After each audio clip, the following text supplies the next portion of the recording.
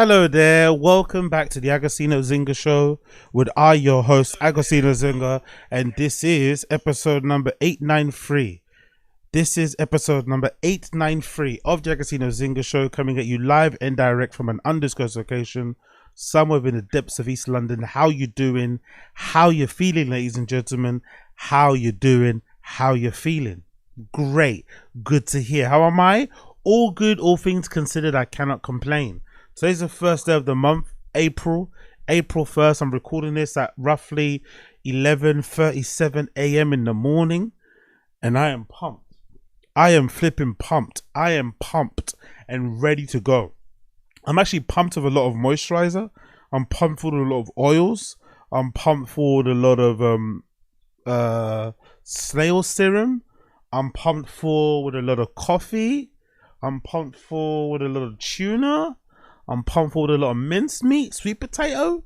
But God Almighty, I am so looking forward to this month, because this is the month when I'm gonna finally be able to see the fruits of my labor for all these couple of months that I've been working now, eating right, keeping on the straight and narrow, avoiding the flipping baggies like the plague, even though I'll get tempted to touch one, like I've got a fucking Green Goblin mask underneath my bed. I've been avoiding the baggies like a plague and keeping my mind focused on the goal at hand, which is to get my flipping wide ass down to at least a 36 and under. Ideally a 34 waist by the end of fucking April. Let's see how it goes.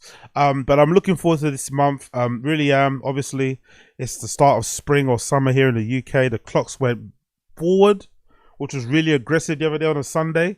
One moment it was like, one moment I felt like it was like 1 a.m. The next moment it was like 2:30 a.m. or something. The clocks just jumped forward like in the most aggressive, violent way possible. But obviously, it's good now, because when you wake up at 6, it's not as light as it was before. And yeah, man, I'm looking forward to the summer. I was complaining a lot last summer, maybe because I was not really in the greatest place, I'm not going to lie. But I also was just moaning in general. So I think this particular summer, even if I do moan, I feel like what I'm going to do is I'm going to take my wide ass outside and enjoy what we have, because it's been a bit of a tough one this year. I'm not going to lie. The sun hasn't been shining that often, and I'm not going to take it for granted. I am not going to take it for granted. And if, God willing, things go correctly for me the next few months, I will be aiming to go away a few times as well, to kind of enjoy the best of the sun in locations where they are designed for the good weather, unlike here in the UK. Going forward, I also have some plans for the channel, random show as well. I'm doing a little 30-day member marathon, subathon little thing that people do nowadays to kind of encourage people to become members on the channel. It will be happening on Tazs and Random Show. I'll be doing them in tandem, so it'll be a little bit brutal, but I'll be doing them in tandem. Essentially, the plan is for the next 30 days, I'll be streaming every single day. So on this Taz particular channel, I'll be recording a podcast every single day. I think going forward anyway for Taz, once I hit like 900 episodes, I'm probably going to start pre-recording my episodes anyway. That's what I'll probably start doing. I'll still probably stream, but I'll probably start pre-recording my episodes just to kind of give it more of a podcast feel and less of a live stream type of thing. But I'll see how that goes. But for the next 30 days, there'll be a member-thon going on where I'll be aiming to hit a certain numbers of members. For Random Show, it'll be 500 for the month of April. At the moment, I think I'm on like 101. So it shouldn't be too difficult to maybe achieve that, especially if I keep pushing the way that I'm pushing and putting the clips up and whatnot and just being consistent. So going forward, those of you that enjoy hearing my voice, those of you that enjoy watching my content, those of you that like me will be happy. Those of you that don't like me won't be happy, but I understand. I completely understand. What else has been going on? Actually, not that much really. Oh yeah, we're going to do the Kanye thing today. So most of the stream will be taken up reacting to the Kanye Akademiks interview. I haven't watched it in full. I've seen some clips here and there, but I want to react to it in full. So we're going to be doing that. What else? We've got some other, cultural commentary news to also cover, as per usual, on the #1 cultural commentary podcast in the world. So thank you for joining me. Thank you so much for joining me. Let's get into the show. First thing I wanted to talk about has been this two things that have kind of gone viral on my side of the internet. Number one, this clip has gone viral on my side of the internet. It features somebody who the internet has now dubbed the Boxpark Lipser, which is a crazy nickname to give a guy that's just kissing a girl in a club. But they're calling him the Boxpark Lipser, like he's some sort of serial killer or something. And it's gone viral on my side of the internet, and it's made me, it's kind of brought about a lot of questions in my mind. But let me play the clip for you so you can see what I mean regarding the Boxpark Lipser.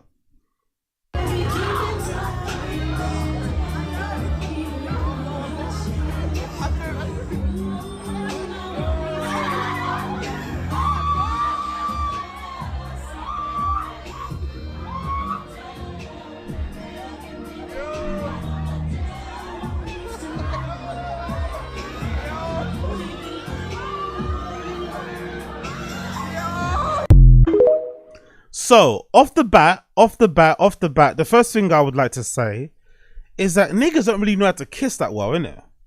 Off the bat. Niggas don't really know how to kiss that well. That kiss doesn't even look sensual. That kiss doesn't look alluring. That kiss doesn't, you back in the day when you were in the clubs and you see someone lipsing really hard on the dance floor. Sometimes it'd make you want to be lipsing someone really hard on the dance floor, but there you are, myself included, twiddling your thumbs, playing around with your tracksuit pants, drawstrings, because you couldn't get any itches, right? I don't think this particular video makes either party look good. The girl's struggling to match his tempo. He's struggling to kiss her correctly. It looks like he's performing more for the crowd than he is trying to make her happy or have a pleasant experience. It's just all over the gaff, right? It really is all over the gaff. But one thing that's really concerning about this clip for me is the fact that they're in a club playing R&B music, which is something that I love. I'm a lover of R&B music. That's probably the only thing I really love in that respect. When it comes to love, the soppy kind of love, I'm not really into that sort of shit. I'm not gonna lie. I can be a little bit cold with that sort of stuff. But when it comes to R&B music, man will shed a tear to the right R&B tune, to the right 90s hit, to the right 80s hit, early 2000s hit. That era of R&B is just like God tier, right? Especially some of the stuff that's got like gospel influences, like God Almighty. That shit will make you reminisce and long for a girl or an ex that didn't even exist. Remember that type of R&B? That type of R&B legitimately that'll make you start thinking, oh my God, I can't believe she broke up with me. And it's like, who broke up with you? Oh, I can't believe I broke her heart. Whose heart did you break? You know what I mean? These people don't even exist, and you're longing for them because the songs are so emotive, they're so powerful, they connect with you on a visceral, deeper level. So to go to a rave #1 in the UK or to a dance where they're playing R&B music is fucking a pleasure. You don't really get it too often. So to be in there and lip sync isn't that big of a deal because that type of music can bring that about from you. But back in the day, that used to be a thing that everybody on the dance floor was doing. So this wouldn't be a big thing, right? There'll be people on the dance floor. There'll be certain men on the dance floor finger banging.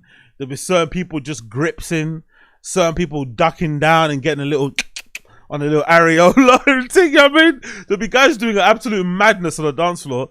But because you were all doing it, no one was paying attention to anybody. What I don't like about this is that it looks like the entire club has stopped. It looks like the entire club has stopped to film these people kissing. And it's just like, really? Really? Is that really necessary? And like I said, it's not even a hot kiss. It's not even a sensual kiss. It doesn't even look appealing, boring, romantic, sexual, sensual, nothing.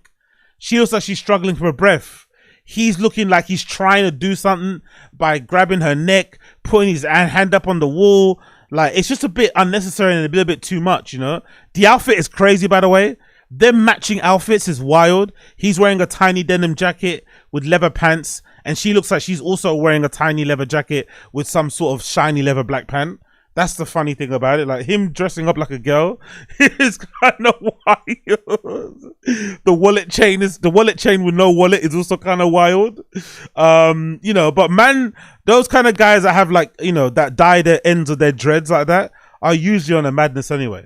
Guys who dye the ends of their dreads blonde are usually on a madness. They are usually on an absolute madness. And most likely this guy's entire face was covered in white foundation. Only a lady of the Caucasian persuasion would allow herself to be debased like this, I don't think our sisters will allow this sort of thing. You kind of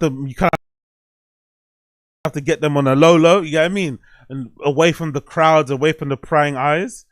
But the problem with me more so is just the video, you know, the recording of this is just a little bit lame.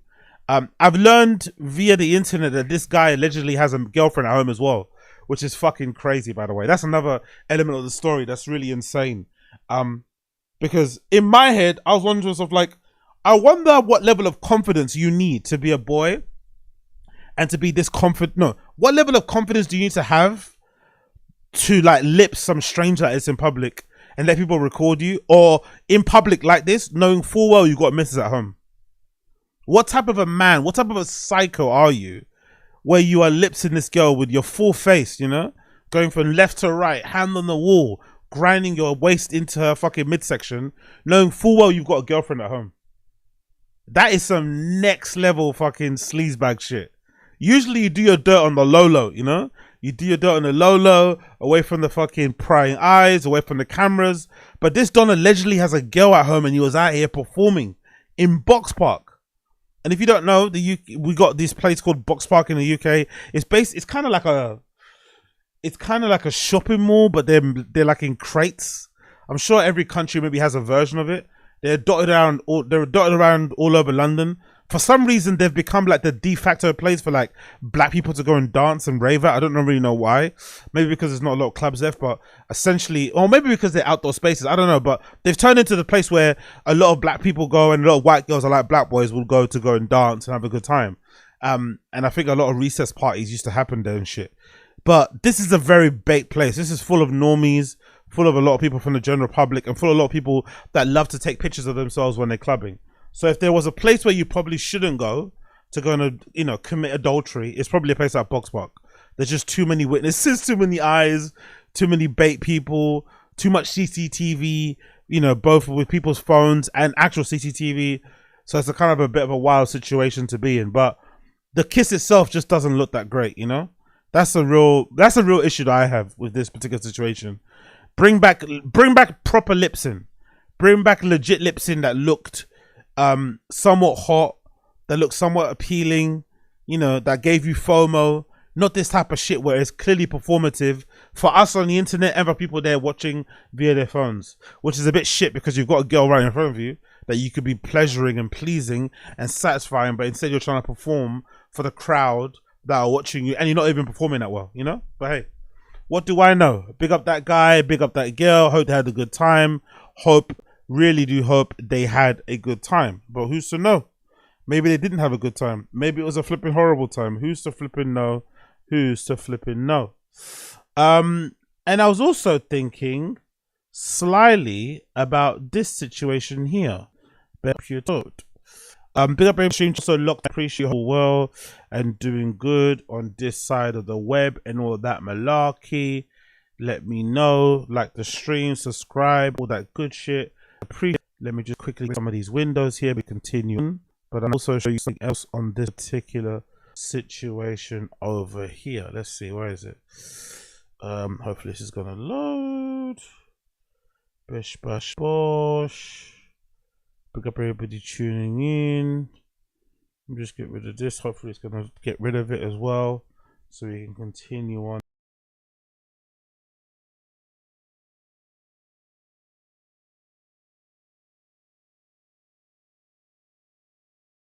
And do what needs to be done, you get me?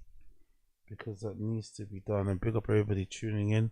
We're also going to do a little bit of the Ye conversation as well, because I'm really curious to see what Ye has to say when he ended up sitting down with blood clot, what's his face, Akademiks, you feel me? So we're going to be doing that once we get all this stuff loaded. I should have probably put this down before, but yeah, there you go. Cool. Now it should be okay to work. Now it should be fine to work. Yep. Review changes. Cool. Make sure everything's working correctly, and then we can continue on. Yes. Bish bash bosh. Okay. Replace everything. See, make sure everything's working correctly. Cool. And then we can. Nope. No, wrong thing. Bear with me a second here. Okay. Are we gonna not work? Okay, cool. Let me just make sure I get this out of the way. Gotta check, make sure text edit is gone. Cool. Let's click that. Yep, boom. All right, cool. There we go. Now we're ready to rock. Now we're ready to ROCK. So this is pretty heinous, isn't it? Big up the person that shared this on flipping socials. But I saw this clip that I thought I would share with you guys because I thought this was pretty heinous. So this is just like clockwork. I was in the Limehouse link heading towards the A13, and this guy was driving like an absolute imbecile and crashed his car. I saw him 2 minutes earlier swerving in and out of the lanes. As soon as I reached the tunnel, I see his car's been written off. So look at this. Look at this crazy fucking situation with this car in what looks like the Blackwall Tunnel or one of those things somewhere within London. It says it's a Limehouse link towards the A13. The car absolutely written off as it crashed into a wall while they were driving. Absolutely wild, right? In the tunnel. And obviously, it's a really nice Mercedes Benz. Luckily, the person just crashed into the wall where no one else was hit or injured. That's one of the things I absolutely detest when it comes to car accidents like this, is that, you know, innocent people that had nothing to do with it end up usually paying the biggest price of it. But luckily in this situation, the car just crashed into the wall, got written off, but no one else was injured. Then unfortunately, the other bits of detail about the story really make this really sad, is the fact that allegedly this guy was doing balloons and drinking behind the wheel and shit, which has become very common in the UK. I'm not really too sure why that's the case, but it's become incredibly common for kids to be driving their cars high off of laughing gas, high off of weed, drinking behind the wheel. And it just feels entirely, you know, weirdly irresponsible and just unnecessary, like really unnecessary. And the type of consequences that come from this are incredibly fatal. And like I said, they always seem to affect the person who's not driving, the person that's not doing the drinking or the driving, you know. It's always some other random person, another car that ends up paying the price. So seeing this sort of stuff is really heartbreaking, I'm not gonna lie. And I'd imagine stuff like this also is a reason why people's car insurance, especially here in London, is incredibly fucking high. Your man's having laughing gas. Your man's having laughing gas. He goes in the commercial. Your man's having laughing gas. Your fucking man is having laughing gas. She's having laughing gas. Dumb skit. Fucking skit. Watch when I make you famous on TikTok. Watch. This is what happens when you have laughing gas on eBay, yeah? Look. That's what I do. Fucking pussy ran away. I couldn't catch up to him. I wonder what caused him fucking prick. He ran away. Wow. Well, guys, look at that, guys. Gas. Jesus Christ. Gas khayra, look. Gas khayra. Look. Airbags gone off. Everything's gone off. Mate, look it up. I'm going to beat out the video to everyone. Shall I get it right off? They're going to get it, Baba, please. The gas khayse. Look. Tarmaki, look at gas khayse. Tarmaki, look at gas khayse. Khaya to baka marse, don't you see? Bag. There's a bag, yeah? Wait. Nah, it's no bag. I'll put that in. Look, balloons. Balloons. Look, balloons. Balloons khayaro no fatal. Oh, look, bro. Pretty wild scenes, by the way. Pretty fucking wild scenes. Again, like I said, it's just really sad. This is becoming very trendy. I remember when I used to like check certain subreddits and stuff and be in certain discords. This was a normal part of people's like drug experiences, was to go out and get really smashed and drive the car. I think there's some sort of thrill connected to it. I'm assuming, maybe because you're hurtling down the street at such high speeds while you're high, it adds to the fucking high. I'm not too sure, but I feel like this is becoming all too common. I think it's more likely to happen with balloons, maybe because people feel like there's not as hard of a drug as like Class A's or whatever, but it's still widely irresponsible and reckless. And like I said, this could end up really costing people their lives. And I feel like it's gonna reach a point where something really tragic happens for people to take notice. But I feel like in London especially, it's becoming all too common. I'm seeing so many people engaging in this reckless behavior, and it's really, really unsettling. It really fucking is. And I hope sometime soon people can fucking realize it and stop it. But will that happen? Probably not. Probably blood clot not.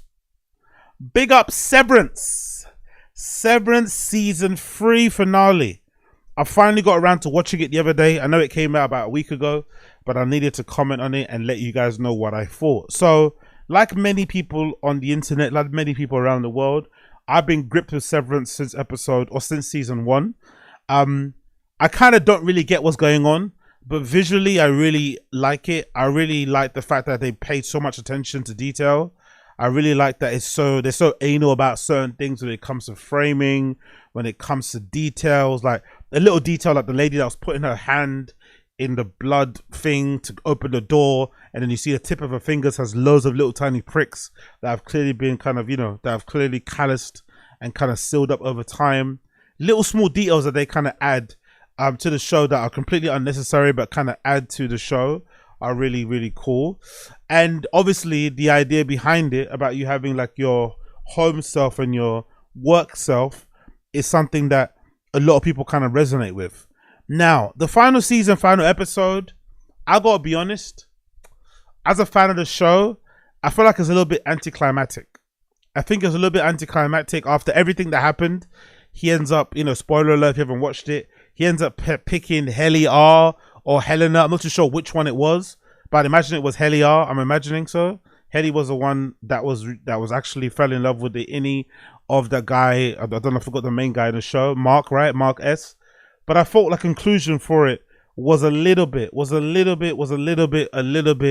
anticlimactic. And I'm wondering now, after watching the season finale, whether or not I kind of overrated the show. Maybe it wasn't even that good to begin with. Maybe because we're so starved of decent shows that the first half decent one, we kind of overreact and act like it's the best thing since sliced bread, when maybe it wasn't that great. Maybe it was a little bit navel-gazy. Maybe it was a little bit self-congratulatory. Maybe it went out of his way not to explain nothing because there's not really much to explain. Maybe it was kind of, like the smell of its own farts.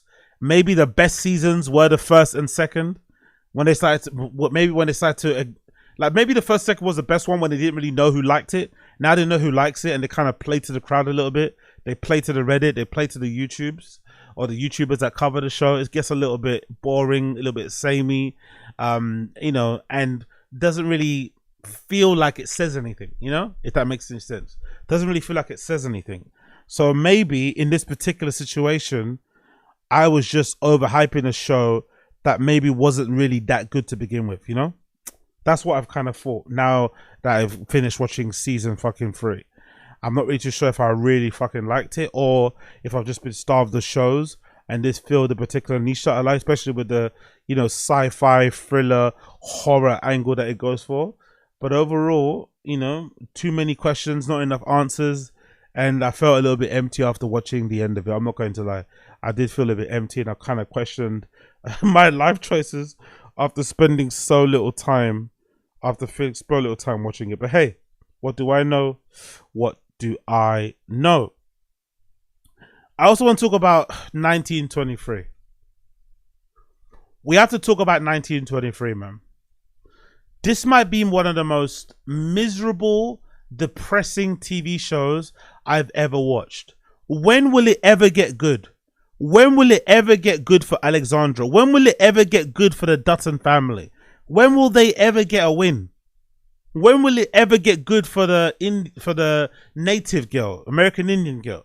When will she ever stop losing people and suffering? When will it fucking end? When will it fucking end? This show is one misery episode after a miserable episode. Don't get me wrong, it's probably the best depiction of what it must have been like to live in those times, right?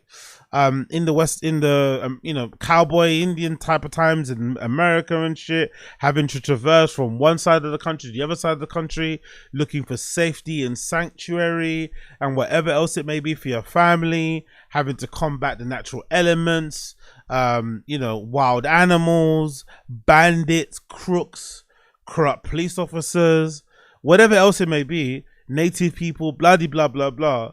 But God Almighty, this show doesn't fill you with hope. It really doesn't, man. I kind of got to my tether.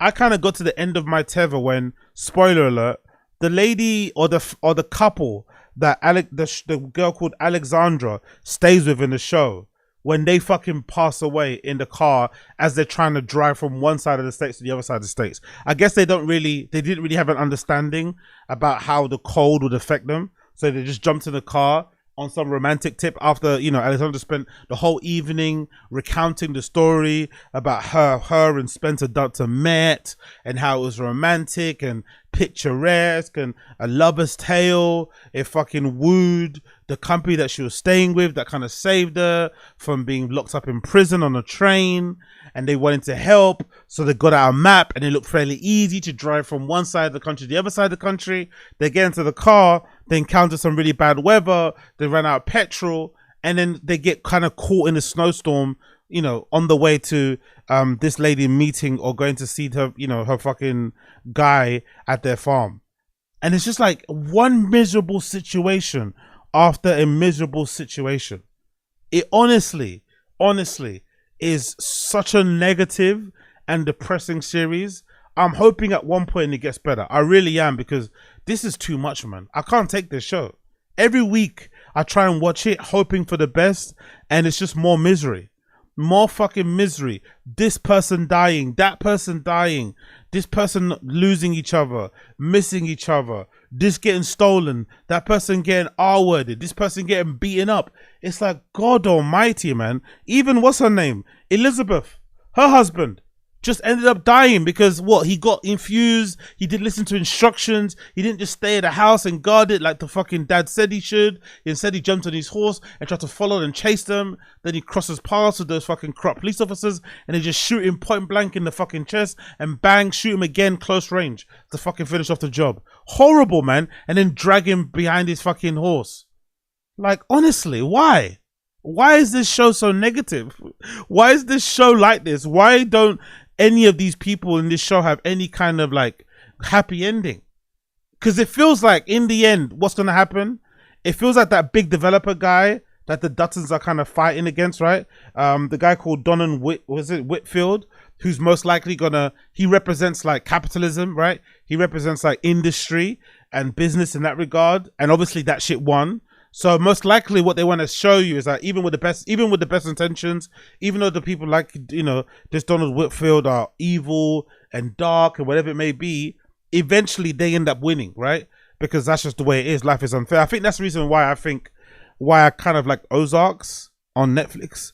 Because I feel like Ozarks on Netflix was a bit unrealistic because the family in Ozarks don't really lose anybody. Like, obviously the brother of the sister of the wife dies, but the main family, if that was real life, one of them would have been killed, right? But I like the fact that in Ozarks, that main family doesn't really lose anything. Like, they don't really lose anybody. They don't even lose a hand or a finger or an eye, because it shows that in the real world, sometimes the worst people, and I think they say in the series, sometimes the worst people get away with it. Sometimes the worst people that you've ever seen and encountered just find a way of getting away with it. Good example in the streaming world is Darkside Phil, right? DSP. One of the most, you know, one of the biggest pieces of shits, like zero redeeming qualities, horrendous person. But for the last, 10 plus years, he's been making 100K per month or 100K per year, streaming. And he makes dog shit content and he's an awful person. But he gets away with it because he's got like a small group of whales, but the whales don't seem to ever go away. And it just seems to kind of keep trickling over for him, regardless of how much of a piece of shit he is. So that's a clear example of sometimes the worst people making it. So maybe 1923 is trying to teach you that sometimes even the bestest people with the best intentions sometimes don't make it, and sometimes suffer the worst because they're like unaware of how to adapt to this modern world. Because that's what we're seeing in this show. We're seeing the modern world get introduced to them little by little. We're seeing them have like sinks and washing machines and cars and move away from riding horses and and they're slowly but surely having to adjust to the world around them changing in real time, you know, as they try and hold on to a little bit of dignity or position, whatever else that they have. So it's a real fucking clashes of cultures and shit. But God almighty, man, can we give some of these people a break? Can we give some of these people a fucking break, please? Because oh my God, man, it's so negative. It really is. I really wish some of these people had a bit of good luck, but it never seems to happen. It never seems to happen. There's actually a really decent review of it here, courtesy of the Daily Mail, that I also wanted to read. It says 1923 fans horrified by a massive bloodbath that kills off 7 major characters ahead of next week's finale. Yeah, exactly. I was one of the people. I was horrified. I was one of the fans that was utterly horrified when I tuned into 1923 and I saw the bloodbath that I saw, because it's like, come on, man. Enough is enough. Can we give these characters a fucking break, please? Courtesy of the Daily Mail. With season 2 finale just 1 week away, fans of Paramount Plus's Yellowstone's prequel 1923 were left rather outraged after this week's bloodbath episode. There were 5 major characters who were killed off in this week's penultimate season 2 episode, entitled "The Mountain Teeth of Monsters." What's more, aside from the deaths, fans who have been yearning for Spencer Dutton and Alexandra Dutton to finally get back together were angered by their separate journeys being stunted once again. Yeah, exactly. That's the one part that's pissing me off. It's like it's taking so long for them to meet, Spencer and Alexandra, but it's also very representative of the real world. In the real world, if you were to try to meet your spouse, or you did get split up, or you were stuck in Africa and she had to go back to the UK and traverse over to the United States, it would take a long time. You wouldn't meet each other quickly, you know, it'd take a while. But God Almighty, they are longing this shit out. And by the time she meets him, they're both going to be very different when they meet. The persons that they were, the people that they were when they were together, is going to be very different from who they're going to be, what they're going to be like when they eventually meet, because they've both seen stuff. Especially Alexandra, coming from a very posh, well-to-do background, the thing that she's seen, the things that she's had to put herself through, or been through and endured, has fundamentally changed her to her core.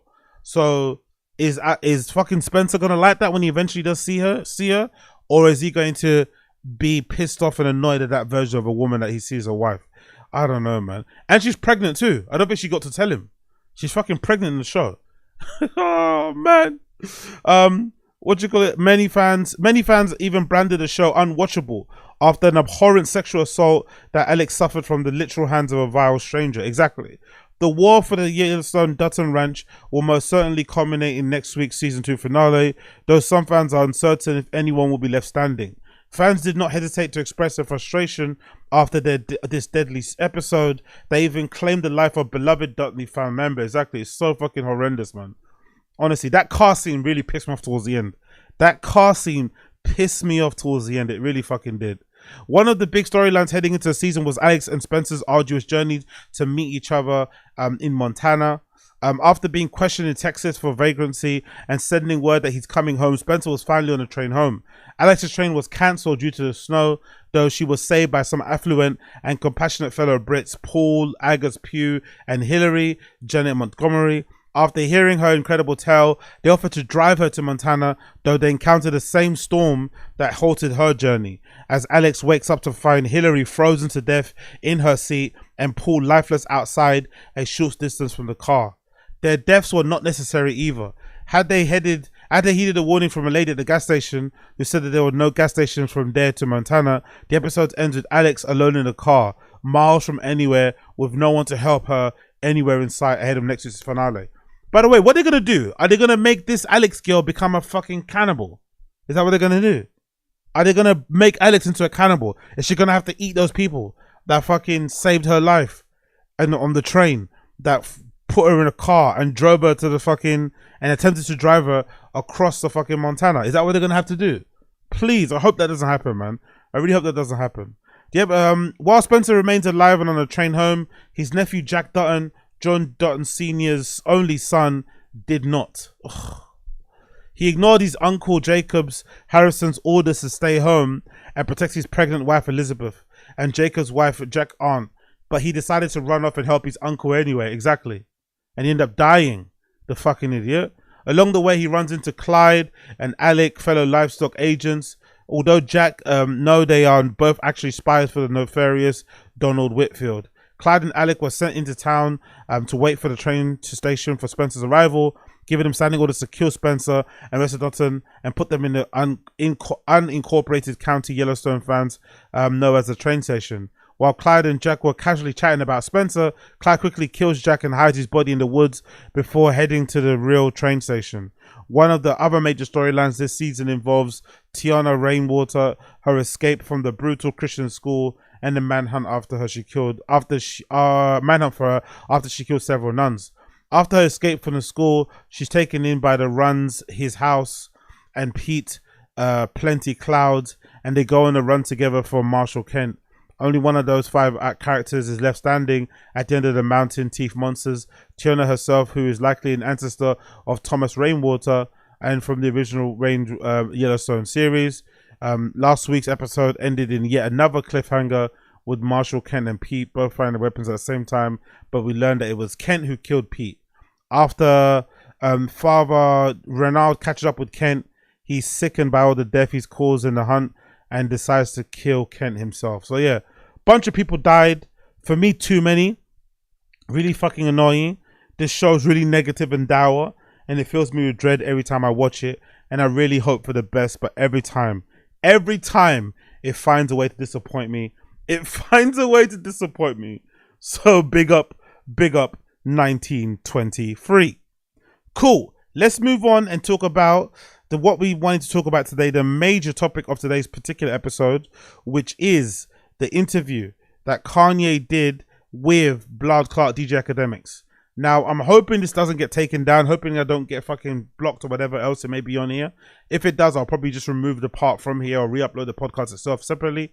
But we're going to do a live reaction to Kanye's incredible interview that he did with DJ Akademiks. I'm hearing it's a lot of good stuff on there, so I really want to hear what he has to say and see what he's saying about loads of different bits and bobs. There's some certain things in there that I really want to watch or talk about, but I want to react to it in real time because I've seen clips of it obviously, but I want to react to the entire thing in real time. So let's see Wagwan for Ye as he sits down, or stands up with Akademiks during this interview that he did with him just the other day. Let's press play. Yeah, texting with Kanye is ridiculous. First of all, yesterday, so I come all the way to Los Angeles, and I'm expected to do this like elaborate interview with Ye. It turns into exactly what you see online. Hey, by the way, no offense to Akademiks, but that hairstyle doesn't suit his face. His face is too fat, or he is too fat for those type of braids. He probably should just have his hair out in a fro. He definitely should try and trim his beard because it does look a little bit patchy and shit. But I know when you're growing your beard, you don't want to trim it, even if it's patchy. You want to kind of try to encourage it to grow. But the way the beard looks isn't good, and the braids are a bit all over the place. But from what I've seen in the clips, he does a really good interview. So his presentation is all over the place. Composition of the show, whatever else it may be, not the greatest. But in terms of asking questions, he actually, weirdly enough, even though people kind of question his journalistic capabilities and standards, he does a really good job of somehow allowing Kanye to be Kanye, but also asking him questions and pushing back on certain things. So big up Akademiks. Appearance might not be all there, but when it comes to doing his job, he does it well. So Kanye says, yo, check this out. Yo, someone knocked on my door. I can't, I'm not doing anything today. He goes to check in at a hotel. The screenshots are online. Nothing I'm saying is made up. Someone texted him, I think his manager or something, like, yo, if you feel unsafe, go to the hotel. He basically hits me, says, yo, they're trying to put me in the hospital. They're trying to kill me. And I have to get out of here and I have to get to Japan. Apparently, Japan, China is the only place where this guy feels safe. So he's like, yo, we could either do it now. So I know ETA. He's like, we could do it right now, right this moment, or I'm going to Japan. You can come to Japan. Okay. I'm like, fuck no, I'm not going to Japan. So yo, check this out. I'm like, great. I grab. It's so weird, isn't it, how different people are? Because I guess he's like a regular guy in that respect. He's not really into fashion. He's not really into streetwear. He's not really into art or culture outside of music and playing games, I guess. But it's so bizarre how somebody that like this presented opportunity with Ye to fly to Tokyo, to fly to Japan, wouldn't take it. I'd take it in a heartbeat, of course. Obviously, it's different for him because he's got a dog, he's got a girlfriend, he's got probably staff he has to kind of look after, so he maybe can't just go on a whim somewhere. But surely in these type of situations, given the rarity of the situation itself, given how it kind of happened, out of the blue because I think Axe said something really nice about Kanye and his legacy on Twitter. And I think Ye must have seen it and just took notice of Ye or Akademiks. Something before that he really cared for him too much. But when he saw kind of Akademiks endorsing him, he kind of, you know, started to recognize and vibe him a bit more. It really surprised me that Akademiks wouldn't take the opportunity to go to Japan, even if part 2 of the interview didn't happen, just to go there, just for the fun of it, just for the story that you could say that, yeah, I was out in Japan with fucking Ye, hanging out, having a good time. Why the fuck not? Like, this is like a vlog style joint. We're about to go to Kanye right now. He gave me his hotel. He's like, yo, pull up to the hotel. We're doing it in the hotel room. Fuck it. I'm like, let's do it. He then gives me a time. He's like, yo, he says, when can you get here? I'm like, I can get here at 10. Wow, he texts me back, literally, like, all this is text. He texts me back 15 minutes later and says, I have to leave at 10.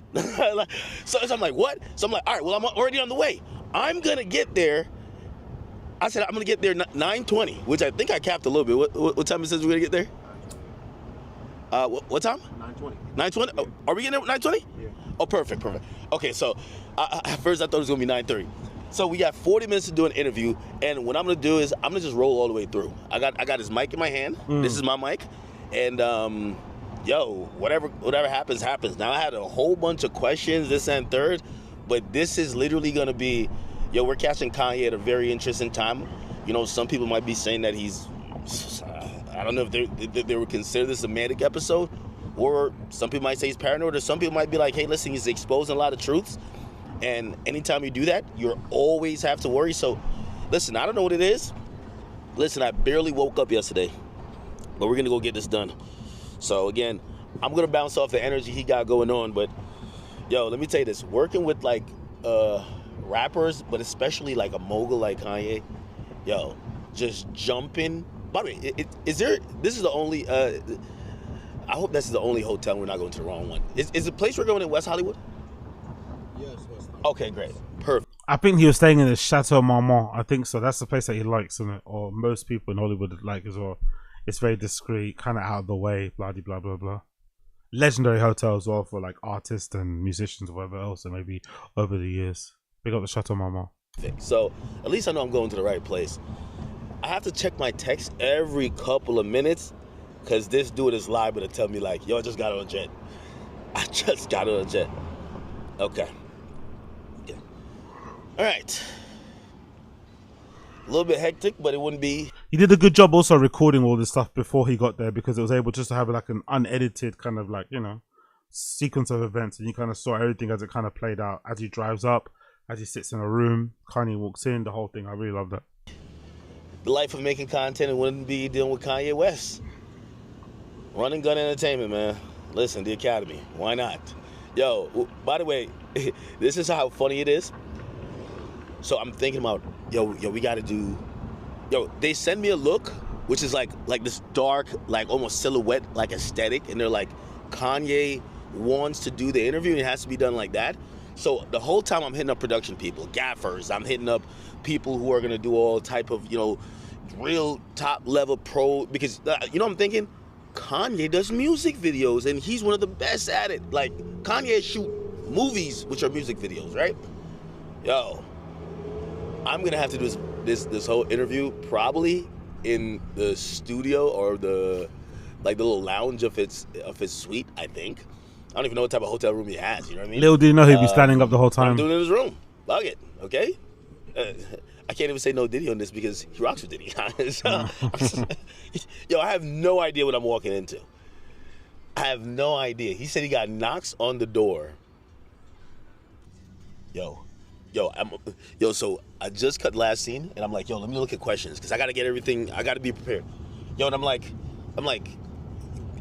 telling everybody in the car like how he's texting me. I'm like, yeah, Kanye's like kind of super sporadic right now. And I read this message wrong. I just read it right. So I heard he says, head, he said, heads, I'm wearing my black outfit. And I was just like, okay, I like wearing black. Black outfit. That's my color. I'm wearing all black. He's wearing all black. I've also heard that Kanye before in the past has required people to wear all black. I go back to read the message, and I'm putting a little bit more context to it now. You know what he's saying?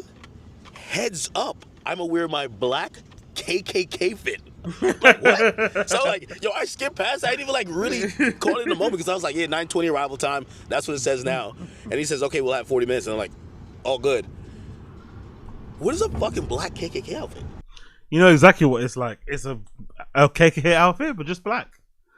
That's exactly what it is. You heard him. He said it correctly. He said it once. He said it twice. That's exactly what he's gonna be wearing.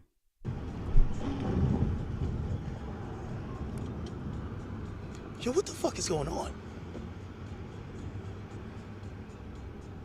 Yo, it's no way Kanye wears a black. No, it's no way. Of course no, it is. Like, I'm gonna be honest with you, I don't even know if I would even feel like, yo, no way.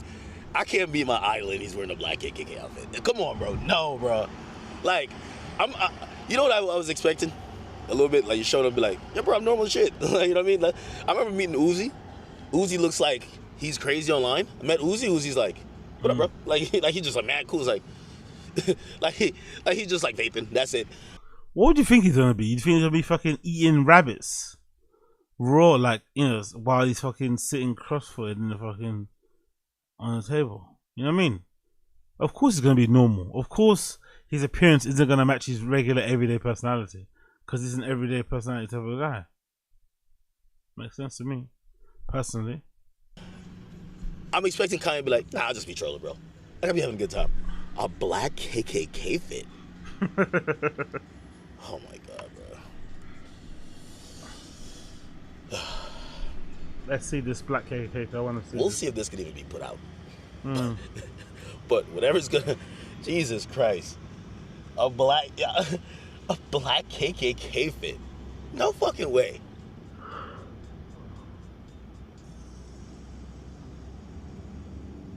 Do I look crazy sitting with him doing that?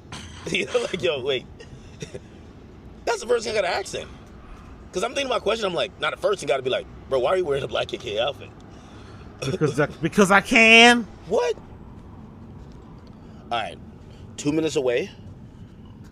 Listen, I'm still reading. I'm still like reeling at the fact that my guy said, yo, I'm doing a black KKK outfit. And I'm like, no. To be fair, at least Ye gave him the courtesy to tell him ahead of time. I'm not gonna lie, because he could have called it off right there. So at least Ye is a good guy in that respect, knowing that even though he wants to crash out, even though he wants to burn all bridges and cut people off, he knows that other people don't. So I love that you put in a position of like, hey, you don't have to fully be down with what I'm doing, but just know this is what I'm gonna be doing, which is, you know, is what it is, really. Oh goddamn way, no. Yo, as soon as he said that, I'm like, well, there goes monetization. You can't put that on YouTube. You know what I mean? I'm like, yo, I don't even know if I can put that on X. You gotta like create like a different website to put that. I think I'm gonna have a content that I'm gonna get like an NBA YoungBoy content. I'm not saying YoungBoy would ever put on this type of outfit, but you get the content and you're like, yeah, this won't come out. Anyway, we'll see. We're pulling up. I'm recording straight. I want to miss nothing. I've told my man, listen, don't stop recording. No matter what happens. So, again, I got his mic, I got mine. Yo, I feel like the only question to ask, as soon as I walk in, if I see this guy in a black KKK outfit, I really gotta be like, yo, what's up with you, bro? like, forget the interview, bro. Let's just have a conversation. What's going on, bro? Like, that's the thing, though. People always, I remember early on in my Kanye fandom, I had the same sort of feeling of like, oh my god, if only he was around this type of person. If only this type of person would call him out. If only this type of person would hold him accountable. Yeah, the funny thing is, when you learn Kanye, you learn that he loves everybody. You know what I mean? He loves everyone. He's a fan of everybody, legitimately. But he doesn't really probably come across in that respect. Where is this? I hope the... Oh. Listen, I don't know what I'm walking into. Okay, all right.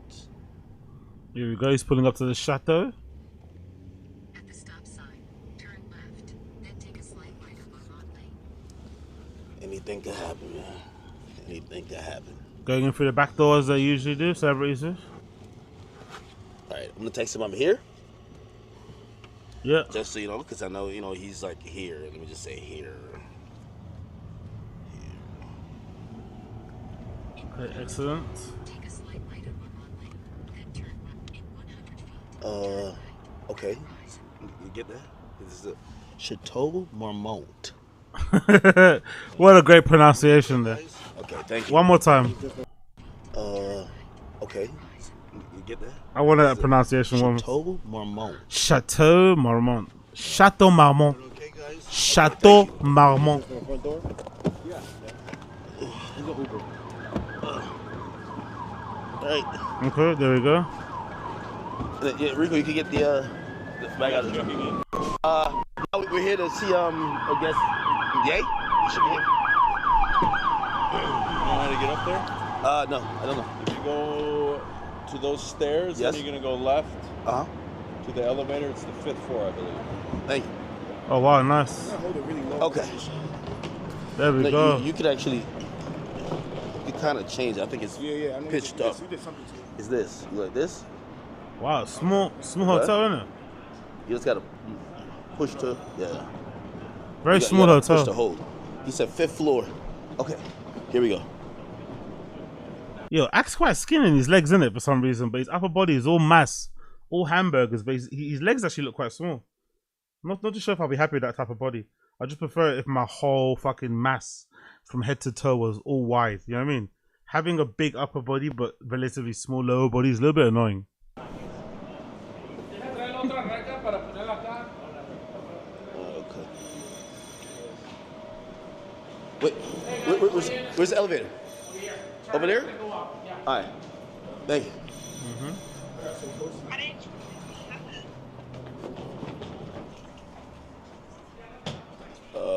Okay. All right, I'm live. I'm live. I'll tell you after. Here we go. Where's the elevator? Oh, It's probably one of those super small ones, isn't it? Yeah. let's see what he says. A little bit like in those Paris hotels.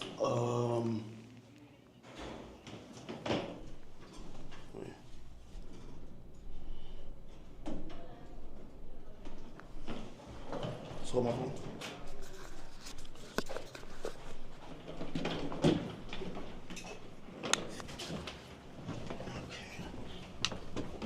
Okay. Or is it? Fifth? No, he did Jesus say Christ. room 64 or something like that. Let me tell you. Hey, Ak, back up from the camera. Ak, back up from the camera. Back up from the camera. So here, he says, oh, room 56. Okay, I'm in the elevator now. Okay. All right. Jesus. Don't know what I'm walking into. Let's get it. Room 56? Oh, wrong floor? This hotel's kind of dark, isn't it?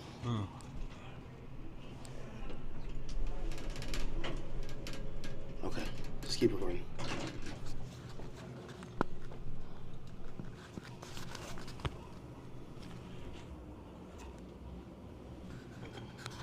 Alright. Yo, this feels like a service elevator. We're kind of going up. Yo, I know you guys are probably watching this. This is like cinematic. I feel like I'm about to go into a dungeon. I have no idea. Okay, I'm cutting on his mic. Okay. Here we go. We're about to meet him now. Walking through the hallway.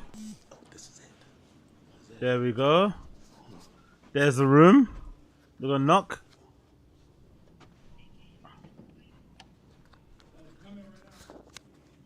Oh, I'd be shitting my pants, man. I'd be shitting my fucking pants. I'm not gonna lie. Big up Ak for keeping his composure. I'd be shitting my pants. Yeah, he's on the other side of that door, ready to fucking go ham.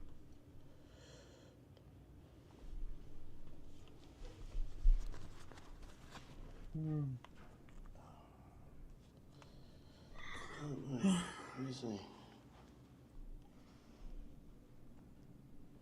Bro, you There you gotta go. stop calling like I'm literally doing something. Stop calling, please. I need the phone. I need to use my phone. Stop calling, please. That's Shay Glizzy. That's Shay Glizzy. Shay Glizzy is going to be the downfall of Ak in some regard, honestly. I don't know why he doesn't see that this girl is toxic. That's his girlfriend and the girl that's been responsible for a lot of drama. If you're plugged into Akademiks, you know what I mean about the drama. Stealing money from him, chucking, hitting him in the face with an egg on stream, throwing a Coke can at him. airing out all his business. Remember when it went viral? When people posted pictures of Akademiks' pimpled belly and like, you know, some things he got, like whatever. That all came from that ex. Ex, and then now his current girlfriend, who also doubles up as a videographer. She's gonna be the downfall of Akademiks, unfortunately. She's very toxic. And I guess because this interview was done last minute and Kanye told Akademiks to go to the hotel now before he takes a flight, I guess he just left the house and didn't tell his girl, who was meant to be part of the interview, because she also does the videographer stuff. So I guess that's why she's upset and she's blowing up his phone. But it's like, bro, chill. This is a big interview for the guy. Chill.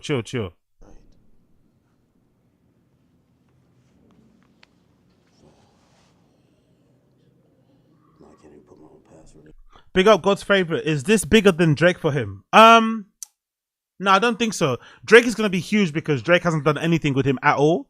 And the narrative that everyone runs with is that Drake is kind of taking a piss out of Ak and using him. So when Drake does eventually sit down with Ak, which I think he's going to do, that's why I think Ak is not bothered, because when he does finally get that interview with Drake, it's going to break the internet because everybody's been kind of like, you know, ruling him out, basically taking a piss out of Ak because Drake doesn't give him an interview, but he sits down with Aiden Ross, he sits down with XQC, he jumps on the phone call with Kai Cenat, all this sort of shit, right? So when he does eventually get it, it will break the internet. But I think now, in terms of all the controversy that Kanye is causing online, the articles, it's sort of like, you know, birthing and shit. I feel like now that Brit Ward is probably the best it's ever been in that regard. So let's press play.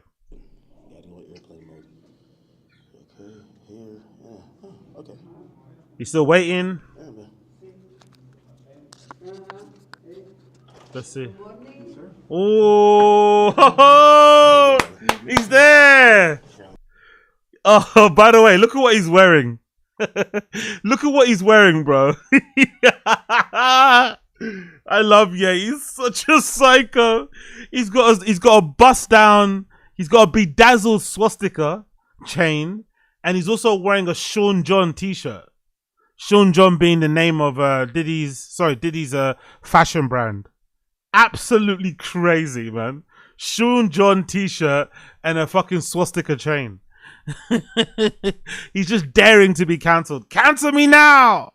Kept the light, man. How's everything with you, brother? To a place of refuge right quick. The legend, man. How do you stay out here, dog? I just be like in my office. I thought we were gonna do it in the warehouse. I know, right? But I just decided I was supposed to leave yesterday, but then I was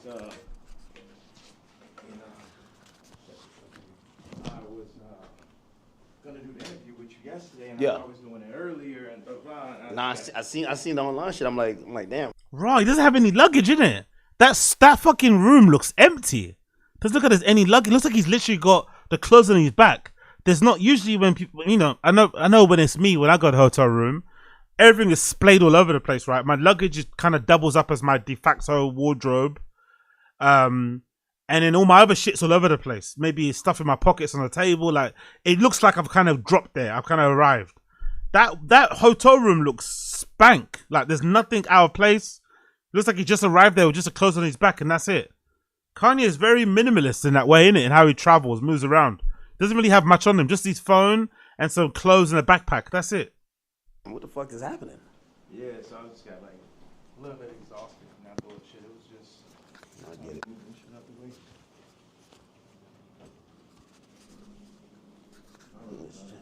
the way. I love seeing this part of Ye, by the way. I love seeing Ye like creative directing the space, right? Kind of sorting it out. He's got a vision for how he wants the space to look. Eventually we get to a point where it's just sparse. But I love how he's creative directing this space, you know? Making it fit him, his needs and shit.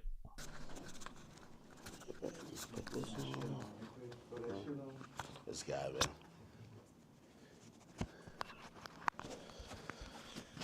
All right. Oh.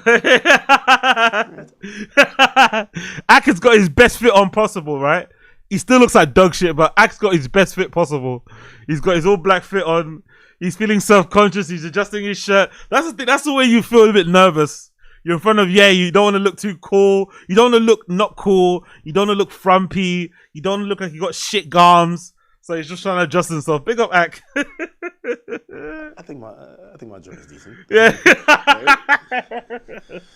Well done, brother. You did your best. Is that a game? He usually looks like shit, but he does well. What is that? Oh, what do you play on that? Like Pokemon?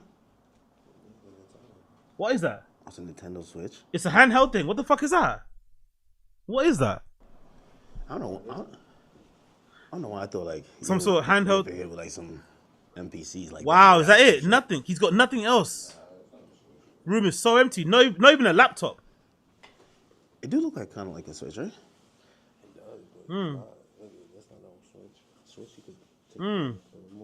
What is That's that? probably some new shit, man. By the way, look at how respectful black people are. Look at how respectful we are. We're in his space. They're not touching anything. They're just looking. Look with your eyes. Don't look with your hands. You know. They're not sitting down on the chairs. They're not comfortable until this is when you've been raised correctly. This has been raised by a black family, a black household. You're raised with manners. They walked into his space. They're not just immediately sitting down on a chair. They're not opening the fridge and getting a drink for themselves without asking. They're not touching his phones. They're looking with their eyes, looking around the surroundings with their eyes, but not being overly comfortable. Just, being respectful of the space. Even as a hotel room, they're being respectful. That's what growing up correctly is. That's what having manners is about. You get me?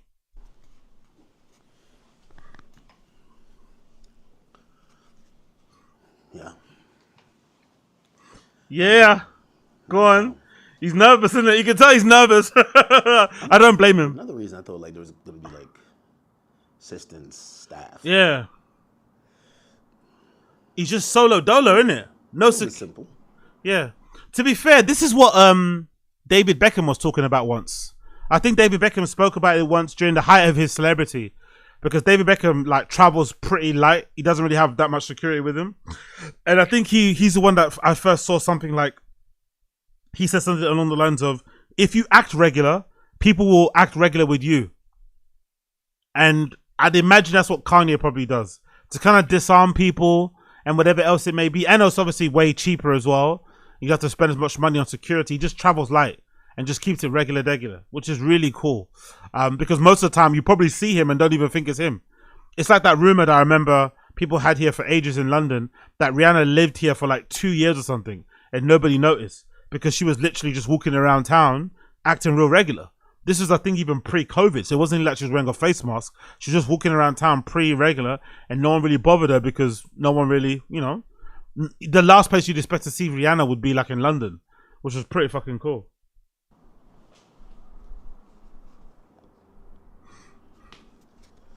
Oh boy. A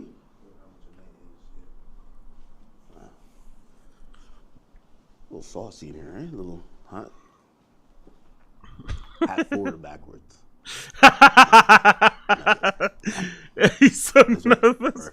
Hand forwards or backwards. You know he's nervous. Yeah. The bottom of his face is so wide, isn't it? Why is it like that? It's weird how fat works on people, isn't it? His bottom half isn't that fat, but somehow the bottom of his face just like explodes here. It's like an A shape, his head. It's really, really odd. Yeah, I've been trying to take off my hat for a while. But don't worry, man. You look good, bro. Just wait. Don't let it go over here. You're all right. Don't worry. Don't worry. You'll be okay, brother. Okay, finally sit down now. Now you're sitting down. Okay, you can get a good angle if I'm sitting here? Yeah.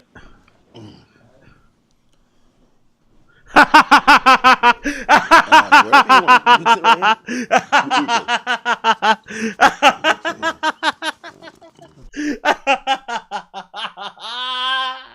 He thought he was bullshitting. He's not bullshitting, bro. Man came out in his all black clan outfit. It's fucking incredible. Oh my god. What the fuck, man? What the actual fuck? A bespoke black Ku Klux Klan outfit. Black leather as well. Jesus Christos, Kanye. So, it's like magnetic. So one goes in here. Oh shit! I think it fell. Oh yeah. Imagine touching the goat, man. Imagine touching the goat, but when you meet him, he's got an all black Ku Klux Klan outfit on, and a bedazzled swastika chain. You're kind of chuffed that you're touching the goat, but you're also freaked out. It must be such a weird feeling. You're like, oh my God, I love this guy. I've followed him throughout his entire career. His songs have kind of guided me through some of the rough parts of my life. I look up to him as an inspirational figure. Design, fashion, sneakers, all this fucking malarkey. I finally get to meet him. And he turns up in an all-black leather Ku Klux Klan outfit and a bedazzled swastika chain. It must be such a conflicting fucking feelings running through your fucking body. See the bust down chain too, man. Bro, took that Nazi chain and made it bust, but I wanted to wear it with this, but the part comes down a little bit too low. Like it need to sit right there. Okay. I got a white leather one and fall right in the perfect place. Jesus Christ. Yeah. You got this made specifically. Absolutely. Leather, the nigga KKK shit. Hold on a second. I think the best place for the photo, can we move that to the side? Damn, can't move this shit up. It'll be like here, or... Well, he's just a designer at heart, man. Like, I need to get a very, like if you had that chair. If we had like two of them, right? Honestly, bro, this nigga is mental, bro. This nigga is mental. I love that he's got this outfit on and he thinks he's the victim. I love that he has this outfit on and he legitimately thinks he's the victim. He's been done dirty. People are out to get him. And he's got this insane fit on. This insane fucking fit on. And he thinks he's the victim. I fucking love it. They were? If you're looking for that type of look.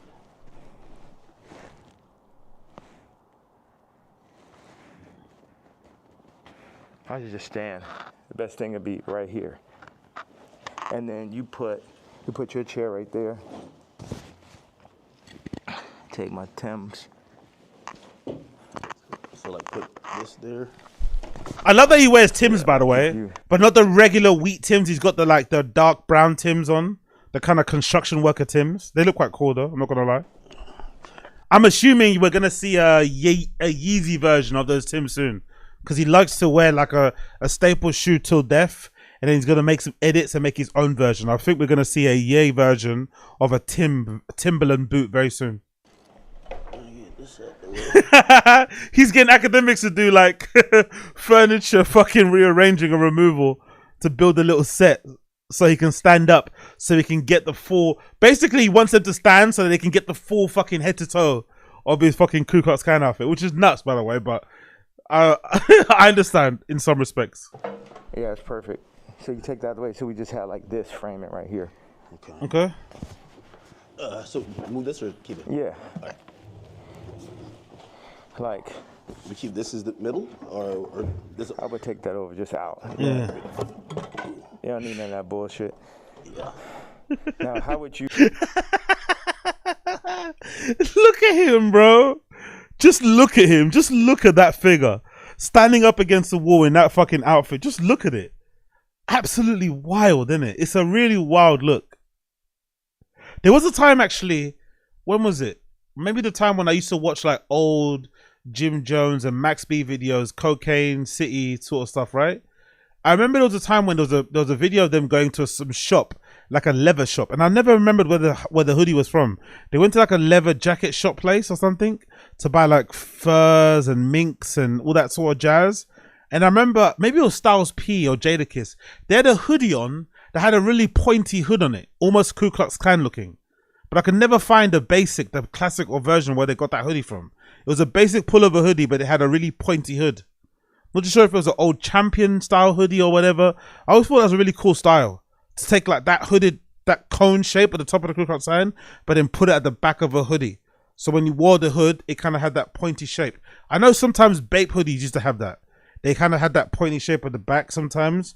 But I wonder why no one's made that. Like a, you know, because then I guess if you wanted to, you could put that hood on, have it be a full zip so it can kind of look like that. It's a bit mad, but it looks kind of sick.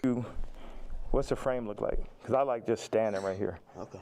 But also, be nice if you sat back here, you can get like a full frame.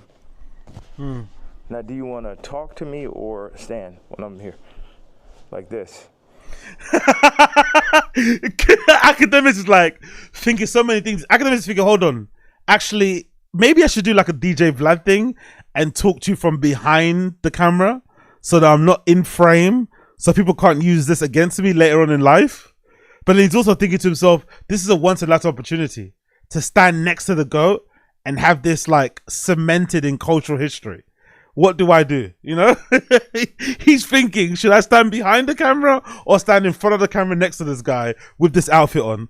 I mean, I'm letting you set this on right now. What do you think? I should have to Tim's on, nice. throw the boots on with it. That's an insane fit, bro. I swear to Wear this out God. in public. Nah, you know the funny thing is I really wanted to wear it yesterday, but I thought they would like put me in a hospital for my outfit. Yeah. There, I think he's capping. That's where I think he's capping, and I don't like it. Ye talks a lot of shit. Ye talks a lot of shit, but I don't think he backs it. I think that's part of him. That's the troll in him. That's the kind of Johnny Somali in Ye. In that he talks a lot of shit, but he doesn't really back it. So he's got that swastika t-shirt. He's got that White Lives Matter t-shirt. He's got that swastika chain. He's got that Ku Klux Klan outfit. But when have you ever seen him in the company or around people that will be offended by that sort of shit? He's not really about it. He has to troll on the internet, but he's never going to be around people that would actually have an opinion about it. Like that one time he wore the swastika t-shirt, he was at some like warehouse somewhere. And I think he called TMZ to find him and they took a picture of him through the gates. But he wasn't out and about. I dare this guy to go to New York where there's a big, Hasidic Jew community and wear that swastika shirt around town. I dare him to walk the streets of New York wearing that shirt.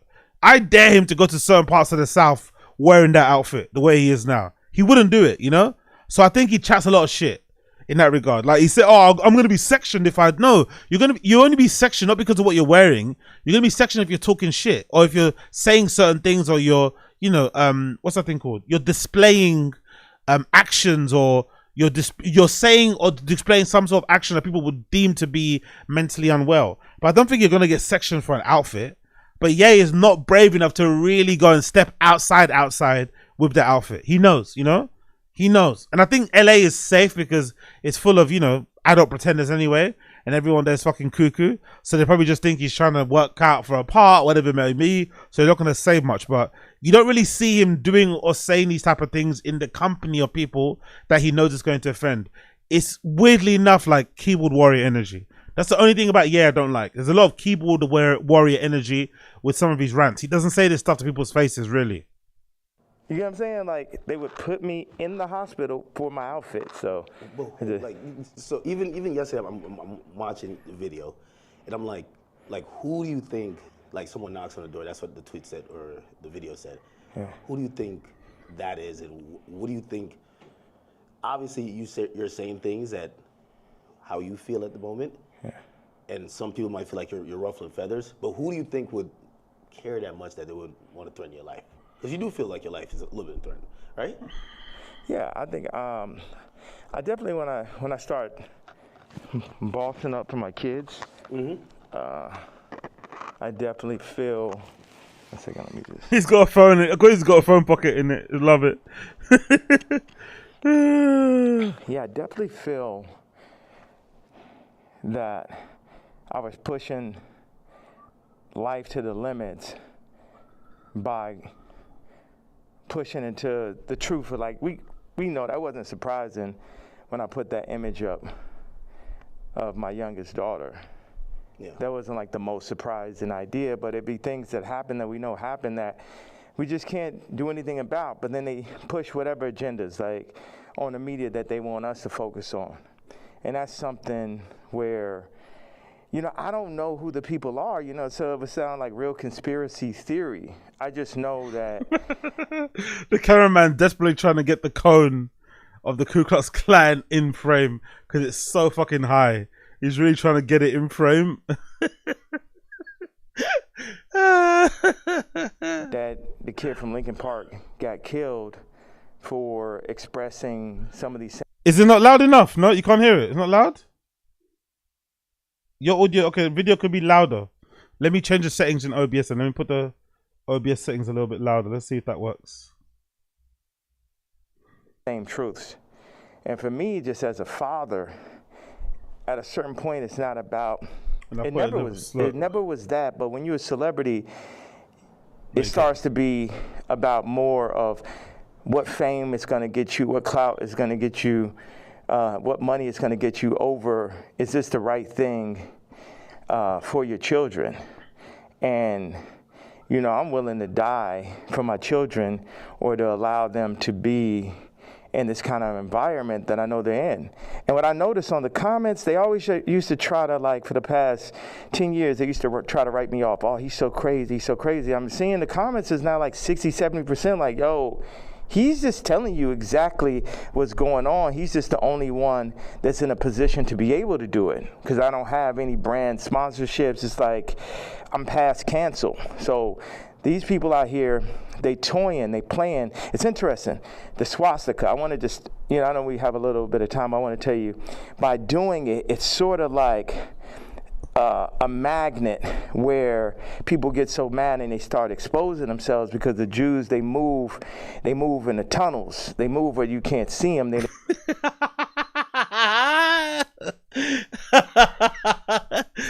The Jews move in the tunnels where you can't see them is a crazy fucking line, but very, very on point and somewhat true.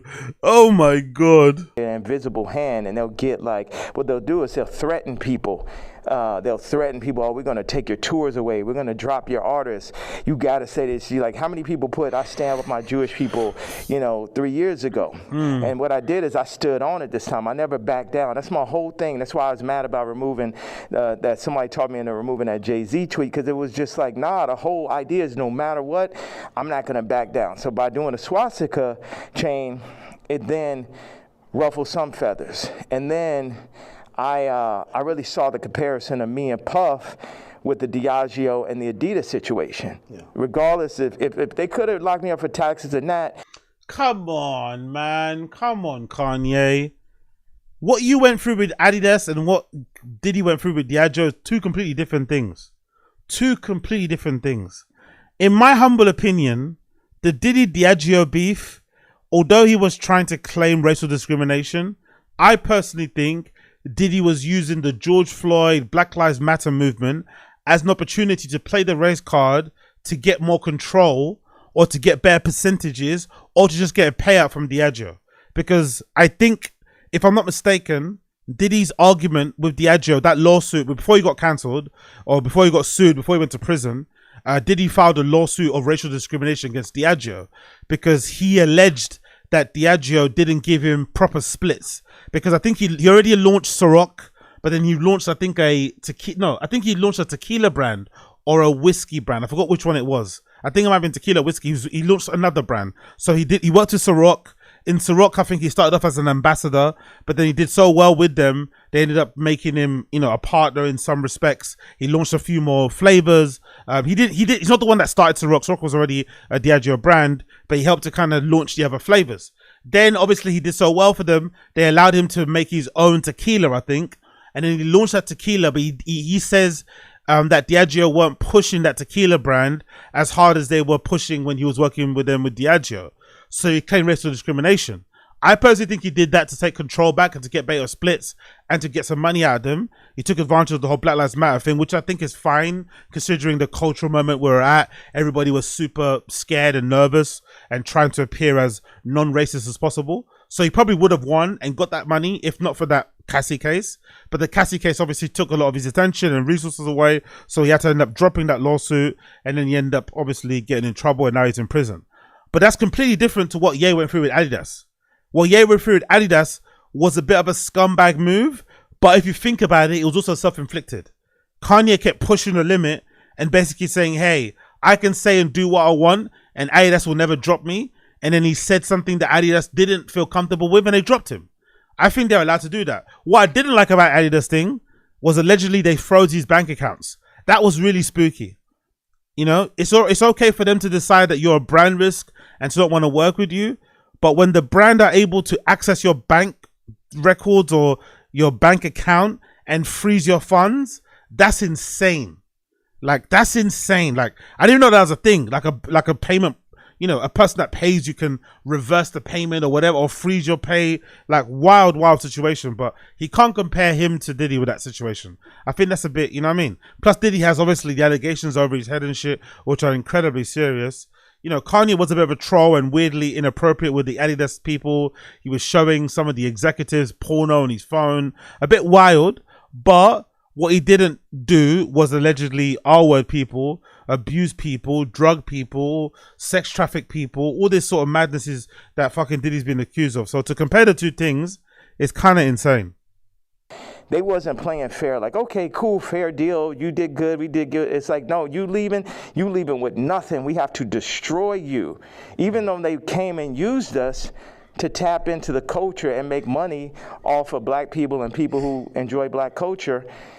If we said, like, yo, you doing us wrong, you stealing my style, you taking all of my employees, you taking Jerry Lorenzo and making him do my same designs as he's the agreeable Kamala nigga. Oh, fucking hell. Bless fucking Jerry Lorenzo and fear of God. Jerry Lorenzo is the agreeable Kamala Harris nigga. Jesus Christ. Thoughts and prayers go out to fucking Jerry Lorenzo, fear of God. You know, they started lowering the budgets for Puff. So I related to Puff, and then they pulled out a video with him and Cassie from 10 years ago. And then it made everybody be like, oh, you know, well, Puff's a woman beater, so he's the devil. He needs to be in jail, right? Meanwhile, I don't know somebody who hasn't gotten to an altercation with a girl at one point.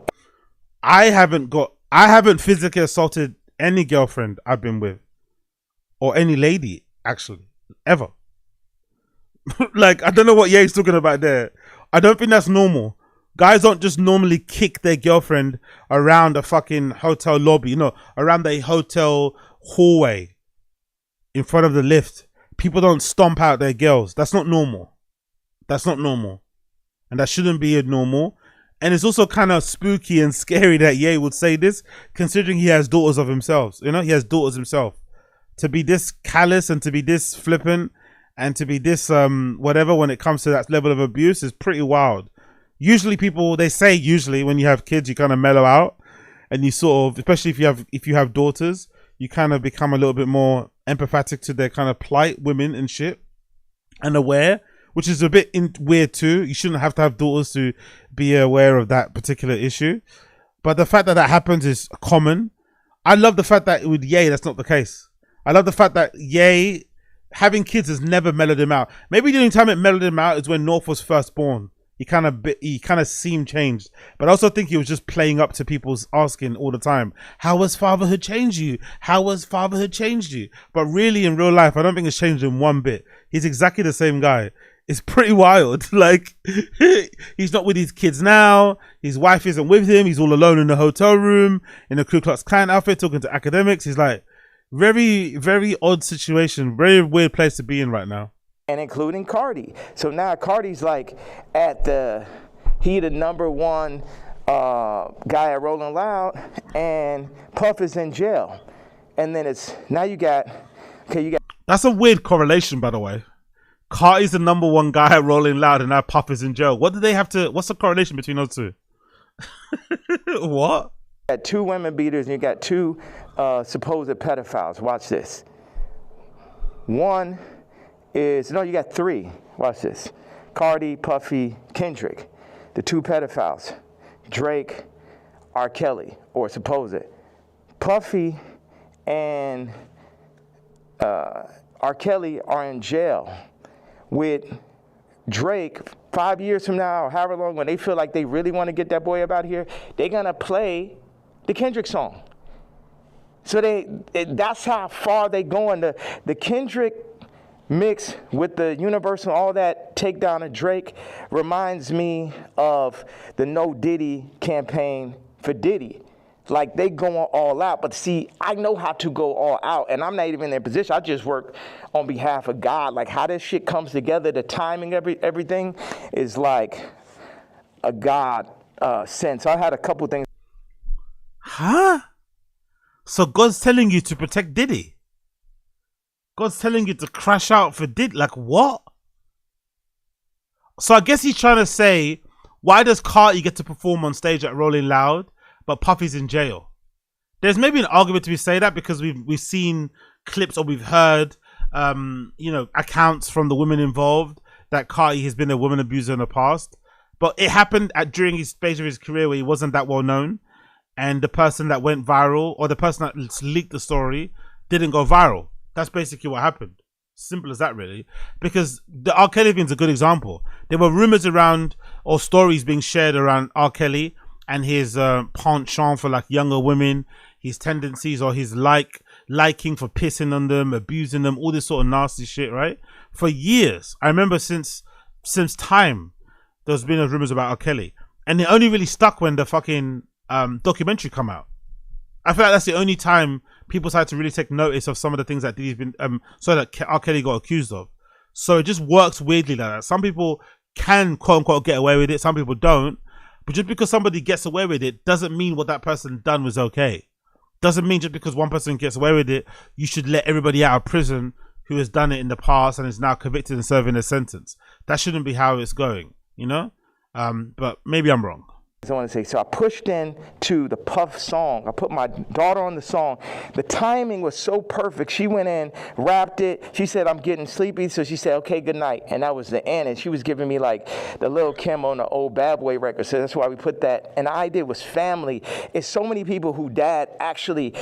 Imagine willingly wanting to put your daughter on a Puff Daddy, on a P. Diddy song, considering everything he's going through.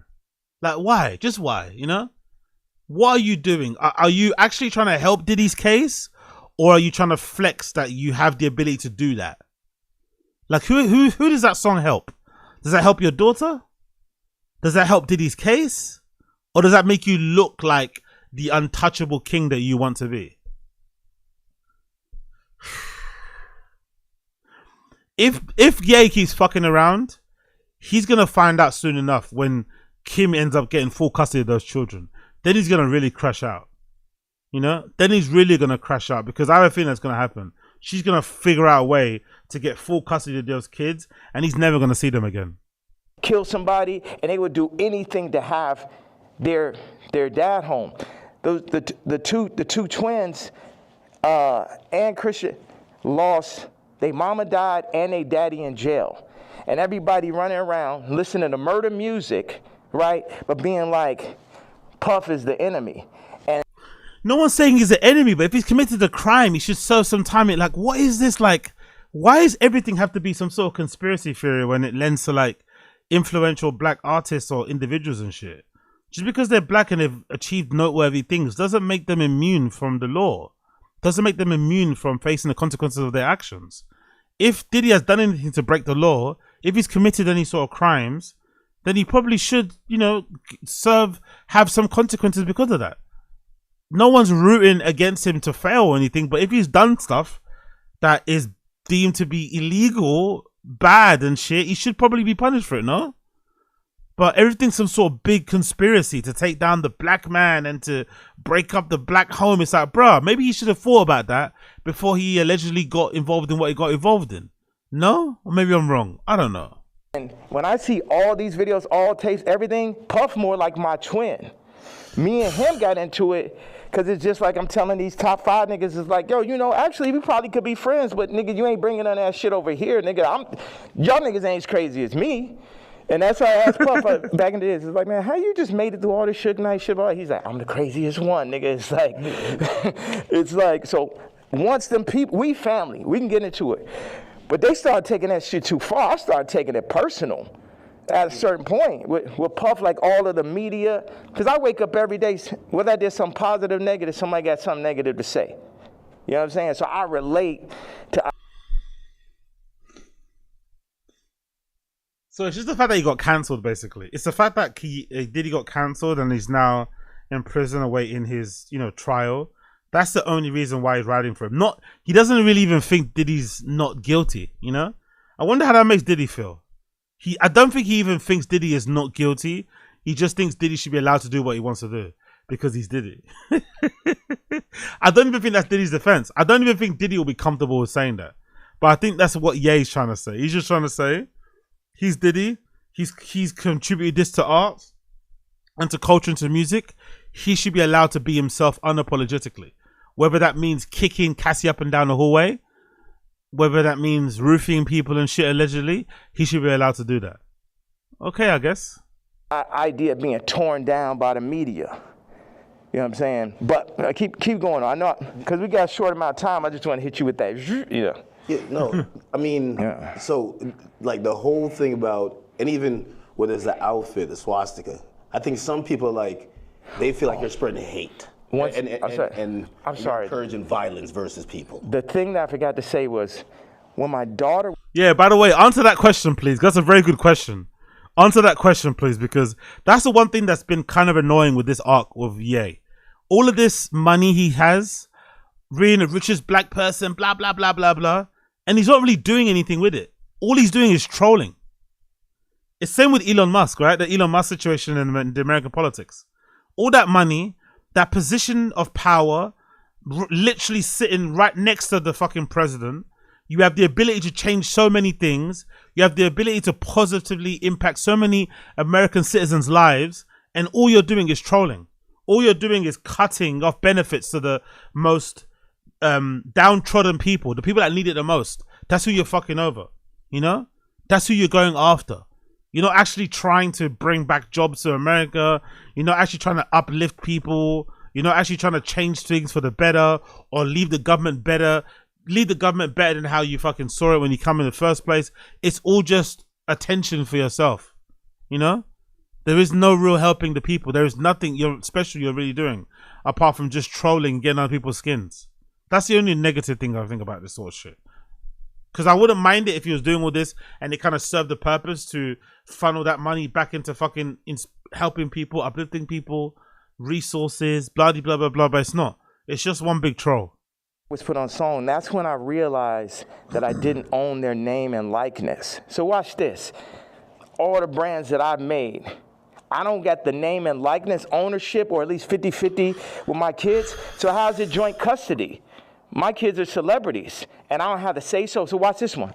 So this white woman and this white family have the control of these highly influential black kids that are half the children of Ye. And when he says white woman, he means Kim Kardashian, by the way, which is hilarious. And judging by the text message that he shared, it seems like Ye was aware that he signed over the rights to Kim, but now he's changed his mind. And he does that thing that he always does where he doesn't really give you the full picture, He kind of says what he wants to say to make him look like the hero, but the story is a little bit more complicated and complex than he's letting it seem to believe. But that text message he shared on his Twitter made it look like Kim told him Wagwan and he said yeah and signed over the rights to Kim. But then now that he's on this like fuck everyone thing, he doesn't want to, have to ask permission from Kim to have North on a song. He wants to be able to do what he wants with his kids' name and likeness, which isn't the case anymore because he signed over the rights to his ex-wife and mother of his children. And that's just in everybody's face. And they was playing in my face like that. I try to go to the champagne and keep it calm. And my dad would call me, say, hey, don't go in on that woman because it's going to affect the children. But now it's like, it's war. Y'all niggas, they think they... That's good advice, though, from your dad. Don't go in on a woman because it's going to affect the children. It's good advice. Why didn't he heed to it? Like, pick peace. I know it's probably easier said than done, but when it comes to baby mama drama, there's no winning, really. I don't think I've ever seen a dude on the internet win in that battle of baby mama shit. It doesn't really happen. I think you have to go out of your way to kind of placate the baby mother in some way, shape, or form. You have to do it. You just have to put your pride, put your ego to one side and just play by her rules. or at least just like pretend you're gonna play by her rules, just so you can get what you want out of it. But Kanye is not. He's sort of like doing the opposite of playing by the rules. Too powerful. The Jews think they too powerful. Think they could get Cardi to play with me. They think they too powerful. They think they could get Kim to play with me. The Jews and the whites above the Jews. You get what I'm saying? That's, my life is on this shit now. One person going against who he's talking about is a bit wild though. One person, because no one's helping him. It'd be different if he had like a group of people with him, behind him, supporting him. But one person going against those entities, I have a feeling he's not going to win. These are my children. Cardi, you could leave me off the album and do that faggot ass trap shit if you want. Oof. But now you mention my daughter, like the whole plan is that y'all gonna pull my kids into y'all, whatever the word is, Illuminati system, and I don't have no say-so of my kids, nigga. And anybody close, whether it's the Jews, whether it's Cardi, anybody within my reach, I'm doing everything legally in my power, everything of my fucking mastermind. You get what I'm saying? That's why I'm about to tweet this shit. I want Kendrick to always remember that Jay-Z tweet before he ever crossed the line. I don't think that's... I don't think Ye knows who he's messing with. I think Ye thinks that Kendrick was scared. I don't think he's ever going to be scared. Yes, Ye said some really dicey shit about Jay-Z and his kids, but I think he's picking the wrong person. I think Kendrick has shown with the Drake beef that he's willing to go, like, if you're willing to go low, he'll go fucking lower. You know, he's gonna go into the fucking sewers. So for Kanye to throw this threat out there against Kendrick is hilarious. Because Kendrick will say some stuff on the record. He'll say some fucking things like he's not afraid. And I actually would love to hear it. I'm not gonna lie. I'd love to hear Kendrick and Ye going like bar for bar, record for record. That would be an actually interesting battle. Likely Kendrick would win, but I would love to hear Kanye in his like battle rap sort of phase trying to do that. You know, sending shots on somebody. I'd love that. Okay. Nobody that worked for none of these fucking labels wanted with the king. I am the Don. Lucian, don't send none of your motherfucking slaves. Don't send nobody because they getting their head torn off. Quick. We ain't got no problem. Ain't no motherfucker. I'm the only king. I'm the only nigga that'll go up against these niggas. I'm the only nigga that survived through this shit.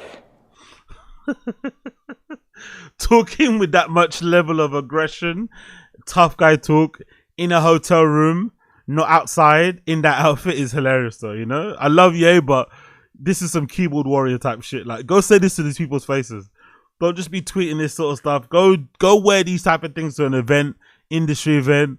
Go where the people actually are and talk this tough guy shit, you know? Not in a hotel room somewhere. In a swanky hotel room, by the way. While talking to Akademiks, doesn't really hit the same. You know what I'm saying? Me, pussy ass, faggot ass, pink polo ass nigga. You know what I'm saying? I ain't never killed nobody ass nigga. Fuck all you niggas. All you street niggas, all you rap niggas, just any nigga that ever said something about my fucking hat. None of these niggas, Jay-Z, Beyonce, you ain't helped me when I... My hat. He's always going on about that fucking MAGA hat, innit? That really hurt his soul. It's really odd that... It's really strange how Ye seems to be very attuned or very free or very willing to tell you everything that he feels like he's been slighted on. Like every slight, every misgiving, every interaction that he feels like was done to like harm him. But he doesn't seem to give a fuck about how he's harmed people, how his actions, how his words have hurt people, you know? It's really odd. Somebody that's clearly very... sensitive to that sort of stuff has no ability to understand how other people would feel vis-a-vis the certain things that he says about them. I fucking was having problems with my kids. You could have used your influence. No, your influence is for politics. Why would Jay-Z and Beyonce get involved in your domestic? Why would they do that? I never understood that line of thinking. No one wants to help me with my kids. Why would anyone help you with your kids? Why don't you help yourself with your kids? Why is it everyone's responsibilities to help you out with your kids? Like, such a weird way to process that type of information or to put it out there. What is everyone else going to do for this person's kids? Why don't you go and do it yourself? Influence is how you could use a nigga you never wanted to sign anyway, that Dame signed. You ain't show up to my first fucking wedding. You ain't my family. I always wanted some kind of family. Never had family out here. To be fair, that is a good point though. Jay-Z not showing up to the Kanye Kim wedding was pretty wild. I remember when that happened thinking, oh shit, like they actually don't fuck with Kim at all. But I guess now we're finding out that it's less to do with Kim and more to do with Ye. Maybe they don't just fuck with Ye. That's maybe the whole point of it. So what the fuck? And then they take my actual blood family from me in my face.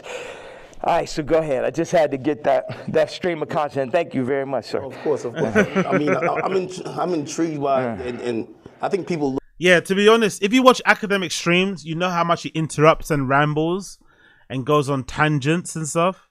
So he's doing a really good job by letting Ye kind of have the floor and say what he's saying, but also listening, being attentive, and picking up threads of conversations and then weaving that into a really good question. He's doing a good job. I'm not going to lie. Actually doing a really good job. Because this must be hard. Once you're in his presence, you want to probably just mind dump and get all your fucking questions out there. But actually letting him kind of flow and do his thing and maybe ask some things along the lines, actually the best way to do it. Look at some of the stuff you say on face value. I see how, there's three themes that come across with everything with you. Yeah. It's betrayal, it's being used, and your ideas, whether it's what you say or what you create, being censored. And I think every time I see it, no matter what you do, it falls under one of those. Like betrayal, there's a shit ton of people. Yeah. I mean, like even the Jay thing, you don't regret the tweet, because if he said something about your daughter, you'd probably be upset, right? He should be upset. I ask people. I love how he completely ignores the question.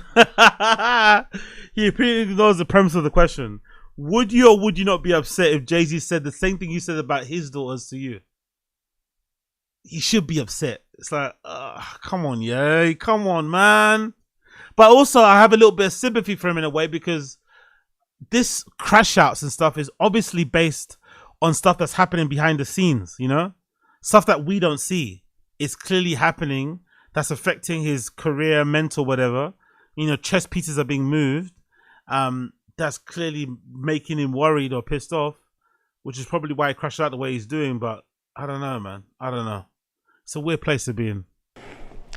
Like if I know somebody that's woke, like I knew this girl that only hangs around really super woke, like some of fat black girl models is like her friends type shit. And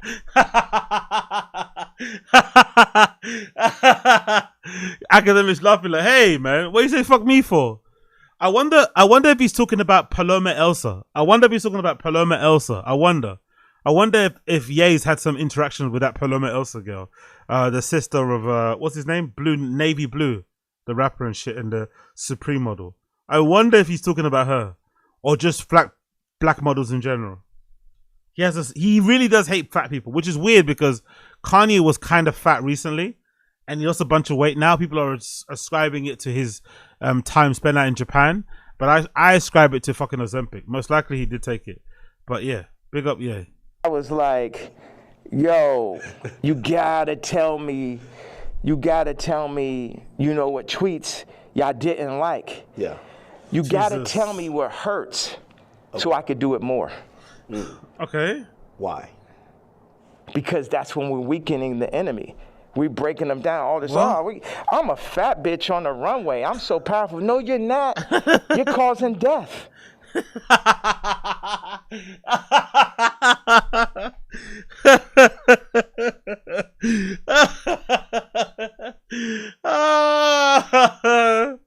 I think Ye might hate fat girls more than he hates Jews. I swear to God. He might hate fat girls more than he hates fucking Jews. That shit is unhealthy. Let's do statistics on black obesity rates. Everything that's being pushed. Akademiks just standing there like, in the media is about decentralizing and tearing down communities. Even I low-key feel like the ICE is like basically... Exactly, MK. Exactly. Ask the question. Hey, if Jay-Z said something mean about your daughters or said what you said about his kids to you, how would you feel? And now he's talking about fat black models and ICE. Like doing to the Latin communities what they did to the black communities. is everything to decentralize, remove the fathers. Also, I had this theory that I just wanted to say, wait a second, I have another theory. It's about football and music industry, but I want you to get that that Jay-Z answer. You get what I'm saying? Because everybody's like, what about the fact that everybody knows what I'm saying is true related to that photo that I put up with my youngest daughter, right? But everything is like... I don't get the youngest daughter photo, by the way. What's the problem with the photo? Is he talking about a photo with palms on his fucking tablet that he took a picture of? She's wearing like a nightie and she's a screensaver. I don't get why that's the issue, by the way. Maybe I missed something, but I think that's the picture he's talking about. His youngest daughter palms is on the screen, is a screensaver of his iPad, wearing like a pink nightgown or a pink pajama set. Why is he upset about that? I don't know. Let's continue. You know, but you offended Jay-Z. Fuck him. Fuck him. You know what I'm saying? But can you explain why fuck him? Like, you said something about his children. Why couldn't you just direct the insults at Jay-Z? Why the children? Why going on the kids like that? That's what I'm not too, clear on or confused about. Put it like this. Why? Let's take it to money. How much money do you think Jay-Z make off my catalog versus what I make off it? Next subject. Okay, so I guess that's the problem then, right? It comes down to splits, it comes down to royalties, it comes down to money. Okay, I guess we got the answer in the end, as to why he went after Jay-Z's kids. But I still don't think the kids are necessary to go after. Even if the kid is legitimately, special needs and shit, that makes it even worse. I'd imagine going after a kid like that. But hey, what can you do? Well, some people might feel like, well... Oh, sorry, I said Chicago. My bad. Yeah, big up, Alain. It's not Psalms. It's Chicago, right? Chicago's the youngest daughter. I think Psalms is the boy, right? Cool. Chicago. Like, even with the situation with kids, I hear you speak about that a lot. Oh, I think they call her Chai, right? Like, nobody really spoke on your behalf. Yeah. But even when you speak about Kim, people might be like, well, you picked her. Like, you exactly. You put yourself in that. Absolutely, I did. That was my fault. Maybe they're saying that you don't take accountability. No, that was my fault. I took. I love the answer. The immediate answer. Some people are saying you don't take accountability. No. That's the truth. I don't take accountability. But he's kind of taking accountability, kind of, I guess. Let's see what he says here about, because he's been going at Kim quite hard recently, calling her a white lady, calling her family evil and all this man like. It's like, but you chose her, Hey, let's play. Let's see what's going on. Oh, he's not playing. I didn't want to have children with this person after the first 2 months of being with her. Fucking hell, man. He's just trying to hurt her feelings, isn't it, I guess? Which in fact is probably going to be hurting the kids' feelings, I'd imagine. Because they're going to start, the problem with Ye that he's having here is that those kids are going to get to an age. I don't know what it is in that household, but I would imagine, my personal feeling would be that I would bet, because he's so crazy, the family can't help but get involved in their drama, right? The extended family, the relatives, whether it be the sisters or whatever it may be. And he's making it easy for them to say, oh yeah, that guy's a buster, that guy's this, because of the bullshit he's said and done and shit.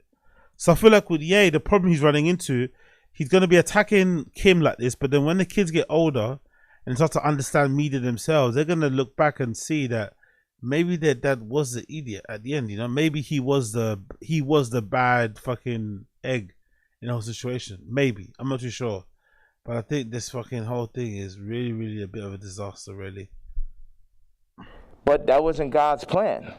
But my issue with all these faggot ass celebrity niggas is, Jesus Christ. If you ain't gonna speak on my behalf of the situation I'm in right now with my children or where I was when I asked for the help years ago, don't talk about my political views.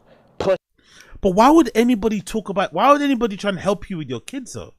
If you can't help yourself with your kids, why is it everyone's responsibility to help you get custody of your kids? I don't get that comparison at all. I really don't. I'm trying, but I really freaking don't get that comparison whatsoever freaking ever. Your tea, Like, nigga, I bled for you. If nigga asks you about me, say we ain't speaking on Ye. You know what I'm saying? Because that's how y'all looking at me like a Vic, because you a street nigga.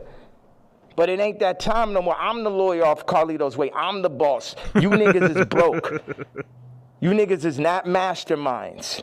And you niggas should never have ever gone with. Look at John Legend, old sissy ass. Jesus Christ. I ain't never do nothing wrong to that nigga. I changed generations of his life. And they got all that faggot ass hot sweater nigga come up and just... Calling him a hot sweater N-word is hilarious. Big up John Legend. This nigga wears sweaters in motherfucking August and Barbados. John Legend. Barbados. Mashed potato. So, no, they say they smell like mashed potatoes. I don't know where I got this from. What? John Legend smells like mashed potatoes. To be your guy though, and like so all these relationships are they repairable? Like even the Pusha, the Jay, the like. There's a long list. Even Cardi. Like I feel like I know you say you want to hurt them, but you might overstep the line where maybe at a point Jay's like, man, I'm cool. Like I think after that tweet, he definitely, you know. And I don't know if these are relationships that's salvageable. Why would I want to salvage relationships with to a lot of people? Why would I want to salvage relationships with broke ass slaves and slave herders? Like everybody, so this is what I'm saying. The Jay-Z thing leads me to the NFL. Why do they want a Drake to be out of there? Why do they want somebody with no hits like Kendrick to do the Super Bowl, right? This is a theory I had. The people that run the Super Bowl had to come to people who run the music industry and be like, you guys, you're letting your niggers get out of hand. Oh my God, that Kanye. I love his white man, Jewish industry, media figure, person voice. It's fucking hilarious. Somebody take a knee for it. Where's he out of there? See, that's the problem. You let them last too long. You know, in our league, they're for 2 years, 3 years, they're out of there. We deal with, you know, we got Tom Brady. He's great. You know, we made Mahomes throw that fucking Super Bowl, you know, so Tom could get his 7th ring and shit. But, like, you guys at the music industry, what you got to do, start getting smaller artists and put them on. We're going to set you up. We're going to take Rolling Loud. We're going to connect them with Live Nation. And then we're going to get a bunch of small artists. And then, you know, you'll be able to make your money off of that. And then, you know, if we take, Cardi's doing good, we'll make them take the blue pill. We'll have them rap about scams. And then Northwest, we love Northwest. Kanye, don't worry about him. He's a lunatic. Don't worry about him. Does any of that sound right or sound accurate to you?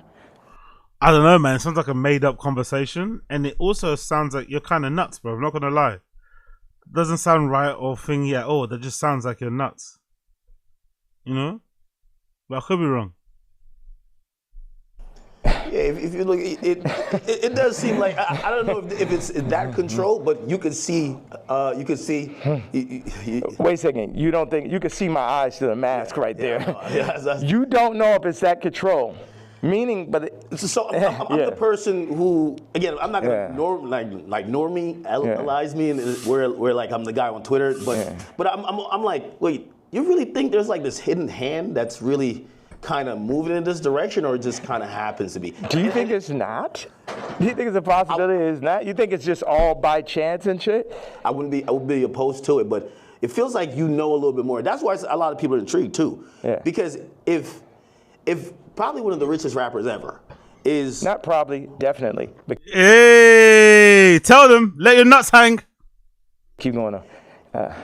When you've gotten to the heights, and I've said you're the greatest hip hop artist ever.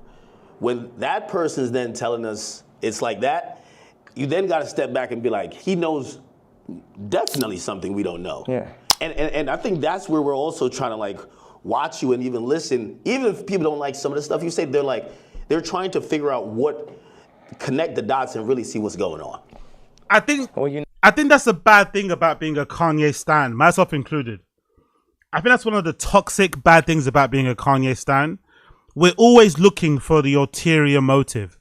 We're always looking for the deeper meaning, the deeper message. When sometimes with Ye, or most of the time, there is no deeper meaning. He's just all out for himself. He's just being a troll.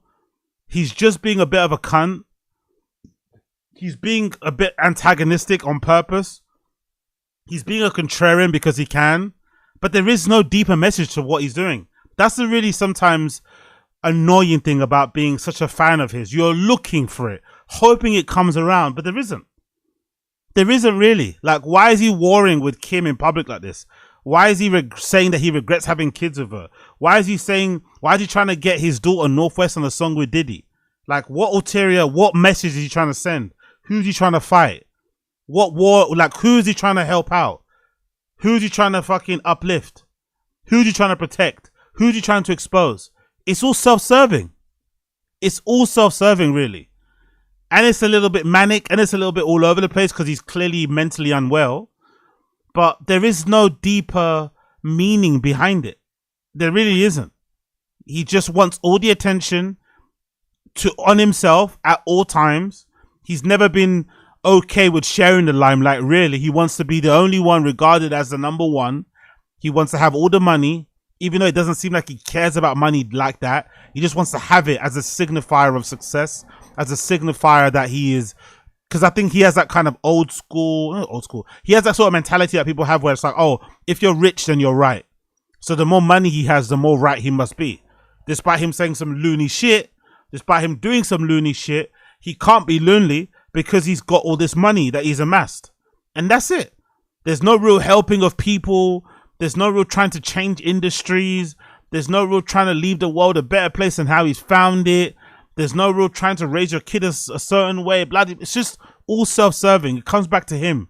Does it help me, yay or nay? That's the really sad thing about this version of yeah at the moment. You know what? I'm a leader and I channel and I don't see everything. Yeah, big up Coiler, exactly. Facts. It's not really that deep. It's just his narcissism. That's a really unfortunate side because I feel like in the past with Ye, his narcissism was beneficial in that it kind of had a utility.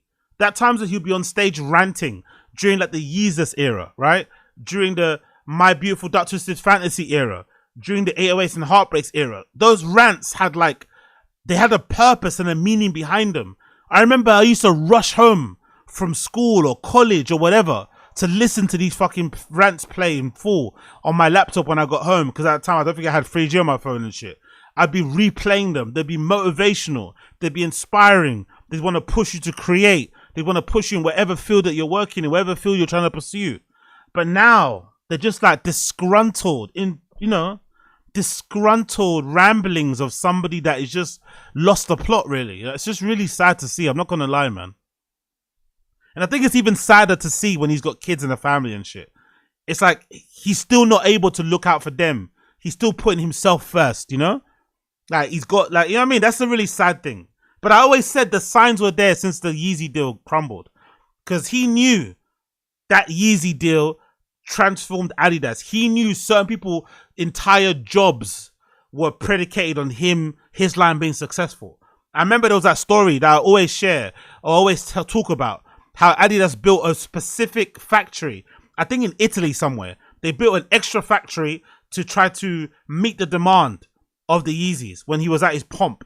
So, and imagine, I think this factory was in a very rural place in Italy somewhere. So imagine the amount of people in that local area who were all given jobs, whose lives completely got turned around because of Ye's success with Yeezy working with Adidas. Then he goes on that anti-Semitic run. They cancel the deal, and that fucking factory closes down. All those people that had jobs are out of a job. So it's like, you're not even looking after. You know what I mean? Like that sort of stuff is like, and what was it for? What was that for in the end? You know, the fans like myself missed out on shoes. We don't get shoes. We don't get clothing. But the people that are working on that, the people that entire lives were centered around that, helping him kind of achieve his goals, achieve his dreams, they kind of left with fucking nothing. And he's still out here rambling, doing all this sort of shit. It's just, come on, Ye, man. Please. You know, I didn't picture us being here right now. I didn't have this vision yesterday. But I had one bag with me. I just got my leather outfit, and it was there. So it's meant. And I always thought, wow, that would make a really iconic interview setting, and I'm happy that I'm not sitting in it. And this is now making the movie.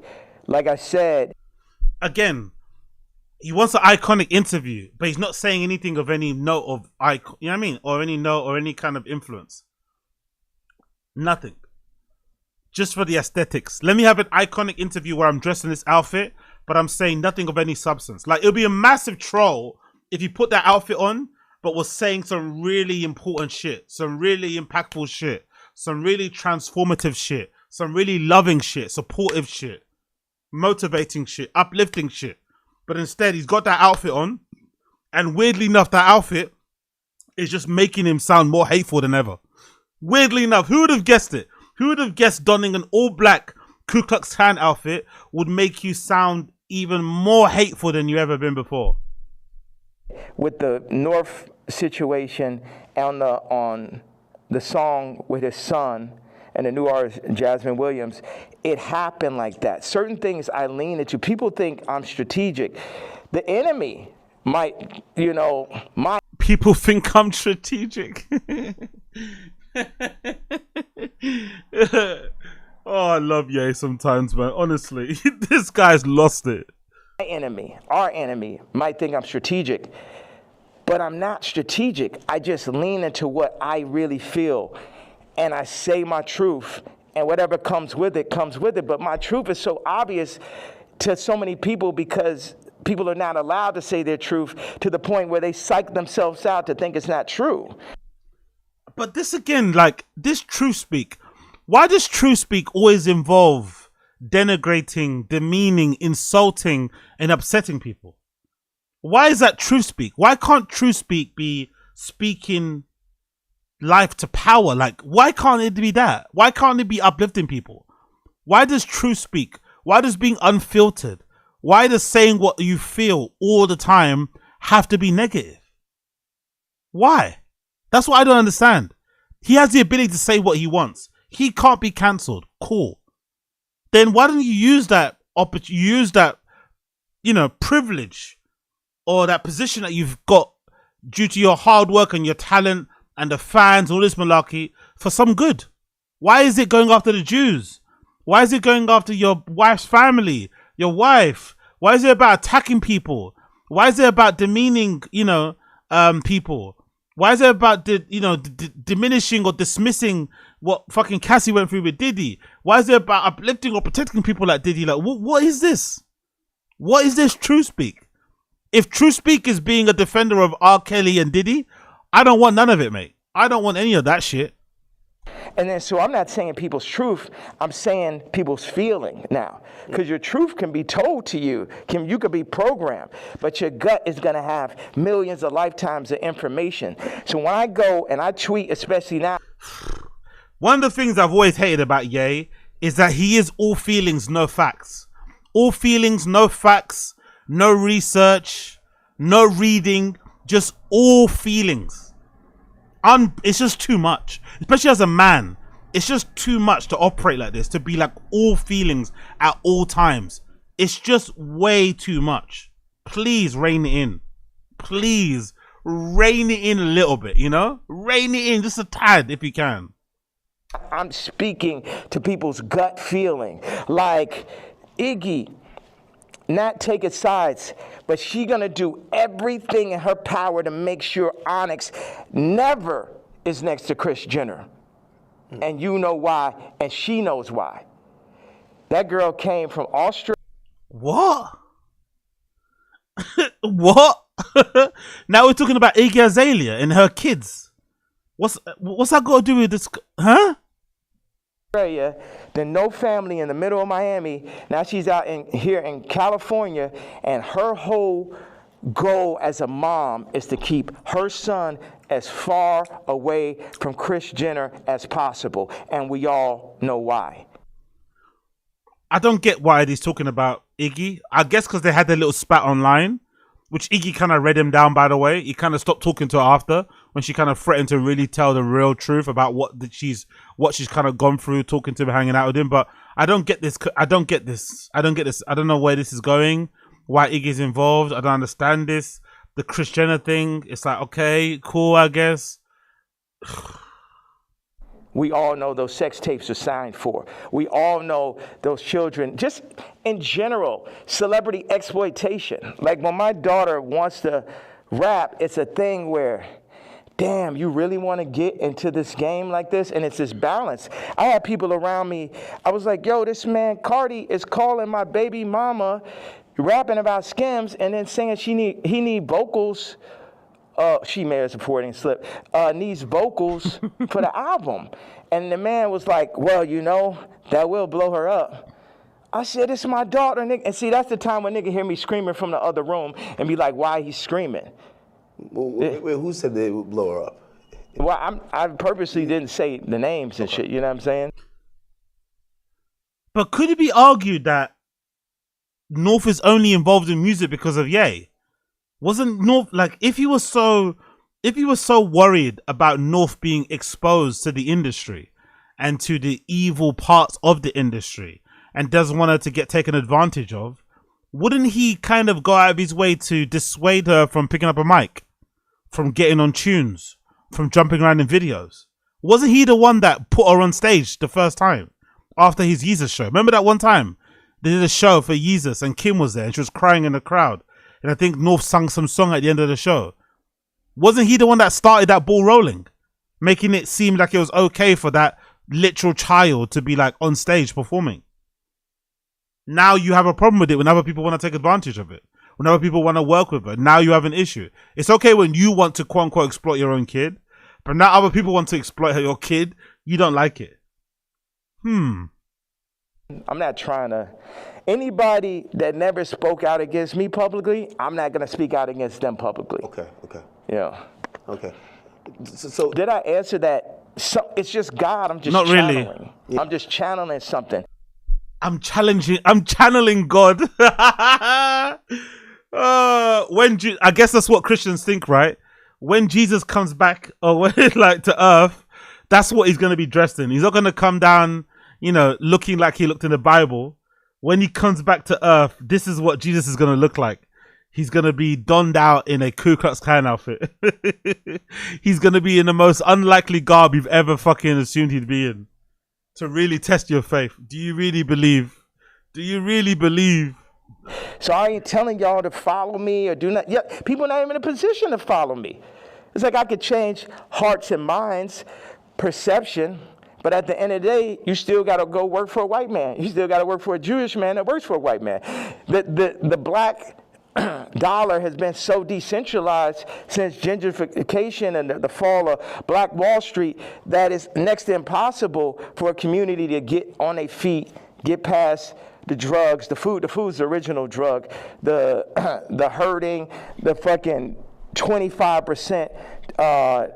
Definite, not chance, but definitely being locked up, the abortion rates. Like our position, I don't have the exact answer to the equation of how to get out of where we are, but I'm not going to say we're not in where we are. And this might be some Star Wars shit where it take generation after generation after generation where it'd be north and it'd be this and be that, but it's like you either on this side of it or you on that side. Cardi took the blue pill.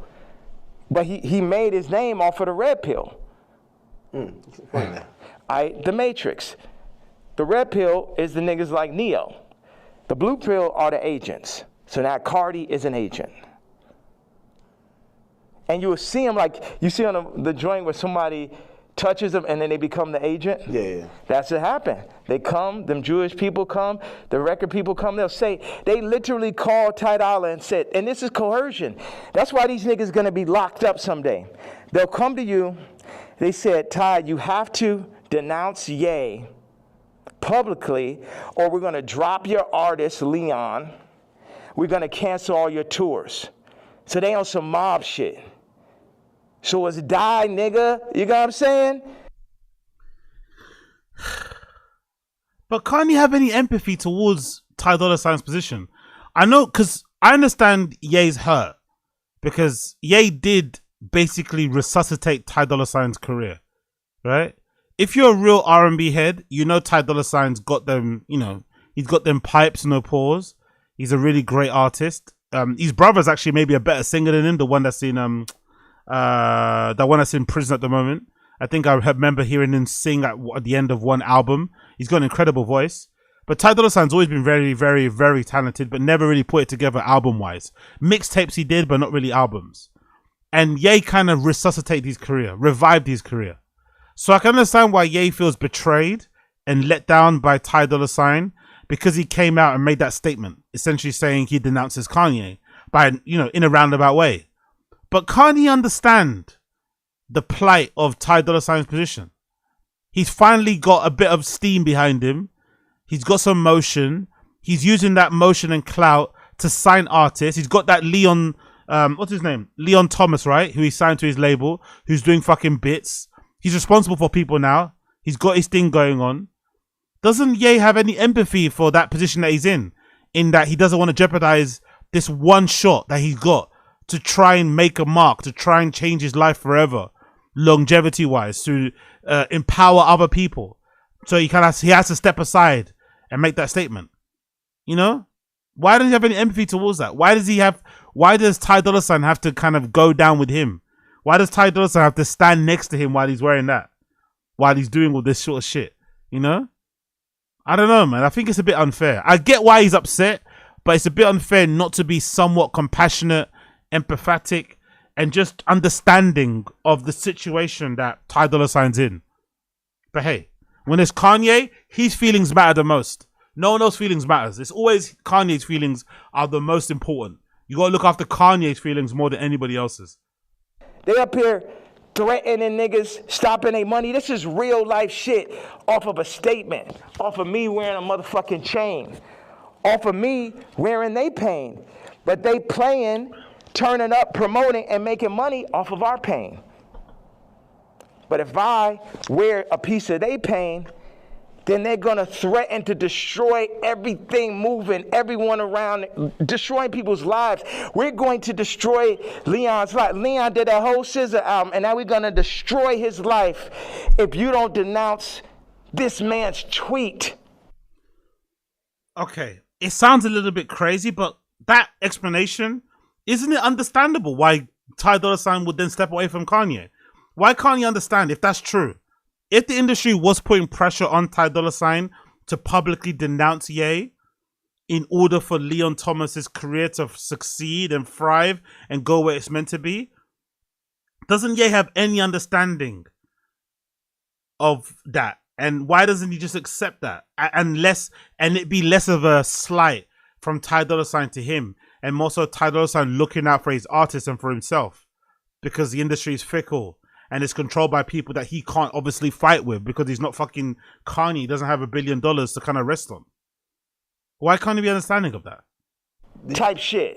Do you talk to these people like before you send out a tweet? Because I would imagine he would give you a call and say, "Yay, I'm in a tough spot." And again, I think you said something important. You're not expecting everybody around you to be dick riders and agree with you. But when they speak out against you, you feel like it's either unnecessary or that's a form of betrayal, right? Yeah, like Ty put up the tweet before we landed. He said, "I gotta say something." I said, "Say I'm not racist, but Ye is." What? We agreed upon that. That's not a good statement. I'm not racist, but Ye is not a good statement. Like what? What sort of statement is that? I'm not racist, but Ye is. Huh? Also, weren't you being anti-Semitic? You weren't really being racist. What he was worrying about was anti-Semitism that he couldn't get behind because the music industry is controlled by a majority of people of Jewish descent, you'd imagine. So maybe getting on their bad side is not the right thing for business. Even if he maybe agrees with that position behind closed doors. Why would he want to, I don't understand why he's so angry about or upset about it. This is such a weird hill to die on. When I landed, he put up, "I don't condone hate speech." You letting these niggas put words in your mouth. I 137x'd his career. Not one, not two, not 20, 137x'd it.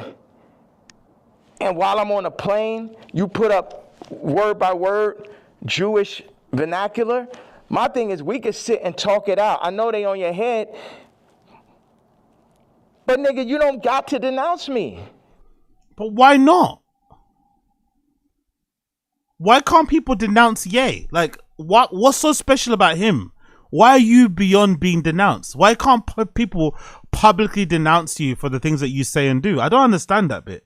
If you're willing to be uncancelable and do those type of things, you must be aware that other people aren't gonna be up for doing those type of things. But that's why you're you and why you're special. So why can't people come out and say, yeah, I publicly denounce that? What's wrong with that? If you're still gonna do what you're gonna do anyway. It almost sounds like he's talking out both sides of his mouth. He wants to do it by himself and say these things and be dicey and be racy and be a contrarian and upset people and push buttons. But then he also wants people to stand next to him while he's doing it. They're not going to do that, you know? Number one, because they don't agree with you. And number two, because they're protecting their fucking career and livelihood, which makes complete sense too. Such a weird perspective to have there. Period. And if you do, you talk to me about how we gonna do it. See all these street niggas and this niggas running around with guns, got bodies. They think they boss, so they think I'm a motherfucking Vic or some shit. They think because I give niggas high salaries, nigga, I'm a billionaire, nigga, I don't give a fuck about that shit. That's insecurity speaking, by the way. I don't know why he mentioned it, but that's an insecurity there. That's definitely insecurity there. I think he's aware that he gets fleeced by people. I think he's aware that he gets taken advantage of. I think he's aware that he kind of pays absorbent prices and salaries to people, probably to keep people around him and have friends and shit. Maybe he's a bit lonely. That was a little bit of an insecurity that's kind of screaming. I don't know why you mentioned that. See, this is my issue with Jim Jones, right? So he says he's going to get a jib or a div. I don't know what the fuck the word is, but basically, like, he going to get a percentage if he introduced me to this crypto nigga, right? Mm-hmm. And I know this shit sound like a Tarantino movie. Jim Jones wants me to meet with Mr. Pink to make $2 million off a crypto coin. Next Tarantino film, right? So then I found out before the second meeting that he was going to make this money. So. Did he tell you? No, he said that he's going to get a percentage. He didn't tell me what it was, and he didn't say he's going to give me a piece of it either. When I found out how much money it was, I was like, you know what? To be fair, that is a bit grimy, I'm not going to lie. But it's Jim Jones, isn't it? It is a bit grimy what Jim Jones has allegedly done, but it's also Jim Jones. Jim Jones is legitimately responsible for Max B being in prison. Jim Jones, in some people's opinion, might also be responsible for Stack Bundles dying. Like, Jim Jones puts his friends into crazy shitty deals that then requires them to go back on the streets and get it how they get it, you know? So Jim Jones is not the greatest guy when it comes to doing good by people and honoring people when it comes to deals and looking after people and being upfront and being transparent and all this sort of stuff. So it wouldn't surprise me if Jim Jones did run a bit of a play, use Ye's name, get Ye in contact with this Bitcoin person or crypto person, and then pocket the finder's fee, the meeting fee, and then kind of go on in his merry way. That wouldn't surprise me because Jim Jones has got prior, but still, it's Jim Jones. You know, you getting business with Jim Jones, you know what's gonna fucking happen. Even Cameron doesn't work with fucking Jim Jones. You know what I mean? One second. Hello.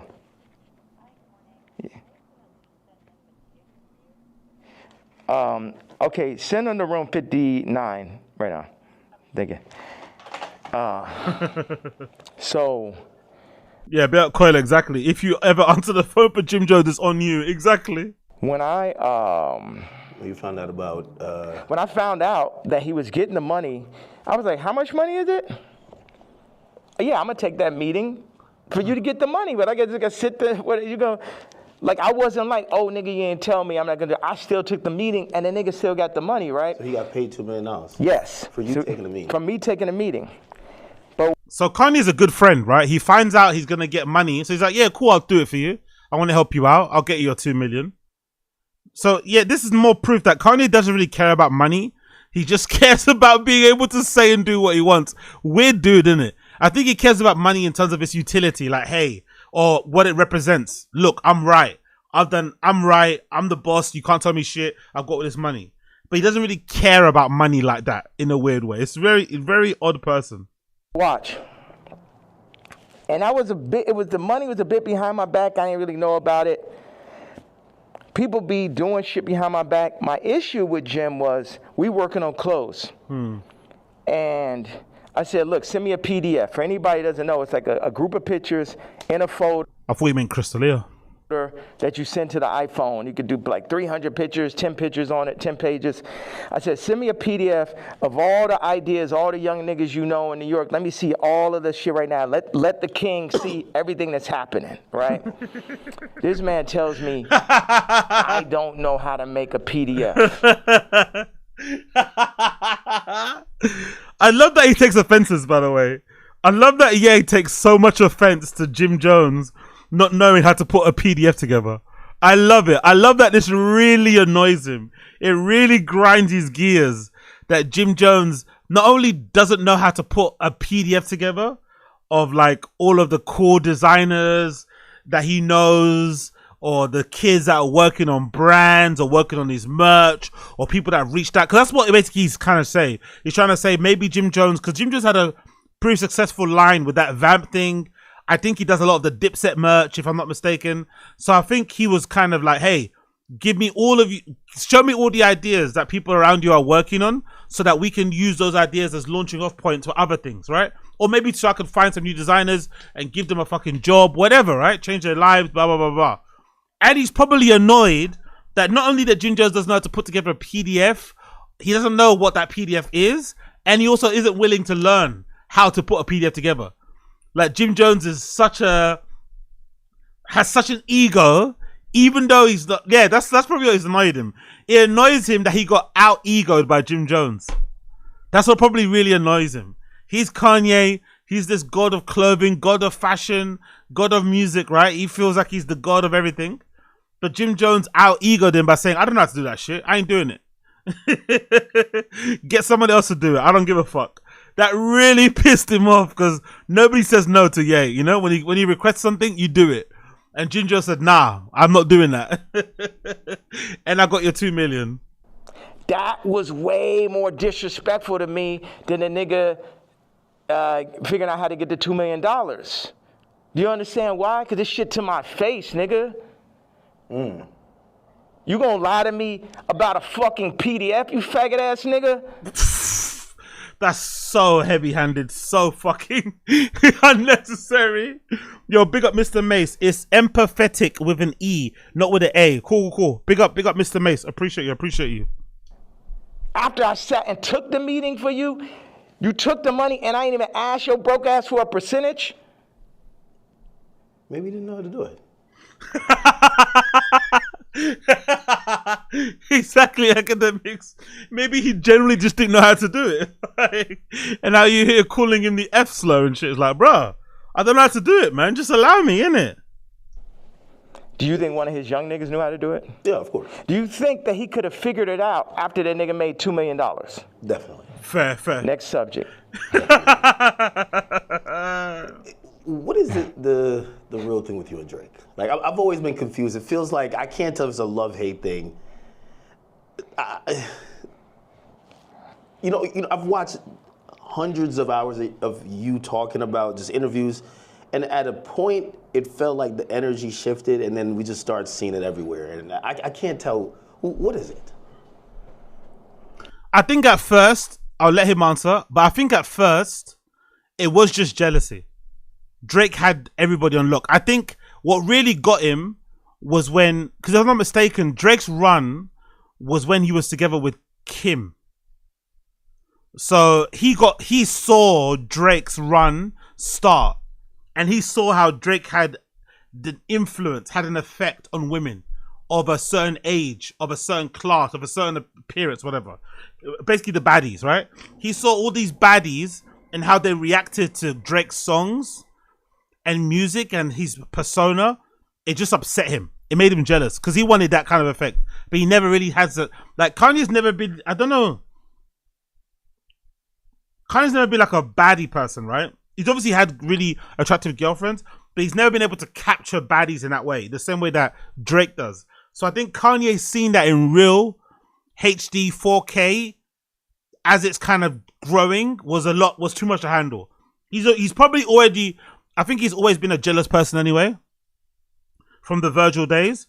but I think him seeing Drake ascend in real life, imagine he's probably first getting with Kim. He's visiting her at his house. He's seeing Kylie walking around listening to Drake. Kendall walking around listening to Drake.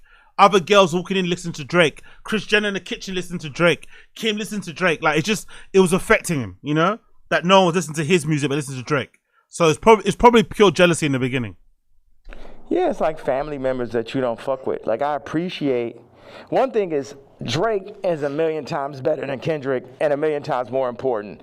You know what I'm saying? What Future has done, Thug, what Drake just culturally is, that shit last year, I couldn't even barely sit through that shit. That shit was insane, bro. That shit had Lucian Grange, Universal, Drake lawsuit shit written all over it. This shit, at the end of the day, all this shit I'm saying, Jim Jones, Kendrick did, all these celebrities, the funny thing is we're all in the same boat.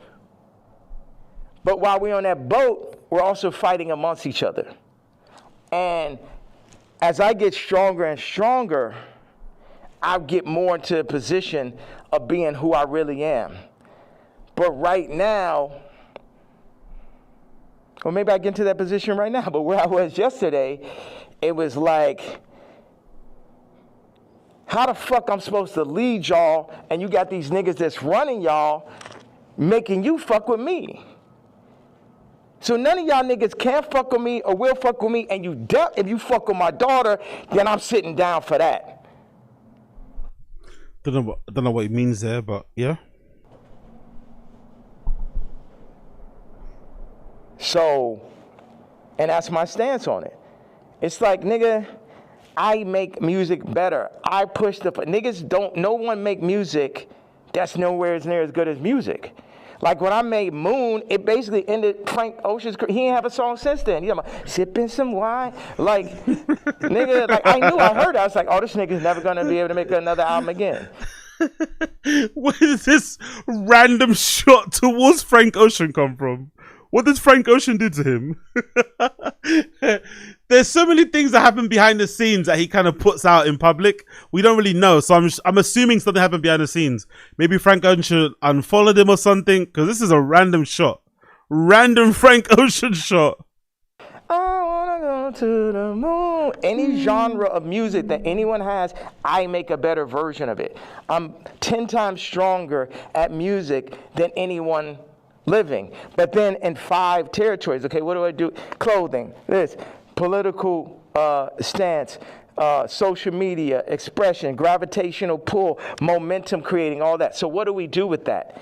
Why do I go at the celebrities? Because they're in the way. They're making, as J. Cole said, false idol. Nigga, you're the false idol. You can't fuck with me no day. Oh, bars.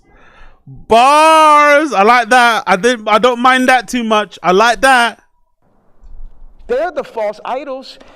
They want to put people, camouflage the truth, the goal, the true God.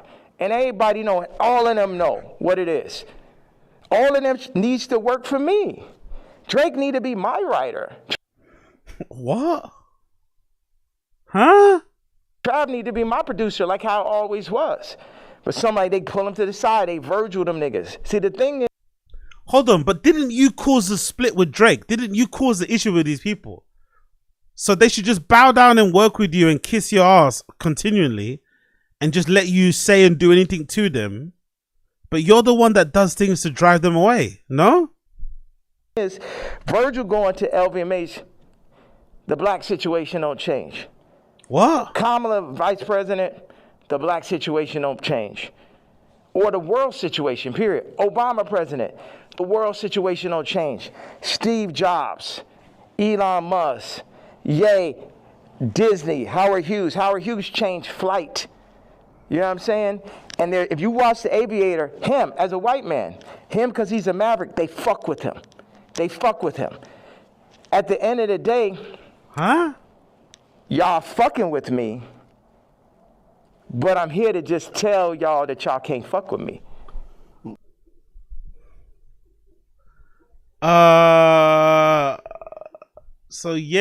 So hold on. Virgil getting hired by LVMH did nothing to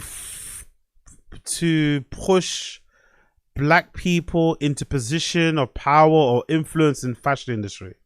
That was just like a placeholder, a way to placate the black population. Hey, here's a black guy in position. I don't think so, though. I don't think so. 'Cause I don't think Pharrell gets that job if Virgil didn't get it. You know? And Virgil did put people in position when he had that job.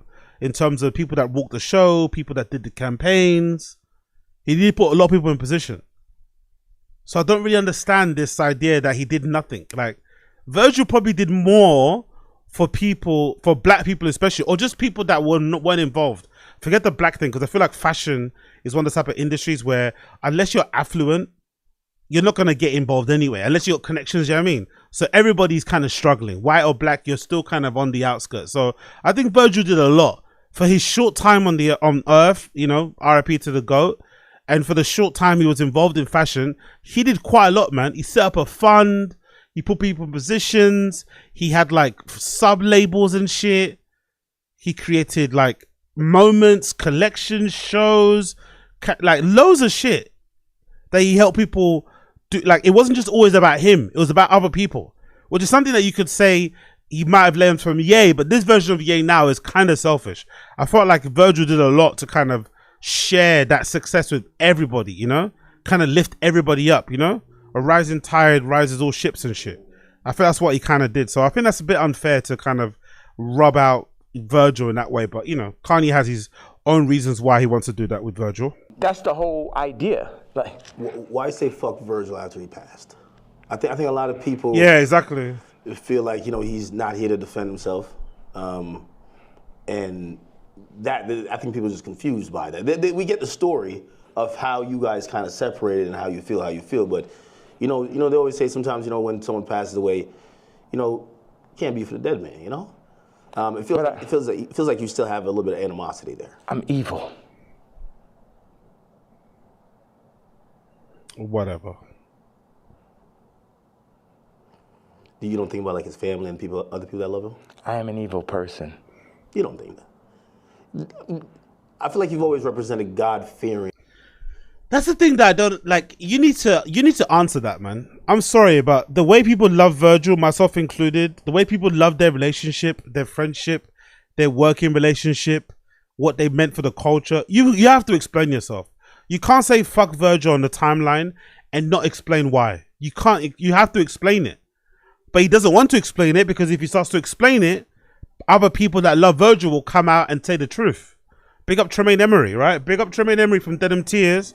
He was the one person that gave us that nugget, that little bit of information during the back and forth with Ye. He's the one that told us that when Virgil passed, Virgil Abloh's family didn't invite Ye to the private funeral, the one that all his close family and friends went to. And he wasn't allowed to speak at the public funeral, the one that I think it was at some gallery, the ones where everyone took pictures at and shit. Because allegedly they had two funerals, one for the close family and friends and one for like the scene people that was all over the blogs. But they didn't invite Kanye to the private one, and they didn't let him speak at the public one. So clearly his family didn't fuck with Kanye. So even at his deathbed, Virgil and Kanye weren't cool. But it seems like it was more so like Virgil telling, hey, I don't care if I'm dying, like, don't let that guy speak at my fucking funeral. Which is kind of wild, but also shows how their relationship deteriorated. So what did Kanye do to piss off Virgil and his entire family to the point where they wouldn't invite someone like him, who played such a pivotal part in his success, and vice versa, to the funeral? He doesn't want to say, but he want to say fuck Virgil, but he doesn't want to say why. Because if he says why, it's going to sound mad. He's going to probably lie and make up some shit, and if people are going to come out and say the truth, it's going to make him look wild. He doesn't want to say. Just say fuck Virgil, cause a bit of uproar, but don't explain yourself. I love Ye, but he has to explain himself for that one. You can't be saying fuck Virgil and not explaining yourself. You have to explain yourself. But hey. In ideals, though. Yeah. So how does that, how could you identify that person? God has the wrath. You only play with God for so long. Niggas is out here playing games. Don C and him starting RSVP behind my back. What? Is that how that happened though? or did they start it during them where they were all friends? This is a bit of lore I didn't know about. Is that true? When Virgil Abloh started RSVP Chicago, RSVP Chicago was it's still a street. No, it's still there. I think Virgil sold his share. I'm not too sure if Don C still owns it, but it was a very prominent streetwear store back in the day in Chicago that helped launch Off-White and a few other things that Virgil and Don C co-owned. And I think one other person too. I forgot the name of the guy. But this might have been during the... This might have been after Airways and Heartbreak era, when Virgil kind of stepped forward and was more of a known person. Well, he wasn't just, because he started off as more as being Kanye's assistant. Then he kind of progressed to be Kanye's creative director. Then he started doing his own thing with Pyrex Vision that turned into Off-White and shit. But it never felt like they did that behind his back. It felt like they were doing that in tandem. Like, if I'm not mistaken, the original Yeezys with Nike, they originally launched at the RSVP store in Chicago. Like, I'm pretty sure. So it's weird how he's acting as if like they did it behind his back when it seemed like they were like doing it in front of his face. And at the same time that he was doing his own thing. It didn't seem like it was any skullduggery involved there. Weird. This nigga taking money, like kind of the Jim Jones situation. Oh, yeah, gonna come to the club. I was Louis Vuitton. They take that position. They put him in that position. They build the anti-Kanye club. Ah, okay. Interesting. Because I remember that was a thing, by the way. If you're plugged in with the Kanye lore, you would know that Don C from Just Don, or Just Don fame, he was a bit of a club promoter back in the day. So Ye's accusing him of putting him on flight. I don't know. I don't buy this. I think Ye was okay with it at the time, but now he's fallen out with Don C. He has a problem. I'd imagine back in the day that was probably a thing where Don C or everyone involved with Ye would use him on flyers to get some money. But I think Kanye probably didn't mind and allowed them to do so. Use my likeness. I'm not going to come, but, you know, put me on a flyer. People are going to come to the club. And you can finesse, you know, the tickets and the tables and shit, make your pee in and use that money to do whatever you want to do. But he's now making it seem like they're doing it all behind his back and it was some sort of nefarious thing. Huh. Nike, everybody that worked for me. And what best put it in perspective is Virgil is the Jesus of the niggas that work for me. Right? Because every nigga that worked for me would have rather been me. Why do I have problems with almost every celebrity? Because they're jealous. Come on, Kanye, man. Come on. Why do I have problems with every celebrity? Because they're jealous. So if every celebrity... Has there never been a point of reflection? Every celebrity hates me. Maybe it's me. Maybe it's not everybody else. If everybody runs away, if everybody comes to you to get the source and do their own thing, if everybody doesn't want to stand next to you, maybe you might be the problem. Maybe it's you and not just them collectively. And they should be, because I'm better than them, because I'm more anointed and I'm appointed, and I understand the jealousy in the hearts of men, but they had to understand the wrath of the king also. All these pussy faggot niggas could shut the fuck up. Don C pussy ass, supposed to be the realest nigga alive. You know what I'm saying? I remember him. That's some real hate, bro. That's some real hate. He fucking hates Don C, bro. Jesus Christ. Yo, big up Don C wherever he is, man. He's had a rough year, by the way. Don C's had a rough couple of 18 months. His wife divorced him. Very, very, very attractive woman. I remember he'd be flaunting all over social media and shit. They'd be, you know, showing off some incredible fits, matching Birkins with Jordans and shit, like crazy lavish. And out of the blue, she just like divorced him. Not sure why. Not sure if he was playing away from home. Not sure if she just got bored. But she said, nah, I'm good. And he was like posting videos of himself, kind of having the mental breakdown, collecting all his shit from the crib and shit. And now here's Kanye essentially calling him a piece of shit as well on an interview. It's been a rough couple of months. It's been a rough few months for Don C. him sitting with me and saying, bruh, what's up with this red hat, bro? What's up with this red hat? That's a good impression. Told me, who's they, nigga? They told me that, you know, if you don't stop wearing a hat, man, they're gonna give it. And they named a rapper right here. Now, I love this rapper, so I don't even want to like put him in this conversation. But it was like a they, you know, the invisible hand, the people. You know damn well that Super Bowl, that Kendrick Super Bowl, and that Grammy Super Bowl had invisible hands on it. Yeah. Like everyone culturally fucking knows that. They fucking know that. So watch. Don C tells the nigga A-side. The nigga A-side will talk about the other day with the scoliosis. Yeah, get that nigga, yay! Get that fucking nigga! Get him! Get him! My favorite part of the interview. Get him one more time. Scoliosis ass. That. They fucking know that. So watch. Don C tells the nigga A-side. The nigga A-side will talk about the other day with the scoliosis. I love it. I love it, mate. I love it. For the longest time in my life in the scene, I felt like I was alone with my dislike for that fucking guy's behavior, attitude. Because there were times where like even that occasion I spoke about on the pod, where I had my little altercation, my little spat that I'm still holding on to because I'm a person. I remember at the time thinking I should have said more. I should have did more. I should have really crashed out. And it's nice to hear Ye, I think he's going to say it now, have the same reaction. Because I think it's a power some people have. Some people have the ability to piss you off in the moment and say something to you that you probably would never allow if anybody else said it.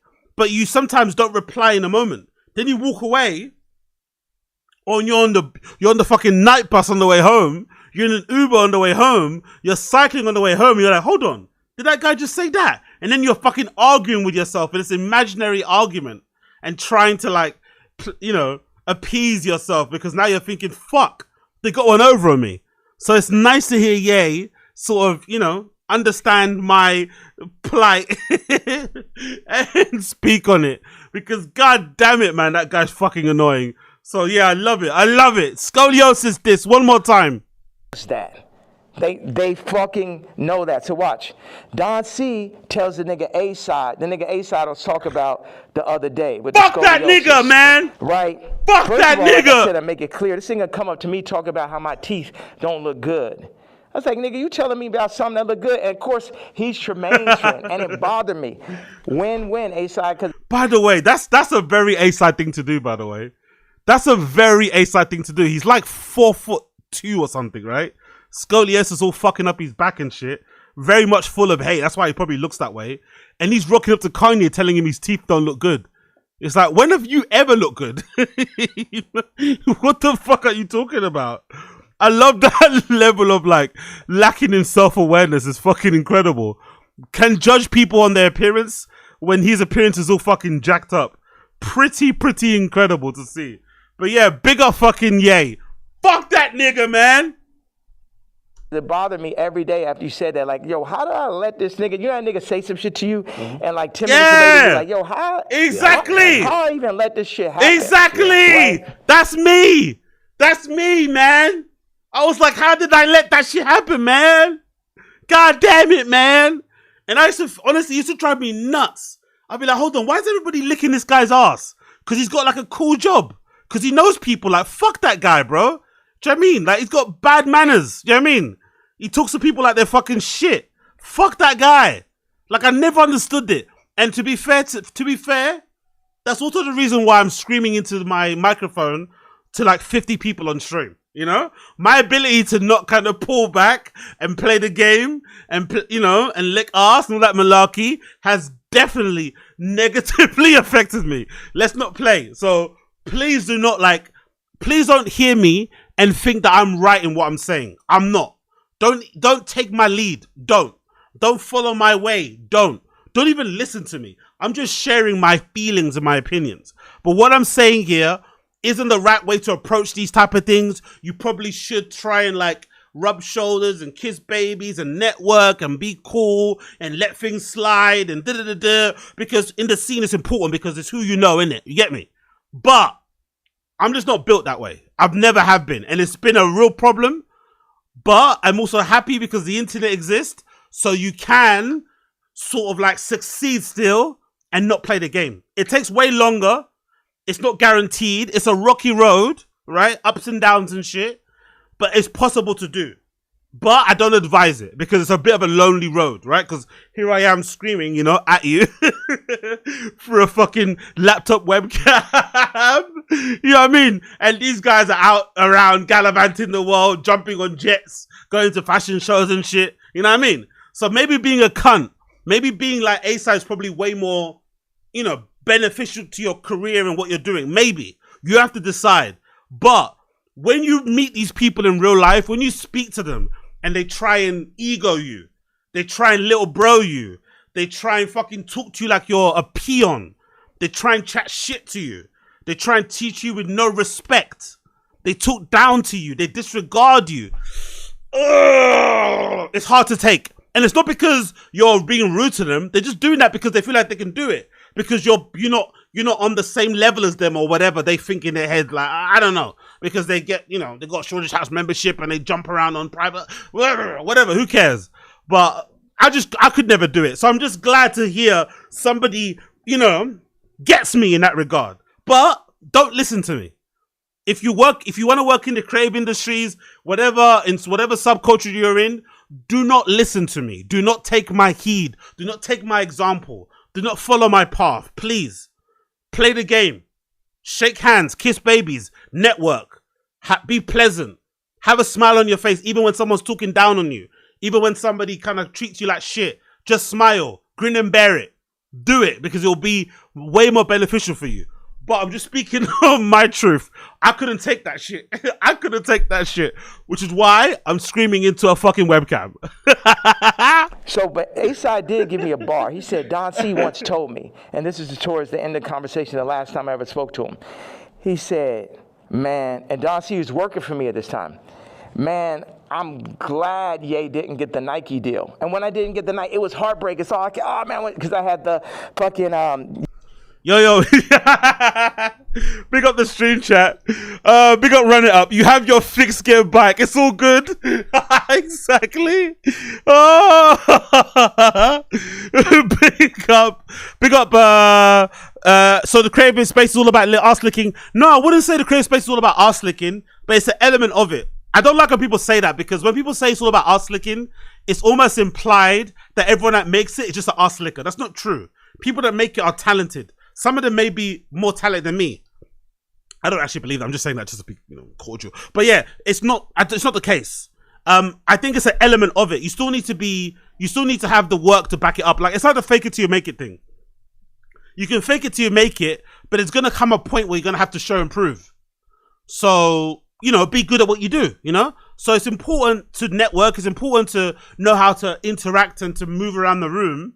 But it's also important to know how to arse lick. It's also important to know your position, to kind of earn your stripes, whatever that fucking means. You have to know how to play that game. But it's very difficult to do that when somebody keeps reminding you of what level you're at. That's hard. I'm not going to lie.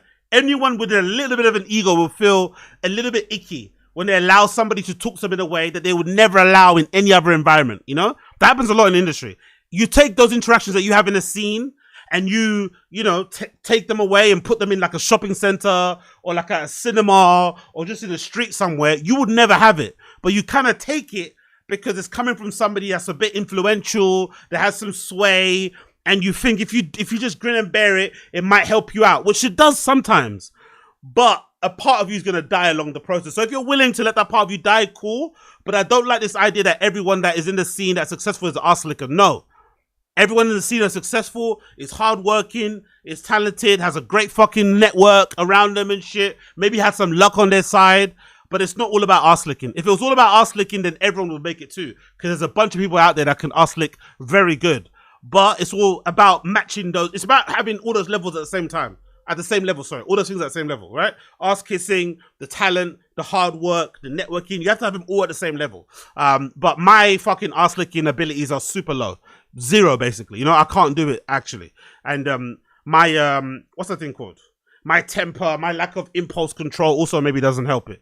But yeah, enough about me. Let's continue with Ye. Yeezys. I was on the second Yeezy, and I'm like, we about to make the biggest. We about to make Yeezy and Nike. We about to tear people's heads off. You know what I'm saying? I'm a nigga from Chicago. I got the hottest shoe. I'm at Nike. Exactly, Black American. Pick your battles. It's not always worth it. Exactly. That's basically what I'm saying, surmised in one line, in one sentence. Pick your battles. It's not always worth it. Exactly.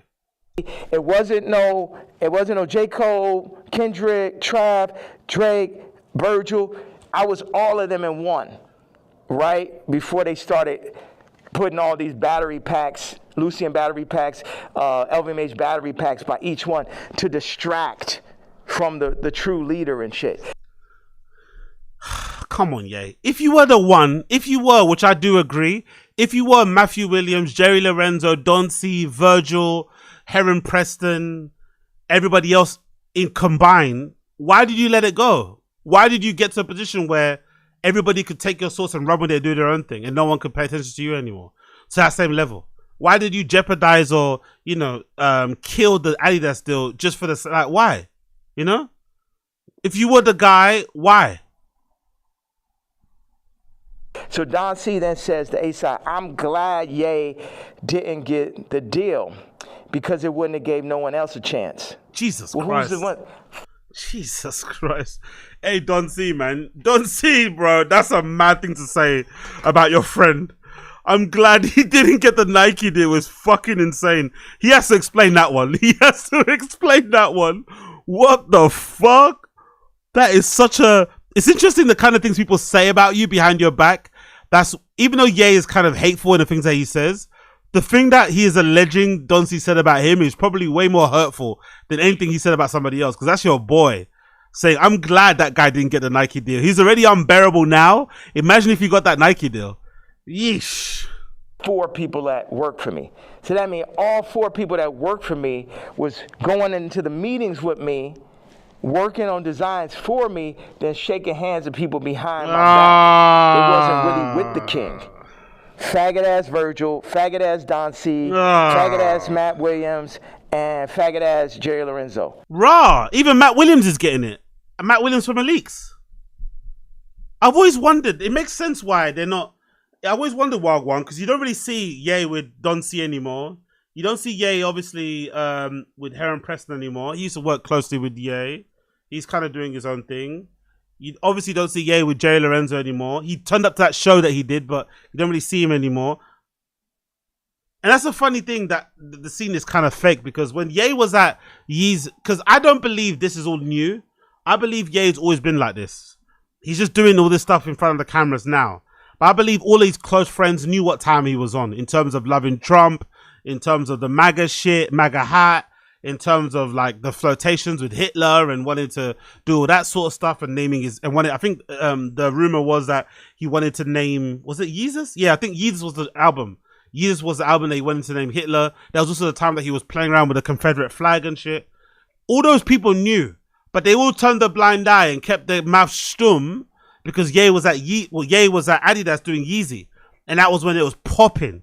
That stuff was like hot fire, right? So they were all happy. I remember the times, bro. All these people showing pictures of their boxes, of their shoes that they got sent. Thank you, Yeezy. Thank you, Kanye. Thank you, Yeezy, with the little post-it note on the box. They were all happy to fucking receive the free shoes, the free Gap jackets and shit.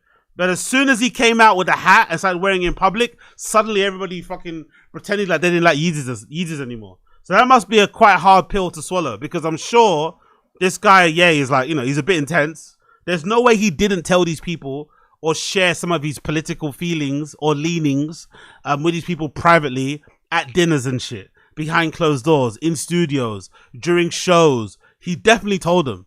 And they probably all nervously laughed and kept it moving because they wanted to keep the fucking seeding of the shoes coming in. Then as soon as he stepped in front of the camera and did it, everyone started getting nervous and everyone started to everyone then suddenly got a conscience. Huh. 4 faggots. Interesting. I mean, and also you got to run this shit straight.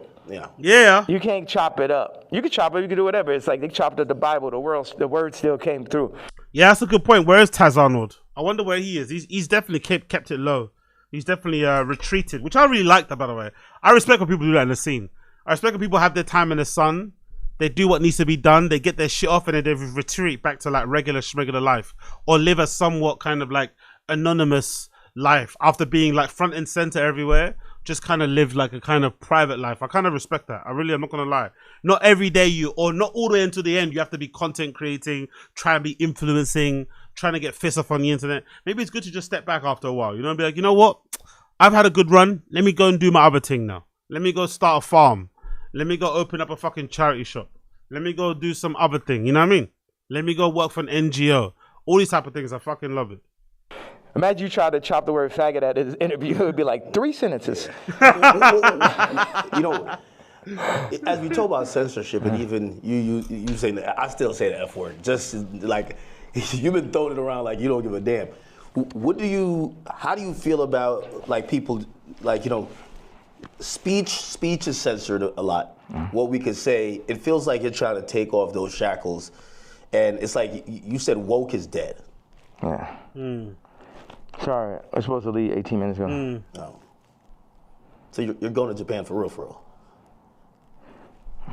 Don't drop the location. No.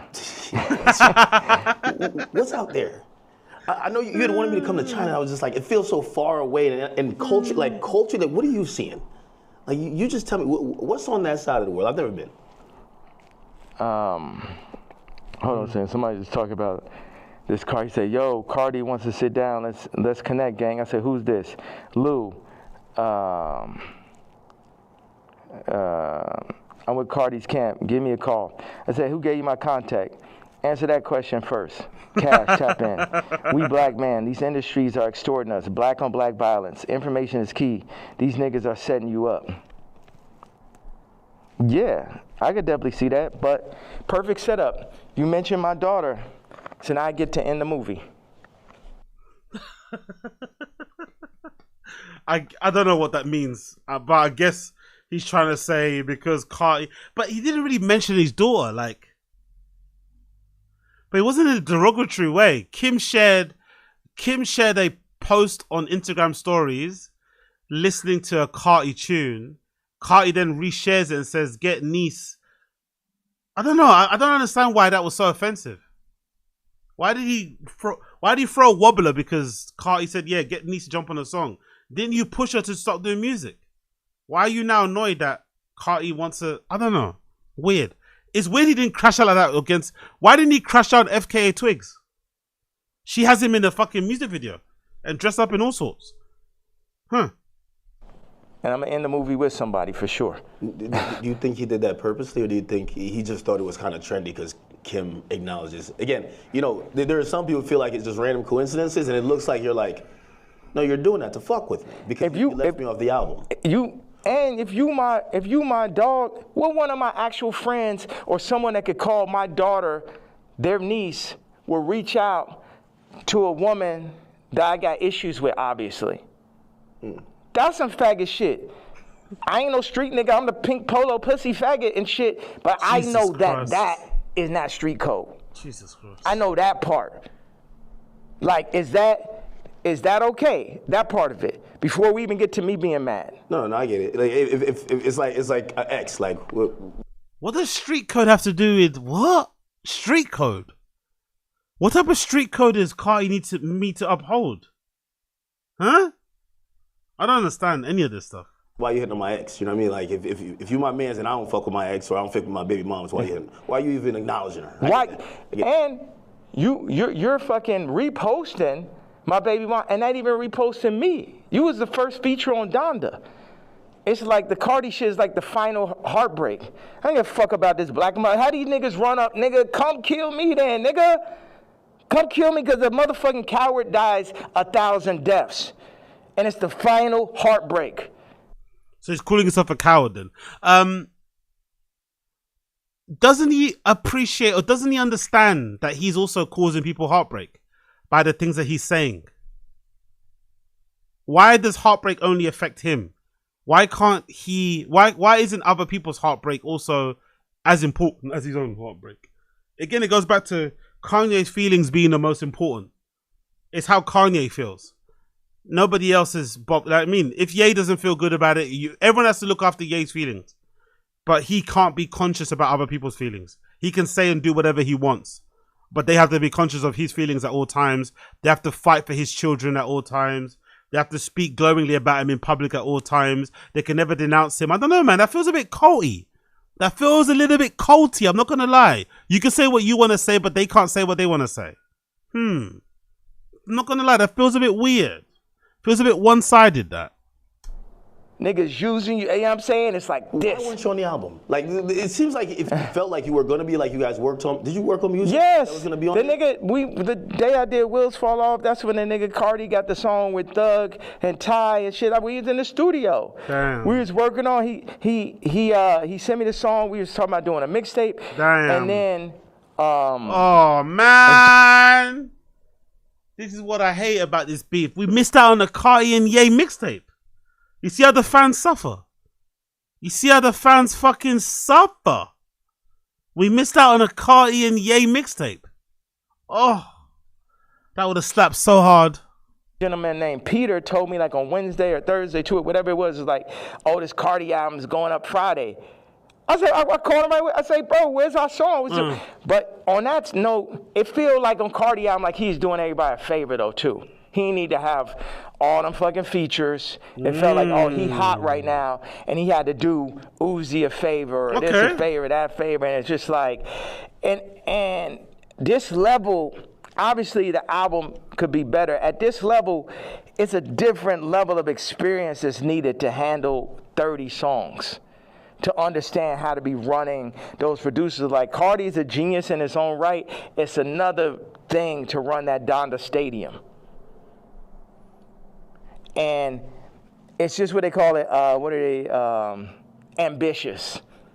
Like that amount of songs is really ambitious. And a big thing is like, how do you do that without me just as your producer mind, whether I was on it or not? It's like, y'all keep on wanting to do like the last Kendrick album, not that, but the previous one is like a direct copy of Mr. Morale and Big Step. Yeah, of Pablo. I'll show you. It's like, oh, these are the drums from this song. This is the approach to this song. This is because I be in here like just inventing new approaches to a song and shit. Oh, we're gonna drop the drums like this on Blood and Leaves. I'm gonna make the ending of Runaway last as long. And you know, I'm the type, I will share anything and everything with whoever. I would do collaborations, or I did, and it's just too much where as soon as the shit get hot, no one is like, yo, nah, this nigga, you know what I mean? It's, you think they take the sauce and run off with it, then forget about it. And then they go against me for like political shit. You know how many fucking rappers and celebrities went against me for the Trump shit? Then I understand with the Jewish shit, but you know I wasn't lying on that shit. And now the Cardi shit, it was the perfect combination of me not having a name and likeness and me finding out about that shit, to me being left out the album on some faggot ass Trav shit, to him What do you mean? calling, what's that? What do you mean Trav? Trav left me off his album, took 4 of my songs from the ranch in Wyoming. My choruses, my exact singing lines, replaced me with him or with other people, put Future Scissor on the joints, took me off. I felt, with no explanation, shit just comes out. So what are these conversations like? You guys aren't talking like, why are you doing this? Yeah. Because we see the frustration, but what are they telling you? Are they apologizing? They're not telling, but we know why they're doing it. We know why. So you didn't answer the question. Did you ask them why they took you off the album? Or does he not want to ask because he doesn't like the answer? Because most likely they took him off the album because of something he said in the media. And they didn't want to be attached to it. So they took him off the album because it'll be bad for their image and shit. It maybe fuck up some deals. I just don't understand why he can say and do what he wants, but when people that don't have that luxury or don't want to move like that, move differently, he gets annoyed. Not everybody is you. Yeah. Not everybody has your not give a fuck attitude. Not everybody has your money to kind of insulate themselves from that level of, you know, being cancelled and shit. It's weird how he has no empathy at all to that position. No understanding at all. It's just like, nah, you should stand by me at all times. It's like, but what if I don't endorse or, condone what you're saying? What about that? Why can't I just do my own thing? So weird. You know why. I know why.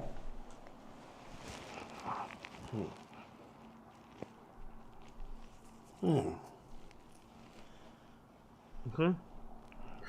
Okay, I gotta leave. It's having intense, isn't it? I have to Intense. Intense. We could double back on it. You definitely double back. Cool. Yeah. One of the last real questions. All right. What changed in between, and obviously you bring back Sunday service now, but there was a time. Oh, the nigga from Sunday Service tried to hit me for $2 million, Jason White. That's really on brand, by the way. That is so on brand for a guy from the church. A guy that's running Sunday service, a Christian man, allegedly, to try and scam Ye out 2 million. That's so on brand. That is so on brand, bro. That is so on brand. I am not surprised in the slightest, and I believe it entirely. Run it. It's like, it's always a scam and it's Hollywood shit. But keep going on. But you used to be on, like, even certain language you felt just wasn't appropriate. You say you didn't want to get into secular music. I mean, I think even that track with good question. I think he wanted to curse or something like that. You're like, no, we got to keep it clean. Now, when people are seeing how you're speaking. By the way, that song is so good, man. That original song, I forgot what the fucking song is called. What it's fucking called, where they go fucking bar for bar. No, sorry, where Free Stacks has like a section, 32 bars, and Ye goes after. It's such a fucking good song. The sample, the beat, so fucking good, man. Oh yeah. The original verse that Ye had on it as well was fucking incredible. I don't think that came out. I think they scrapped the verse and he put another verse on it. But that song is so fucking good. And they're like, what happened to that Ye? Like, how do you get from there to here? What changes, or what do you then realize? I'm evil. Explain, man. You have to explain a little bit better, man. Come on, bro. That's the one, yeah. Big up Marlon. Exactly. Life of the party. That's the one. Life of the party. Oh, that sample. Ay, so good. This the real power of God. No white people, no black people, nobody could tell me what to say, think, talk, or who the fuck to be. And I'm happy everybody's so interested in me being me.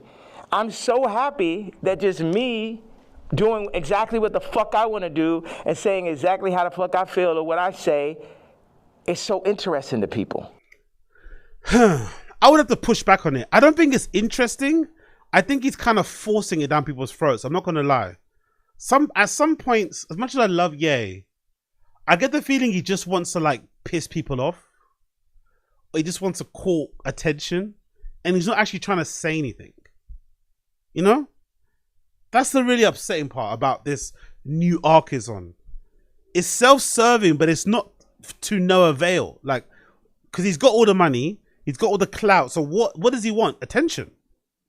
He wants everybody to be talking about him. But he's not actually saying anything. He's just wearing dicey things. He's aligning himself with dicey people. He's endorsing dicey things. And that's it. He's not really saying or doing anything with that attention. With those eyes, with that interest. Nothing. Zero of note.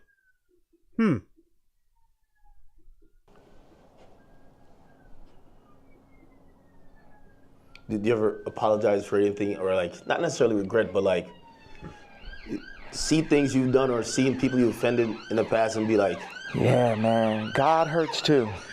It hurts.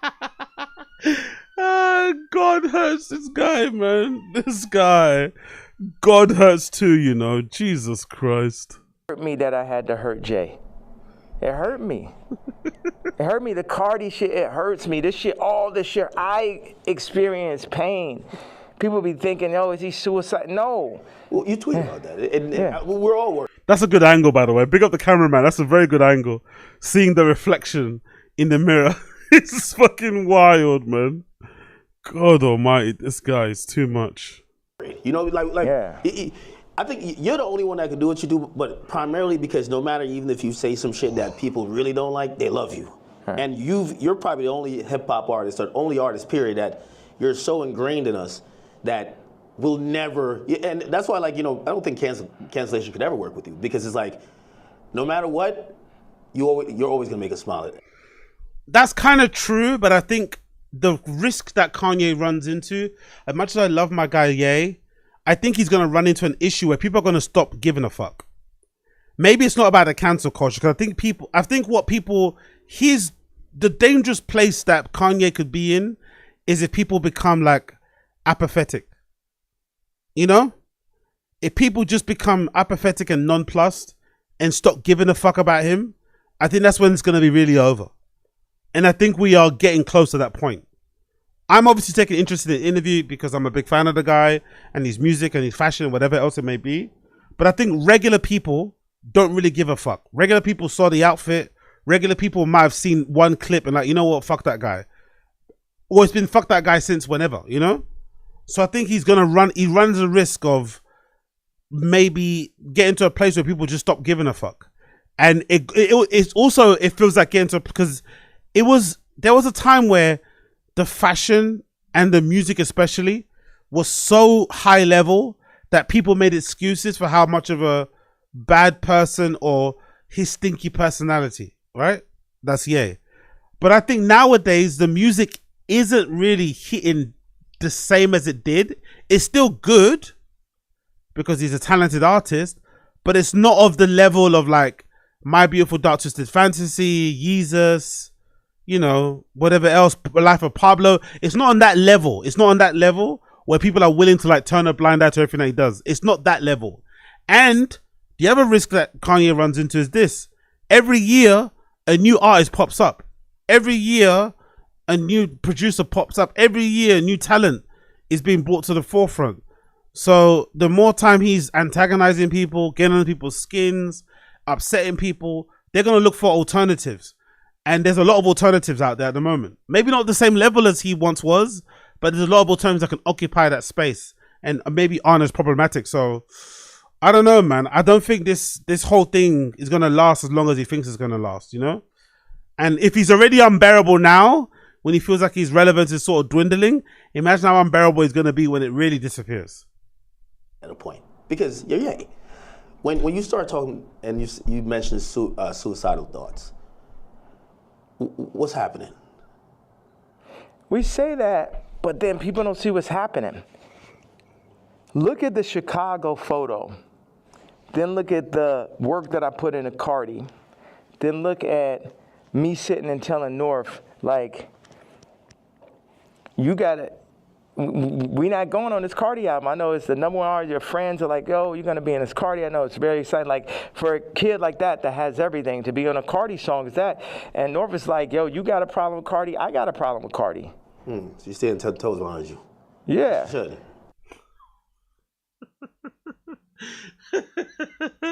She's like 10, isn't it? 11 or 10. And Kanye is getting his daughter involved in his beefs. Oh yeah, yeah. Oh. Yeah, absolutely. And that's what all these faggot ass raps need to understand. Don't get this Disney shit and this Hulu shit fucked up. I'm her daddy. And I deal with pain and I administer pain also. Yeah, me, pink polo faggot, I administer pain mentally. Because none of these niggas is psycho or as smart as me. At least not the niggas. I can't say for the tech dudes. Okay, that's some other shit. But artists be dumb, bro. It's like they can't even fucking count, bro. Jewish people run their whole shit. The lawyers run their whole shit. Our whole shit. Like, the contracts are set up for us to not read it. You know what I'm saying? Like, nigga can't, okay, go out and run a whole record label without a Jewish person. Now take back what I had to say. Okay. You know, start up your whole TV network and shit. Make it run. But no Jewish investors. Let me see how that works. You know what I'm saying? Until motherfuckers could really get their shit together like they Nigerians or like they Chinese or like they're Jewish or like they're the tech Indians or some shit, everything I'm saying, the way I feel, the way I'm expressing, I'm saying, people want to fuck with me, I'm telling them they can't fuck with me. And anybody that ever went against me, and it's the other shit, I don't really have a problem with Kendrick. I would never call Kendrick a faggot. You know what I'm saying? I don't like what happened with the song and that whole idea. I don't like how they used Kendrick. That's right. And also, I don't like him saying he the number one because I'm the number one. So those are my two things. People think that. So basically jealousy. That's jealousy. Yeah, exactly. They feel like what? Even when you criticize the Super Bowl performance, or you're like, man, I didn't like him on Cardi's album. He got too many verses. Like, yeah, he could rap, but we ain't want to hear this shit. Y'all don't go to church? God is an angry God. God is a jealous God. What are you talking about? I'm the closest thing to God on earth, and I act just like how God acts. Like I go up when people. Whatever interview you did previous to the interview of this interview, I guarantee you it's going to be more of a blessing than the previous interview.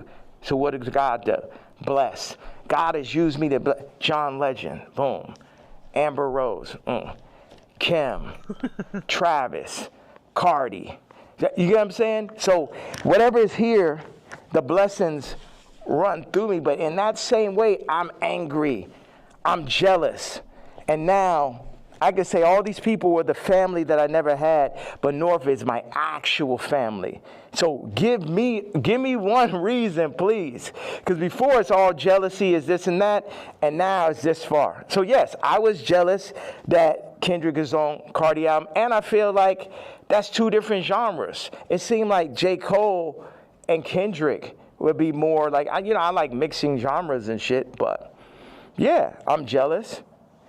Yeah, I'm hearing this shit for the first time. Yeah, I'm not on it. Yeah, this man rapping about Skims. It's like, what about all this shit when I say I don't fuck with rappers? I don't fuck with celebrities. And then I do the Jay-Z tweet and people be surprised. Like I told. So why do you care if Kendrick didn't or Kanye didn't put in the album if you don't fucking rap? Like, huh? I'm so confused. Told you niggas I don't fuck with niggas. Y'all niggas just don't be believing me. I know you got to go music. Next down the album, Bully. I think there's a lot of people who they're like, yo, listen, man, Reyez is going off on Twitter, but we just want the music. We want the music. What's that creative process even at this point? Because there's a whole nother. We should have started right there. There's a whole thing. Creative process. 47 years and multiple lifetimes of creative process to make the top. Right, he's 47. I forgot about that. He's 47. Nearly 50, and he's on this edgelord trolling, antagonizing shit. He's nearly 50, I didn't know he was that old. He's 47 years old. 4 kids. And it's not even like he's doing it for like clout. He's already got all the clout. He's not doing it for the money. He's got all the money. He's just doing this for shits and giggles. Embarrassing himself, embarrassing his family, embarrassing his kids, antagonizing people, getting people fired, like, I don't know, falling out with people, battles, fights, huh? Living, influencer. It was crazy when you said, yo, I've been in this shit 30 years. Cardi, you're a child. And it was like, this motherfucker really been in this shit 30 years. You know what I mean? Like, that is that's crazy. But beefing with somebody that young when you're that old is also fucking wild, isn't it? Being in the game for 30 years and still beefing is fucking insane. Crazy. Yeah. Niggas ain't finna. This is what I'm saying. With the Cardi thing in relationship to music and what you're saying. When I was 14 years old, I was cutting hair. It was a nigga that ran a shop, older gentleman. I came up there, I'm cutting hair. One day I cut like 5 people's haircuts and shit. I probably made, I don't know, maybe I had $100 in my pocket. And then I was running across the street, my honey, feeling so good about myself. And the dude ran out the shop. He said, hey, come back here. He said, show me how much money you made. I showed him. He took half that shit. So I'm saying niggas be using my shop and then running off with the $100. And then what, they gonna run off with the $100, show back over my daughter while they at it and shit? No, I gotta go to the back at that point. Niggas know damn well, it just became a thing where it's like, this is what we gonna do. We're gonna use Jay for this. I'm like, no, nigga, fuck all these niggas. It's because Virgil made it look like that's what you're supposed to do. Niggas used to call me like, yo, you're a platform. I ain't a platform. These niggas not better than me. These niggas, nigga has yet to make a better product. Oh, why is he taking offense to Virgil working with him, taking what he learned and then building his own thing? So he expected everyone to be subservient to him. I always thought Ye enjoyed the fact that he birthed so many people. That out of his clique, like he's the one responsible for like platforming Heron Preston, Matthew Williams, Jerry Lorenzo, Justin Saunders for Jound, right? Virgil, of course. Maybe even people like Bari. I'm surprised that, because at first it gave the impression that he was proud of the fact that he launched all these people's career. Like all those guys went with him to Paris Fashion Week. They were the outcasts. They took that famous picture. And they all went on to like do their own thing. Bin Trill, have their own brands, Alix, working with Givenchy, working with H&M, working with Gap, doing all this fucking amazing stuff. IKEA collaborations, blah, blah, blah. New Guards Group. I always thought he loved that, but I guess he didn't. I guess he actually didn't really love that, really. Fucking bizarre, man. Yo, big up King Bayou. Kanye really has some self-confidence issues, man. Not even self-confidence. He's just like greedy, bro. He's fucking greedy. He wants all the attention. He wants all the limelight, all the love, all the things on him. He's kind of greedy. I didn't know this about him. I'm not gonna lie. I didn't know he was this level of greedy. I'm not gonna lie. I did not know that. But big up King Bayou. Appreciate you. Take the Louis Vuitton Dons and take every Virgil sneaker, and you can have a choice. Every single Virgil sneaker ever made versus the first sneaker I ever made. I'm not gonna lie. I'm taking the Virgils. I'm not gonna lie. As good as the Louis Vuitton Dons were, I'm taking the Virgils over the Louis Vuitton Dons. I'm not gonna lie. I'm taking the 10s. I'm taking all the 10s. If that includes the 10s, I'm taking all the 10s.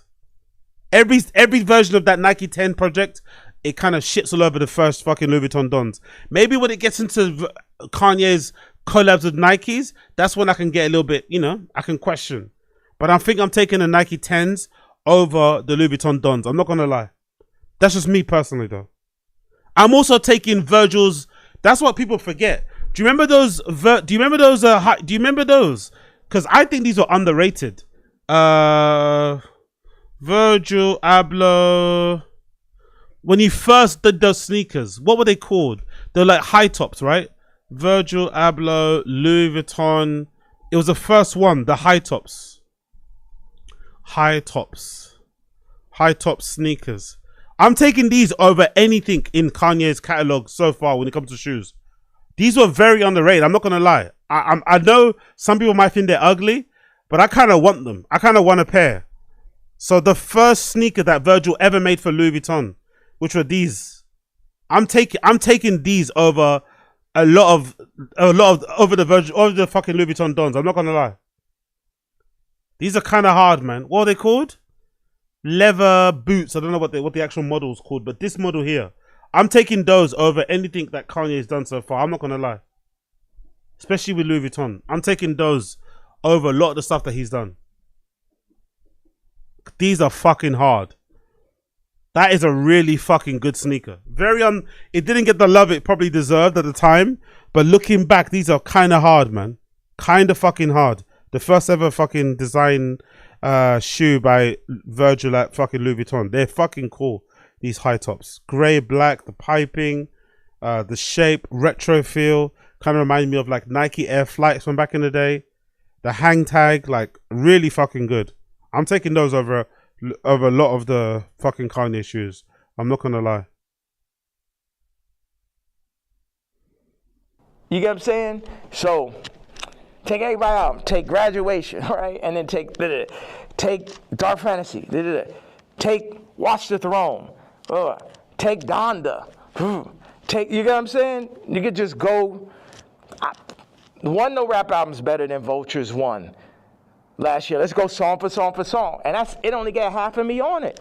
You did that in cancellation. How hard is it to, if they're saying, DSPs are saying, well, we're not distributing that. Or not DSPs, I mean distributors. They're saying we're not distributing that. I don't know if you get flagged from the DSPs who have to, then put it up on their streaming services. But like it feels like the things in between getting your product to people, those for vultures especially, there was a lot of people running out of the way. You still got it up, right? Still got nominated for a Grammy, which by the way, like again, I know you got cool. It just brings up like 15 different more artists. Like the Grammy was crazy. How could I not? Yo, you gotta come to Japan, bro. I really gotta make this. No, I know. I'm serious. Like y'all should come out there. I know. All right. Go to Japan, Akademiks. Go to Japan, man. Go to Japan. All right, man. I appreciate you, All brother. right, thank you. Thank you. I appreciate you. Where you going out to the airport? What was you thinking the whole time? He's like, man, that nigga needs more security. No security could like fucking stop those interviews. Yeah, I'm headed to the airport. You run out of thing, right? There's. How much I got of that? Oh no, everything is there. It's 64 minutes. All right. Yeah, that's what somebody told me. I'm shocked. Why don't you move around with security, man? I have security, but I thought, but I always heard that you never did that. Where I thought that I would come in here, you have 15 assistants, 15 staffers, you have all type of shit going on. You get what I'm saying? Yeah. As opposed to. Well, millionaires usually just have it's a lot of fluff, right? And it's just like, you just have people just to wait around. Yeah. That was nice with the, Him taking off the fucking costume is hilarious. No, keep it on, Kanye. If you're bad, if you're a bad boy, keep it on. Go to the airport with that on. If you're a real bad man, keep that outfit on and go to the airport. magnet? Yeah. Like, they usually have just people to wait around on them, and it kind of creates like almost like a bureaucracy where it's like, hey, if you want to get to the guy, you get to this guy who then talks to this guy and this girl and this person, then you get to them to make a decision. You get what I'm saying? Yeah. And that's when you end up getting me too, because the person starts. Oh, it's a kill. Like they got too much power. Oh, it's a leather kilt thing with a Velcro thing that goes around his waist. That's pretty cool. That's how he designed it. Okay. He's just got a simple bag. I don't know where the bag's from. I wonder what bag the brand is from. What brand the bag is. But yeah, he travels very light, doesn't he? Not much with him, possessions wise. Phone, that games console thing, and his clan outfit. Lovely. Power and shit. That's like I had an assistant. I knew she thought she made when she started saying copy. Well, I mean, if you let her ask you for $3 million, like, you should have said, you bugging the fuck out. Like, oh, they're talking about that assistant, isn't it? That assistant with the really big tits. That one that said, Ye sexually abused her and shit. You said I knew the shit was crazy when she said copy. I mean, that's that person in the middle type of conversation.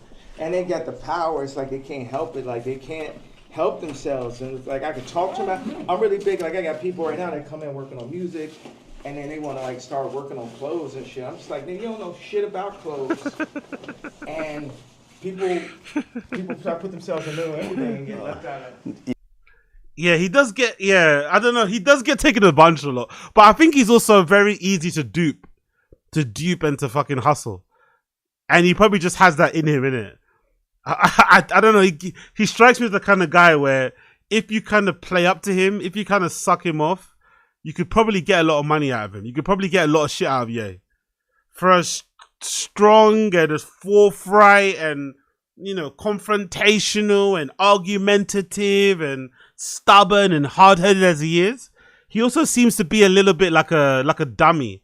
He can get taken advantage of pretty easily, Unfortunately, I bet you he's got a ton of people on his staff right now who are invoicing him for a salary and he has no idea what they're fucking doing, I bet you there's a ton of people claiming money off of or earning money from Ye and he has no idea what they're doing. He doesn't even probably see them day to day.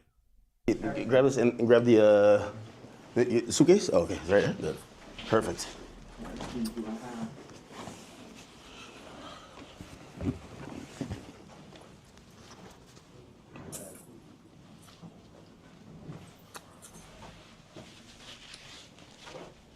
He did it, man. Big up, honestly, big up Akademiks, man.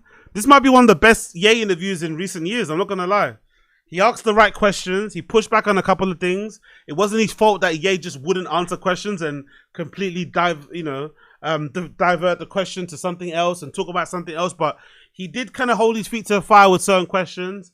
He asked the right questions. I feel like the only thing was missing was maybe some more conversation around Bully the album and maybe Vultures and shit and what happened with that.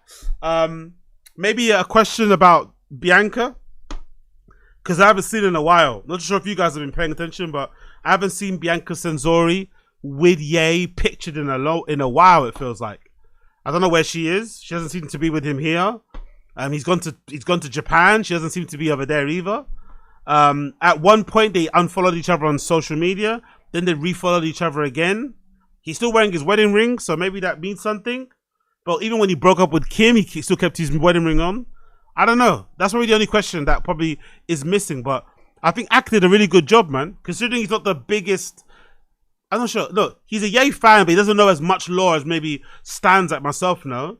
He did a good job. He did a really good job, Akademiks. You have to give it to him.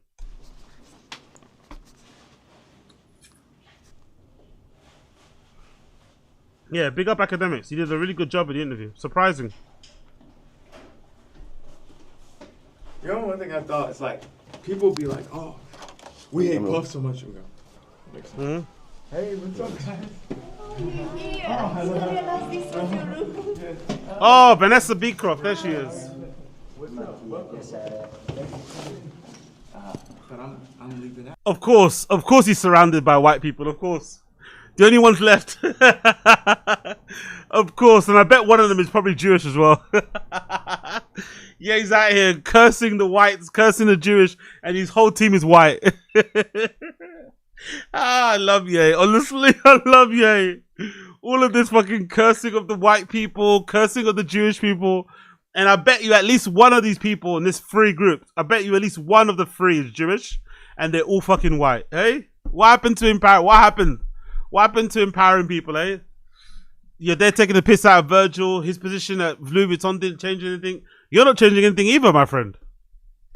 Where'd you guys? We were preparing for the leaving. And you missed it. I had my black KKK leather outfit on. You wearing it? You wearing it? Check this out right here.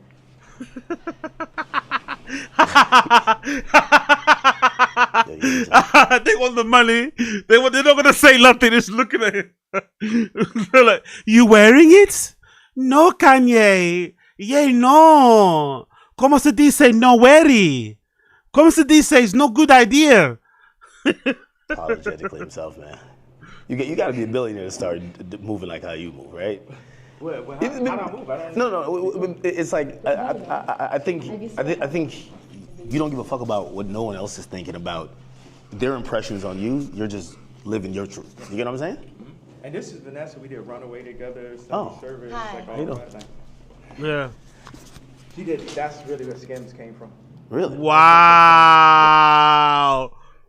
Whoa. That's where Skims really came from. God damn it, he fucking hates Kim, innit? He really hates Kim. That's where Kimono, also known as Skims, came from. Vanessa Beecroft. I guess you could say that because of her, how she does her, performances and shit, right? How she orchestrates or does the choreography. Because she's the one responsible for all that sort of stuff. Wow. That's interesting. Skims came from Vanessa Beecroft. Ah.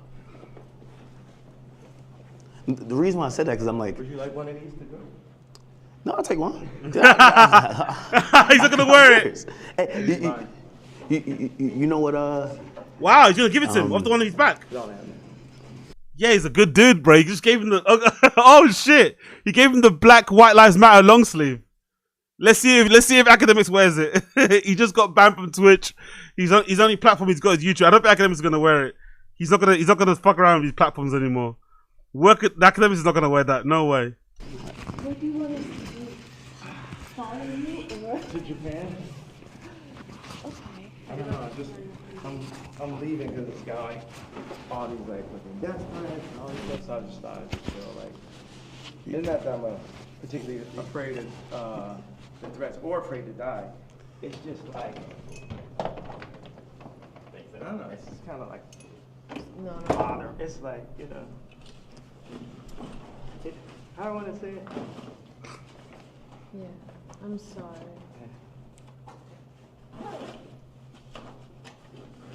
You're like, you like flying You know private there? what's worse than a death threat? A hospital threat.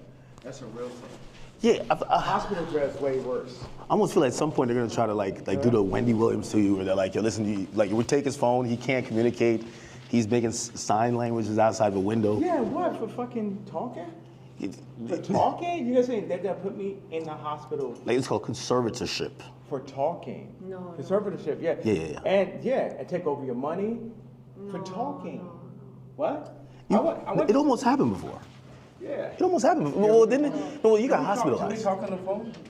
Can I have to go? We do what you need, okay? We Okay. can come with you. We're with you. To Japan? Okay. Of course they're coming with you. We come with you to Japan. Yes, of course they come. There are certain people. That's also an ability, by the way. That's also a talent. Knowing how to like just stay near somebody great and just hang around. You know, just hang around. You get everything comped. You get flown everywhere. You might be put in a position where you might be pressured into canceling them and kind of, you know, disowning them and shit in public, but you resist the urge because they're going to keep you employed forever. As long as you stay by them, that's just one thing about Ye. If you do stand by him, if you don't publicly disown him or disavow him, he is quite loyal in that respect. He'll keep you on board, you know? You just have to stay the course. No matter what crazy shit he says, you just have to stay the course. Keep your head, you know, down. Don't vocalize, don't unfollow, don't do anything crazy. And he'll keep you employed. You'll fly around the world. He'll give you free Yeezys. You'll hear Bully first before it comes out, you know? But you have to you're gonna be challenged. You're gonna be put in a weird position at a lot of times to think, oh my God, should I be endorsing this shit? You're gonna be put in a weird predicament. If you stay the course, it's gonna be beneficial. If you don't, ugh. We should figure out how to shoot boy, like Tell start me shooting. everything you need. We do it. Yeah, because Gabe has some good ideas for that. Rico, you could have skipped. Come in, close on the Rico, no, you can bring it on the next one. All right, hop in. Yeah. You got it? This one, Unforgiving Doors. That way you could keep recording. Yeah. I wanted to say this about why do I talk so much in these interviews, or why do I express myself so much on damn, I gave my KKK outfit. It's fine. I'll get it up. Oh, you just gave it away? No, they work with me. Okay. But it's okay. You know, 50 said I let my watch talk from a chain. Yeah. Talk one blind. What up, homie? It's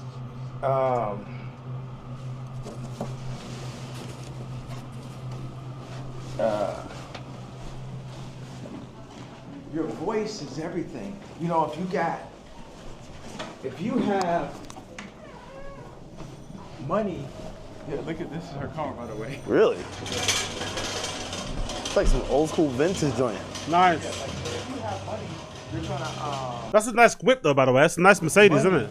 That's a beer cross Mercedes. Look at this is her car, Really by nice. the way. Really? It's like some old school. That's pretty cool. That's a pretty nice car. I'm not gonna lie. I like the slightly tinted windows towards the back. I'm not sure what version of a Merc that is, but it's really nice, by the way. Vintage joint. Yeah, like if you have money, you're trying to you might buy a car or a watch, a house. So when somebody comes to your house, no, you black, white, Muslim, whatever, people are gonna see the car, they're gonna see the house. It's just the nature of man to do that. But what happens when you had billions, then lost it, then got it back, families, lost it, say so over your kid's name and likeness, all that. Then what do you have left at that point? You got your this voice, like, yeah, my book got distracted, but I want to say this thing, whether I'm shadow banned or not, to have this idea that somebody's hearing it, 5 people are hearing it. You talk to Elon? Like, because I feel like Elon is like, yo, listen, I might got to put some labels on it. I'm not going to kick you off of there. Remember, I got kicked off for just posting one thing last time, like 3 years ago. Yeah. So now that I've been able to do it, it's like somebody getting used to money. Like if you think, it's like what y'all got is like 5 weeks straight. Hey, yes, man. 5 weeks straight of Beyonce had the best video. Think about that moment. And I picture that not let up. It's like having money, like me, it's like having money for real. It's like freedom to talk. You know what I mean? Because they'll be. But that's the thing though. Why does your talking and that freedom always have to be mean shit? Why can't it be like uplifting shit? Why is the freedom to say what you want always the next thing you say is like hate speech? The next thing you say is like denigrating a whole group of people, insulting people, you know, mocking people. Why is that the version of fucking free speech? Why can't free speech just say and empower people, uplift people, love on people, send out a nice positive message? I don't know, uplift people. Why is it always denigrating? Why is it always kicking people, punching them, hurting them? It's like, what? Like you, okay, that's enough. Your Grammy Award speech is up. Don't say that. You said that. You know what I'm saying? So now you're experiencing someone who just say everything they want to say, and a lot of people can hear it. And so he can say what he wants to say, but if you say what you want to say, he gets annoyed and gets butthurt and gets offended and gets pissed off. I won't give that up for my life. I give up my life before I gave that up. And then what makes it so funny is like the Jay-Z tweet, Jay-Z's kid tweet makes the Nazi shit not even seem so bad. Every week it's Why is he smiling about that? Why is that a good thing? The Jay-Z tweet about his kids being redacted properly doesn't seem that bad now because of the Nazi stuff. That what? One horrible tweet cancels the other horrible tweet, right? If you just say loads of dicey, questionable things, eventually you'll end up saying something that makes the other shit not sound that bad. I guess that's a good thing, I guess. I feel like people feel like that was like probably the worst tweet you've said. or the best, or the strongest. Yeah. Yeah. Are those shorts? Fucking hell. Probably the worst tweet you've Look said. at boxers, isn't it? Or the best, or the strongest. Look at that nigga's shorts in the back. They look like fucking boxers. God damn. How do guys wear shorts that small? My piece will be hanging out. My thighs will be all over the gaff. Like how? How's he got on shorts that small? Look at those things, man. They are tiny. I wish my legs could. I wish I could fit shorts that small. They look like legit boxers. Look at them. Yeah. All right, one more. I'll be saying all kind of like hit me anytime. Victorian shit all the time, right? Like exile. I'm Yeah. Oh yeah. That was epic, man. That was epic. He didn't want to take that, did he? He gave him back his clown outfit. Yay, here's your leather clown outfit. They told me to give it back to you. Be safe, man. Suburban. And that's it. To be fair, that is a dream. I'm not going to lie. I've never been able to do that. I've never been able to. I guess it's better when you're rich because you can just buy everything when you're there. But being able to travel like long haul flights and not carry anything, no check-in luggage, no fucking cabin luggage, just a backpack. Just a backpack is pretty much a big flex. I'm not going to lie. I've never been able to do that because I always overpack. Even on weekends to Berlin, I fucking checked in luggage. So that's pretty sick to be able to just pick up a bag and go wherever, you know? Nomad life. What?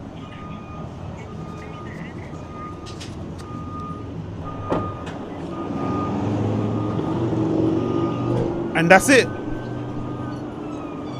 That's the interview. Okay.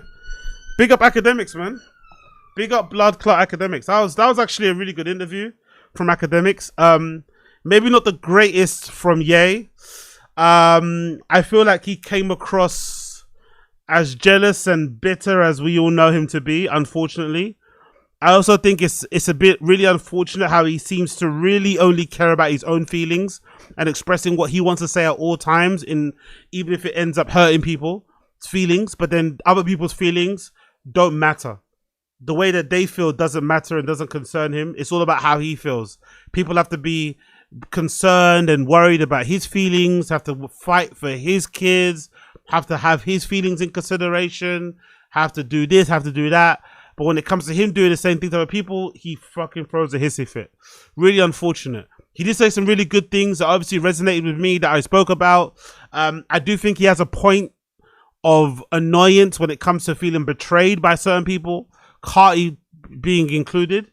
He has a valid reason to feel betrayed by some of his old friends. I feel that. But I also feel like he's put people in a position where they have to pick a side. He's been so controversial over the last few years.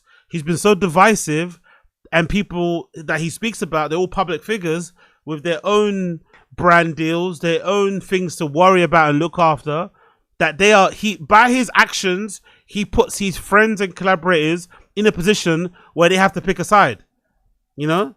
So his freedom and willingness to push the envelope, to say the thing that people don't want to say, to be politically incorrect, to upset people, to ruffle feathers, to align with some very nefarious people and shit, to endorse some crazy shit. Obviously, he can do what the fuck he wants because he's got the ability to do so, but it's unfair to expect his friends to stand by him when he's doing that. I think that's really unfair. Do what you want to do. Even if I don't agree with it, do it. But don't expect me to kind of ride with you all the way until the end, especially when it's going to impact my life and it's going to disrupt the shit that I have going on. That's a little bit unfair.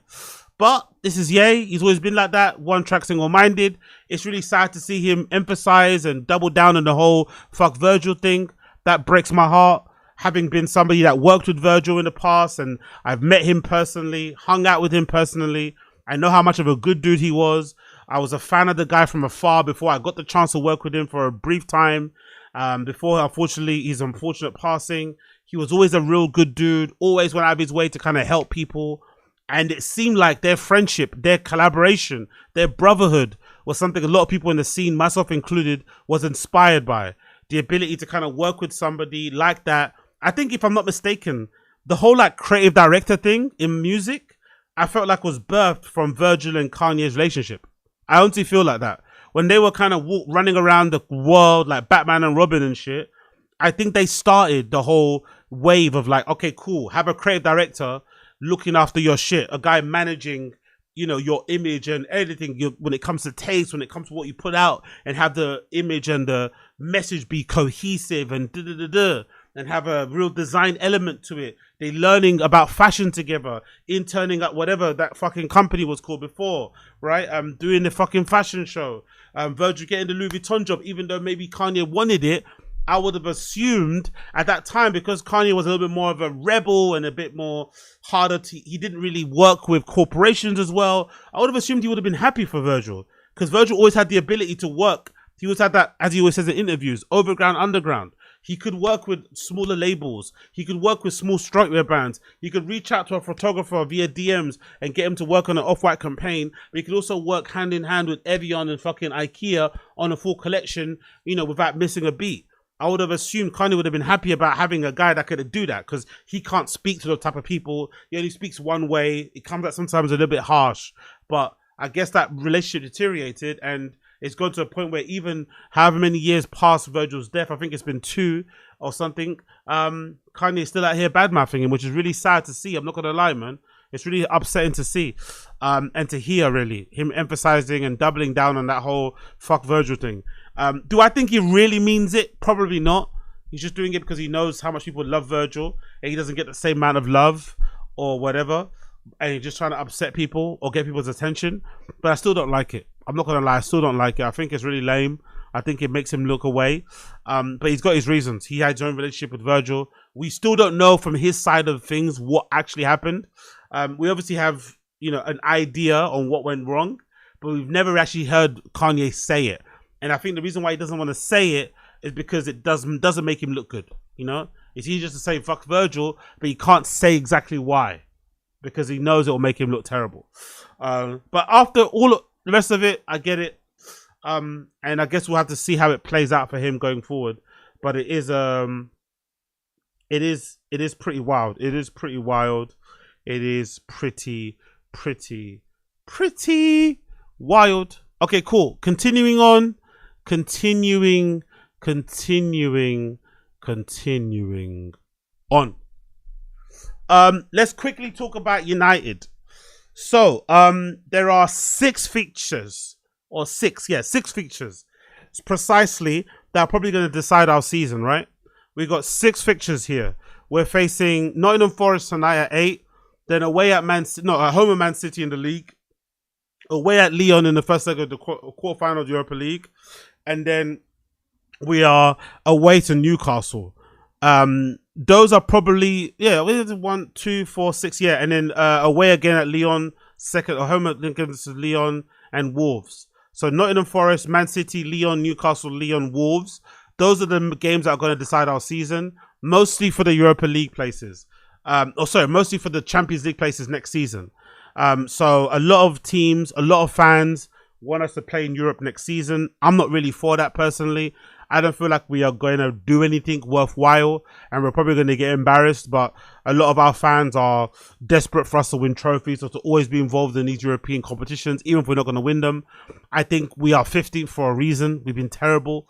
I think Amorim has been very underwhelming, considering he came in with a big reputation, and we sacked Erik ten Hag mid-season because he was underperforming, and the idea of getting Ruben Amorim in mid-season was so he can kind of salvage the season and get us to finish as high as possible up in the league. That didn't happen. We faltered, we stumbled, players left, players got iced out. We didn't really sign many players either, and we're in a position now where we're trying to salvage the season by winning a Europa League, which is not easy, and we're also facing a very difficult opponent in terms of Lyon. So I don't understand the optimism. I don't understand the entitlement for some of our fans that legitimately think we have a right to say that we should be winning these type of games, when it feels like the season has been very obvious that we've been under par and that we belong where we are in the league. So, I'm a bit nervous. I'm a bit worried, especially because I feel like this team is only a couple of bad losses away from imploding. So I'm not at all confident about these games going forward. But we've also had a lot of time on the training pitch. A lot of fans, myself included, were saying that I wanted to be out of Europe. I wanted to be out of a lot of competition so that the manager could focus on the training ground. We've had that time. The international break probably came at around the worst time possible for us, because it meant that we had all that momentum kind of went away, which we kind of built up before the international break. So it's going to be a bit of an effort to kind of get that going again.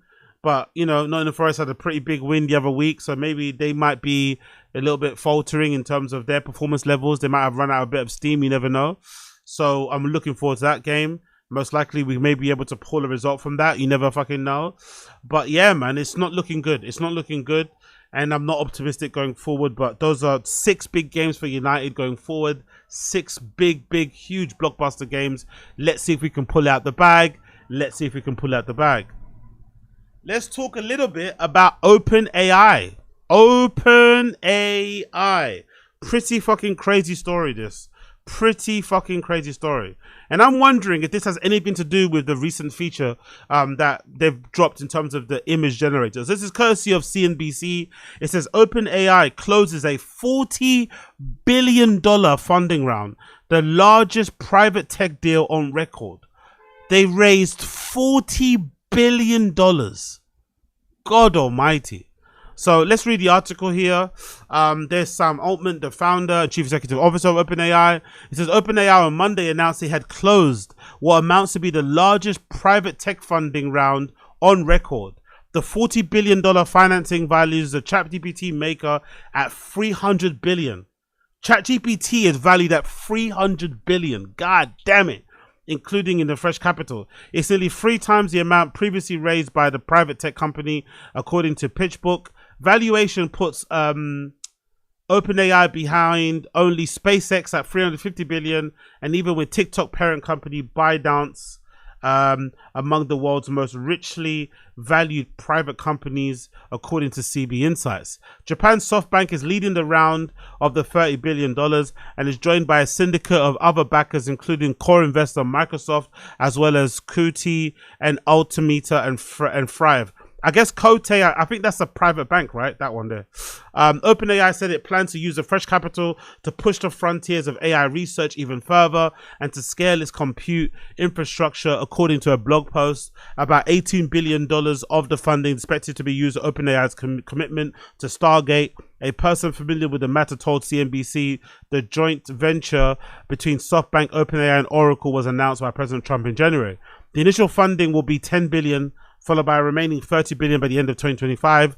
But the round comes with a caveat. SoftBank said that it updated disclosure on Monday that its total investment could be slashed as low as $20 billion if OpenAI doesn't restructure into a for-profit entity by December 31st.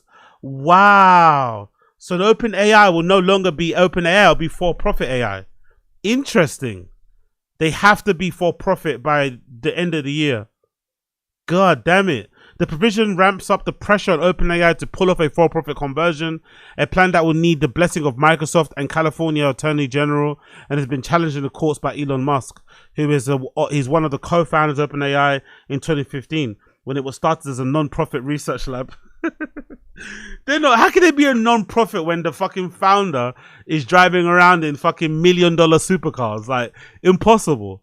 Imagine, non-profit research lab has now turned into a $300 billion AI company. Wild times. Company's current unusual hybrid structure includes a capped profit limited partnership created in 2019. The original non-profit is the controlling shareholder and will be spun out as an independent entity if the company can restructure. OpenAI's venture backers have received convertible notes and would turn into equity. The largest private deal prior to OpenAI's round was Ant Group's $14 billion capital raise in 2018. After that is Juul Labs. Juul was valued at $12.8 billion in 2018. God damn it, bro.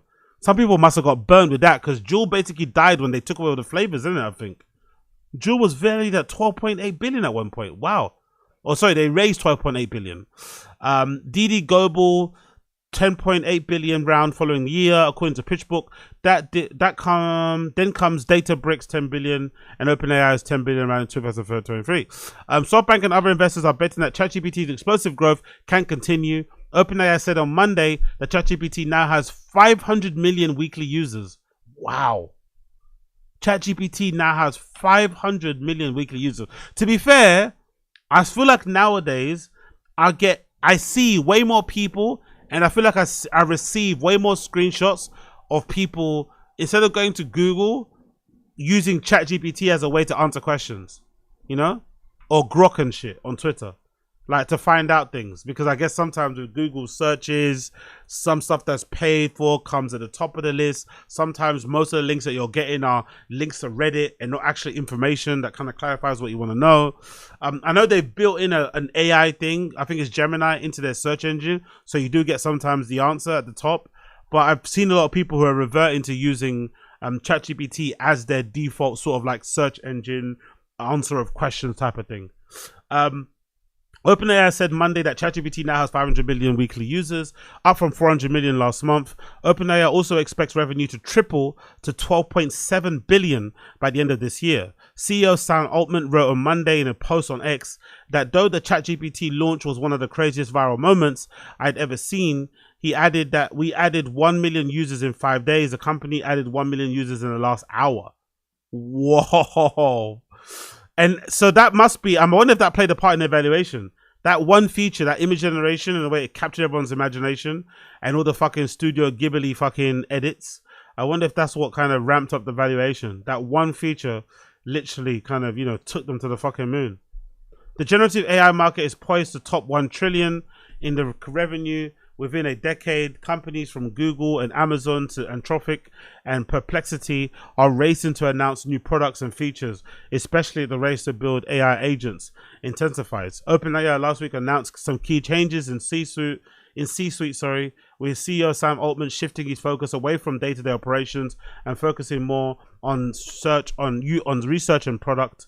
Operating chief Brad Lightcap's role will be expanded to oversee business and day-to-day operations.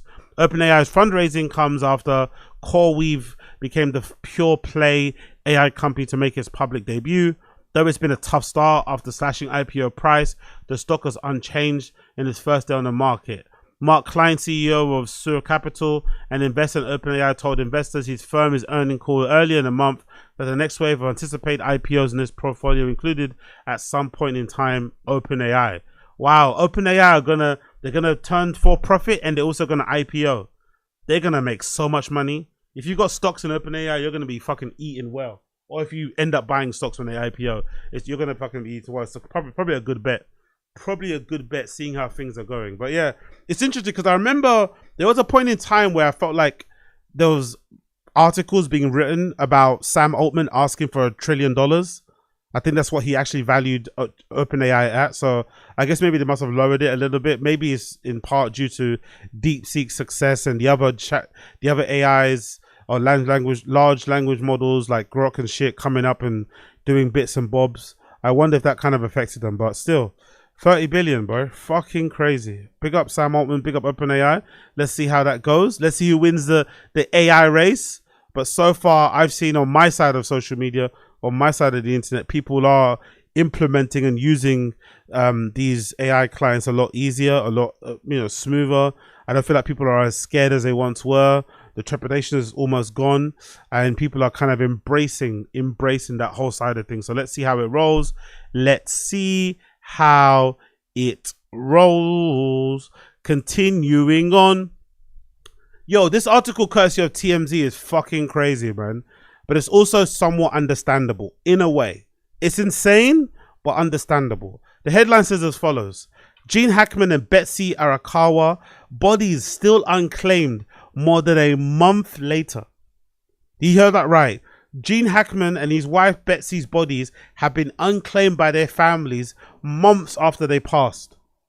And they passed in a really tragic fucking way. Wow. Courtesy of TMZ. Gene Hackman and his wife Betsy's bodies are still unclaimed more than a month after their tragic death, TMZ has learned. TMZ reached out to the Office of Medical Investigators in New Mexico, and they confirmed the list of unclaimed descendants is updated online every Monday. Gene and Betsy's names appeared on the list on March 24th, and they're still there as of today. God damn. Officials tell us that it's not unusual for bodies to remain unclaimed for a month after dying. It's unclear why Gene and Betsy's bodies are unclaimed, but it's possible that the family is still making funeral arrangements or finalizing plans. Doesn't sound like it to me. Gene had 3 kids, a son Christopher and 2 daughters called Leslie and Elizabeth. The sisters have spoken out in press after their father's death, who left all of his fortune to Betsy, who also passed away. Hackman's had spoken out about his tough relationship with his kids, admitting over the years that he wasn't around much when Chris was growing up, but he did get close to them in the later years. Gene and Betsy's bodies were discovered at their Santa Fe home in February 26. One of their dogs was also found dead nearby. So what people are assuming had happened is that there is a suggestion that exists out there that Gene Hackman left the mother of his kids to marry this woman called Betsy. He fell in love with her and he left his family behind, which is kind of mad, right? To just walk out on your family and not take any active role in trying to be in your kids' lives. It's one thing to leave the mother if your relationship is kind of deteriorated and you fall in love with somebody else, love is love. But to not want to have a relationship with your children is pretty insane. Maybe the mom conspired against him and pitted against, I don't know. But he got so bad that even in his death, his kids don't claim his body. That's how bad it got, That's how bad it got. It got so bad, or it's at such a bad place that's where it's at. And the reason why I said it's understandable is because I feel like the only people you could really hate to this type of level, unfortunately, is your family and maybe close friends. Those are the only people that could hurt you in a way that you would hate them even on your deathbed, to the point where you wouldn't even put them in your will, Because that must be a real level of hate. That even though his relationship with his kids improved in his old age, he didn't once update his will. He left all of his fortune to his wife. and that's it. And his kids had no involvement in his life, to the point where his bodies, or their body of Gene Hackman and his wife, was found only like a week after they passed. I think some people alleged, or some people had the feeling that it was some sort of like nefarious thing, that maybe the wife had killed him or whatever. But I think once they done the pathology report, they find out, or the toxicology report, I think they found out essentially that the wife had died of natural causes, but Gene Hackman was suffering from Parkinson's or dementia, one of those type of things, and she was his main carer. So he was in the house for 1 week alone, not knowing how to look after himself, and he eventually passed away too. And the dog, I'm assuming, probably the same thing, with no one to feed the dog and shit. The dog fucking died. So it's a really tragic, series of events, and the bodies are still unclaimed. It's fucking tragic, man. It makes you, because some people love to say, oh, let bygones be bygones when it comes to family and friends. But I think it's easier said than done, you know, because only friends and family could hurt you to a point where you could take that bitterness and anger to the grave. Only a family member or somebody that you's really close, like a best friend, could do that to you. It's insane, because I could never imagine myself doing what his kids did to Gene Hackman. But I also don't know what was going on in life, because I can't imagine how hurtful it must be for a parent to walk out on you, to just basically abandon you, and to start a new family with this wife, and kind of gallivant the wife around town, be in all these galas and these press things, and basically act like you don't exist, That's going to hurt to a level where you could probably never get over it. And you went through that, no matter what people say on the internet, like myself, no matter what comments people make on social media, no matter how much people try to make you feel bad, you're the one that went through what you went through, so you're never going to get over it, which is probably what led to the situation that we're in now. So really tragic situation all around. Sad to fucking see, but I guess somewhat understandable given the fact that Gene didn't put them in the will, which is maybe an illustration, a representation of how deteriorated their relationship must have been. But RIP to Gene Hackman, RIP to Betsy Arakawa, RIP to them, RIP to them.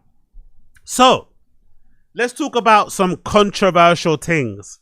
So, are you guys aware that everybody is out here cancelling Boiler Room? Are you aware that Boiler Room is being cancelled at the moment? If you're wondering why Boiler Room is being cancelled, they're being cancelled because of their alleged ties to the IDF. Their alleged ties to some weapons manufacturer, which is a weird one, because I think Boiler Room has been sold like 4 times.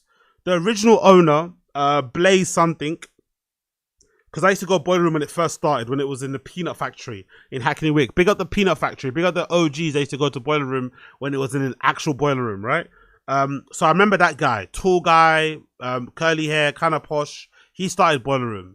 And I remember even when he started Boiler Room, there were people that were saying negative things about Boiler Room because he came from an affluent background, which I never understood, basically, in my opinion. I never understood why it was an issue for somebody in the scene to come from a rich family, rich background, but use that wealth to better the scene, to help the scene, to promote people, to give people a platform. I never understood that. But if you remember, in the early days, Boiler Room was used to get a lot of hate because of the founder being from an affluent family. His family has a Wikipedia and shit with links on it and shit, whatever it may be. So proper wealthy, not even rich, like wealthy shit.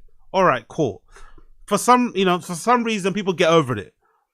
And Boiler Room ends up being one of the premier places to promote people and platform artists and DJs and boost their careers. I think one of the major people I think of who kind of really saw Boiler Room transform their career was Jada G. I think Jada G's set at Dick Mantle kind of changed her career, and she kind of went on to do amazing things after the fact, right? And then I think around that time, when Boiler Room was becoming a thing that would really propel people's careers, there was another cancellation of Boiler Room where people started to argue that Boiler Room wasn't paying their artists.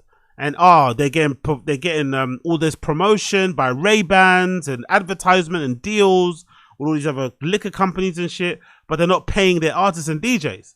And I always thought that argument was also unfair, because I'd imagine running Boiler Room is probably there's probably a hefty bill involved in running Boiler Room as a company, as an operation, as a production. It's not cheap, I'd imagine. From the small bit of experience I have working closely with people who work in film and producing and have cameras and all this malarkey, I know that shit is not cheap. So I'd imagine running Boiler Room, the streaming equipment, the camera equipment, the lighting, the venues, all this sort of stuff is not cheap. So I didn't really think it was much of a problem that they didn't pay people, because I'm assuming they probably covered travel, they probably covered accommodation, they have to hire the venue. And it also is one of the only platforms that can legitimately say the opportunity probably outweighs the money they could ever give you anyway. Sort of similar to Berghand in a way.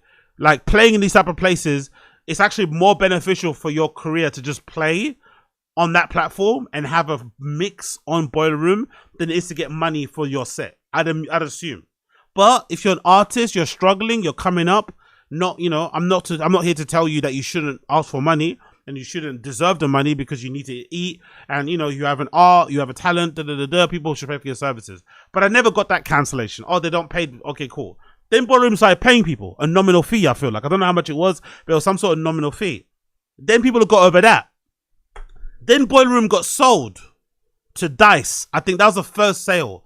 And people weren't happy with that, because I remember Dice didn't have the best reputation in the scene. I'm not too sure if it had to do with the founders or whatever, but Dice wasn't well regarded for whatever reason. I don't exactly remember the reasons, but I'm thinking back to many, many years. So they sold it to Dice 100%. Then they sold it to another company, and then they sold it to another company. And this final company they sold it to is the one that people have issues with. So Boiler Room has gone through several ownership, several hands, 100% ownership. But I feel like, in my personal opinion, the product hasn't suffered. Even if they've sold it to different parent companies who maybe have different political leanings, I don't feel like they have imposed some of that onto the platform. Like, in comparison, look at Whore, right? That Berlin toilet platform, right? They kind of shot themselves in the foot because they aggressively went after people that were promoting like a pro-Palestine message on their platform, which I get because the founders allegedly are Israeli, right? So I understand why they were uncomfortable with having DJs on their platform promoting pro-Israeli messages when they were like, hey, we're pro-Palestine, we're Israeli. What happened on October 7th was not cool. We're not going to have you promoting Palestine and in a way, you know, being pro-Hamas, whatever it may be. But they were physically taking streams down. They were telling people not to take off their scarves and not wear certain t-shirts.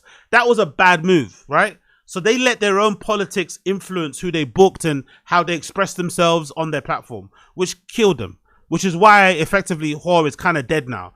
Big DJs don't really go on there anymore. If you check their, you know, it's kind of sad because I feel like a lot of DJs that they're platforming now are probably quite good, local people coming up and shit, but no one gives a fuck because all the big stars aren't going there. You kind of need the big stars to kind of give the smaller people a shine.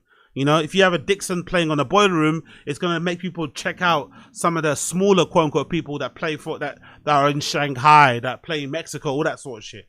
So Whore kind of shot himself in the foot by allowing their political leanings to sort of influence who they play, who picks who plays, how they play, what they wear. I think Boiler Room's done a good job of being somewhat politically neutral, even though they are owned by people who have a very clear preference of who they kind of align themselves with and shit. So it kind of feels a bit out of order. It kind of feels a little bit over the top. It kind of feels a little bit unnecessary to cancel Boiler Room because of who they're owned by. Because I don't feel like the operation, the day-to-day running of Boiler Room, or the platform that Boiler Room has created has been impacted by who it is owned by. Yes, you can be upset by it, but I don't feel like it has affected people's ability to say pro-Palestinian things on a platform. And I don't feel like it's affected their ability to play on there either. It's still helping people boost their careers. So I don't feel like a boycott of Boiler Room is actually going to do what people think it's going to do. That's just my personal opinion. I could be wrong, but I don't think that's to be the case. Anyway, one of the first stumbling blocks happened with this news here. Courtesy of Mxxxxxx, sorry. It said daytimers withdraw from Lost Village and Mighty Hoopla slots over Superstruct acquisition. So let's read the actual article here, courtesy of Mxxxxx. Apologies for the microphone bump. South Asian Underground Collective daytimers pulled out of an appearance at the Mighty Hoopla and Lost Village festivals this year due to promoter Superstruct Entertainment acquisition by private equity firm KKR. So I think that's the one that is owned by people of Israeli descent or whatever. Oh no, people that are funding Israeli weapons and shit. I think so. Daytimers announced the news via a post on Instagram on March 17th, saying, in light of KKR's acquisition, Daytimers are dropping all commitments related to Superstruct's own events. We will find ways to communicate our goal of platforming South Asian artistry without letting our spaces be complicit in the genocide. They continue. Superstruct is a live entertainment company behind 80 festivals across Europe, Australian focused festivals, including Mighty Hoopla, Lost Village, Field Day. So if you go to Field Day, you are basically funding IDF, DGTL, Crush Tracks, Brunch Electronic, and recently they acquired Boiler Room from Dice. The company was acquired by KKR, the world's second largest investment firm, in 2024 for a sum of 1.3 billion. Joining several controversial projects in KKR's portfolio, including weapons manufacturer Serco International and Coastal GasLink Pipeline, an organization linked to illegal Israeli settlements in the Palestinian territory. So if you are politically motivated and inclined, I understand why you have a strong position against this, because basically if by supporting Boiler Room, you are directly supporting the occupation of Israeli settlements in Palestine. You are directly there is no if, buts, or maybe. So if you are politically motivated, you should be boycotting Boiler Room. You should take a hard and fast line. But if your career is as a DJ, you should be a little bit cautious about making such a hasty decision, because boycotting Boiler Room isn't really going to do anything for the people in Gaza. Unfortunately, we really hope it does, but it won't. You're better off donating money. You're better off supporting certain causes. You're better off flying there yourself and getting on the ground level and actually helping people. But I don't think not watching Boiler Room, unsubscribing from Boiler Room, disliking Boiler Room sets is actually going to change anything. It's not. It really isn't, in my personal opinion. So I think DJs and artists should be a little bit wary of going there, especially because most of the people that I've seen boycotting Boiler Room are black and brown folks who are very, principled in their stances. But there's also a reason why our white Caucasian counterparts aren't making those hasty decisions or aren't going out and saying, I'm cutting off all commitment, because it doesn't really do much, It doesn't really do much. You are maybe, I guess, virtue signaling for the crowd, but really and truly, when it comes to actually affecting change and helping the people that you want to help, is it really going to help if you don't play on Boiler Room? Or is it just going to hurt you in your career, or, delay the opportunity for you to kind of get a bit further, or to maybe you to have an ability to connect to bigger, to more fans, to build your profile, to become a big artist, all this sort of stuff. I'm not really too sure. I guess it's something that someone has to kind of answer for themselves on a case-by-case basis. In their post, Daytimers went on to detail that they stand by our commitment for the Palestinian struggle, to indigenous lives across the globe ruined by the extraction, and for those designated disposal by the forces of capital. We encourage our cultural actors to do the same and to stand with organizations in the process of disengagement, joining us on this action of solidarity in the coming weeks. They said we deeply sympathize with workers caught up in this acquisition beyond their control. Exactly. And that's a really heartbreaking thing, because people at Boiler Room are probably now being looked at a certain way, and they just work a job. They're trying to earn a salary. They don't really have any say-so in who gets acquired, how they get acquired. They're just trying to pay their bills. And now they're being kind of thrown in on the deep end with this whole shit. And it's not really their fault. But let's continue on with a few other bits and bobs here that I want to cover. This is a statement courtesy of Boiler Room. So even though they are owned now by this group, right, KKR, that are directly funding, weapons manufacturing, all this other acquisition in Gaza, Israeli-owned occupation of Palestine and shit. The Boiler Room staff still have enough sway that they can make these statements, even though the owners of the company probably don't agree with the statement. So I think that goes to show that the ownership and the people that work behind the scenes to make Boiler Room what it is are completely detached, and one thing doesn't influence the other thing. I think that is something to be somewhat, credited to them, right? That people are able to kind of work there, have a very clear political opinion and stance, and not have their overlords, their bosses actually influence which way they say or which way they lean, what things they say and don't say and whatever. But, you know, I could be wrong. So this is courtesy of the Boiler Room Instagram account. On ownership. In September 2021, Boiler Room was acquired by DICE. All prior investments were removed from the business and a new board was formed. At this point, DICE owned 100% of the company. So 100% was sold. In January 2025, DICE sold Boiler Room to Superstruct, in the second largest festival group in the world and who themselves are owned by KKR, which has investments in the categorically do not align with our values. And our, I mean, I'm assuming they mean Boiler Room staff. No Boiler Room staff at any level, any ownership or voting rights in the company and had no control over the sale. Let's repeat that again. No Boiler Room staff at any level held any ownership or any voting rights in the company and had any control over the sale. We are also unable to divest because we have no say in our ownership. They can't even divest. They have no say whatsoever. Next slide. Boiler Room has been through various changes in control, investors, board and ownership. And through this commitment to editorial independence, Palestine has never wavered. No investor, past or present, has ever influenced our output. This will never change. Exactly. And that's something that should be celebrated.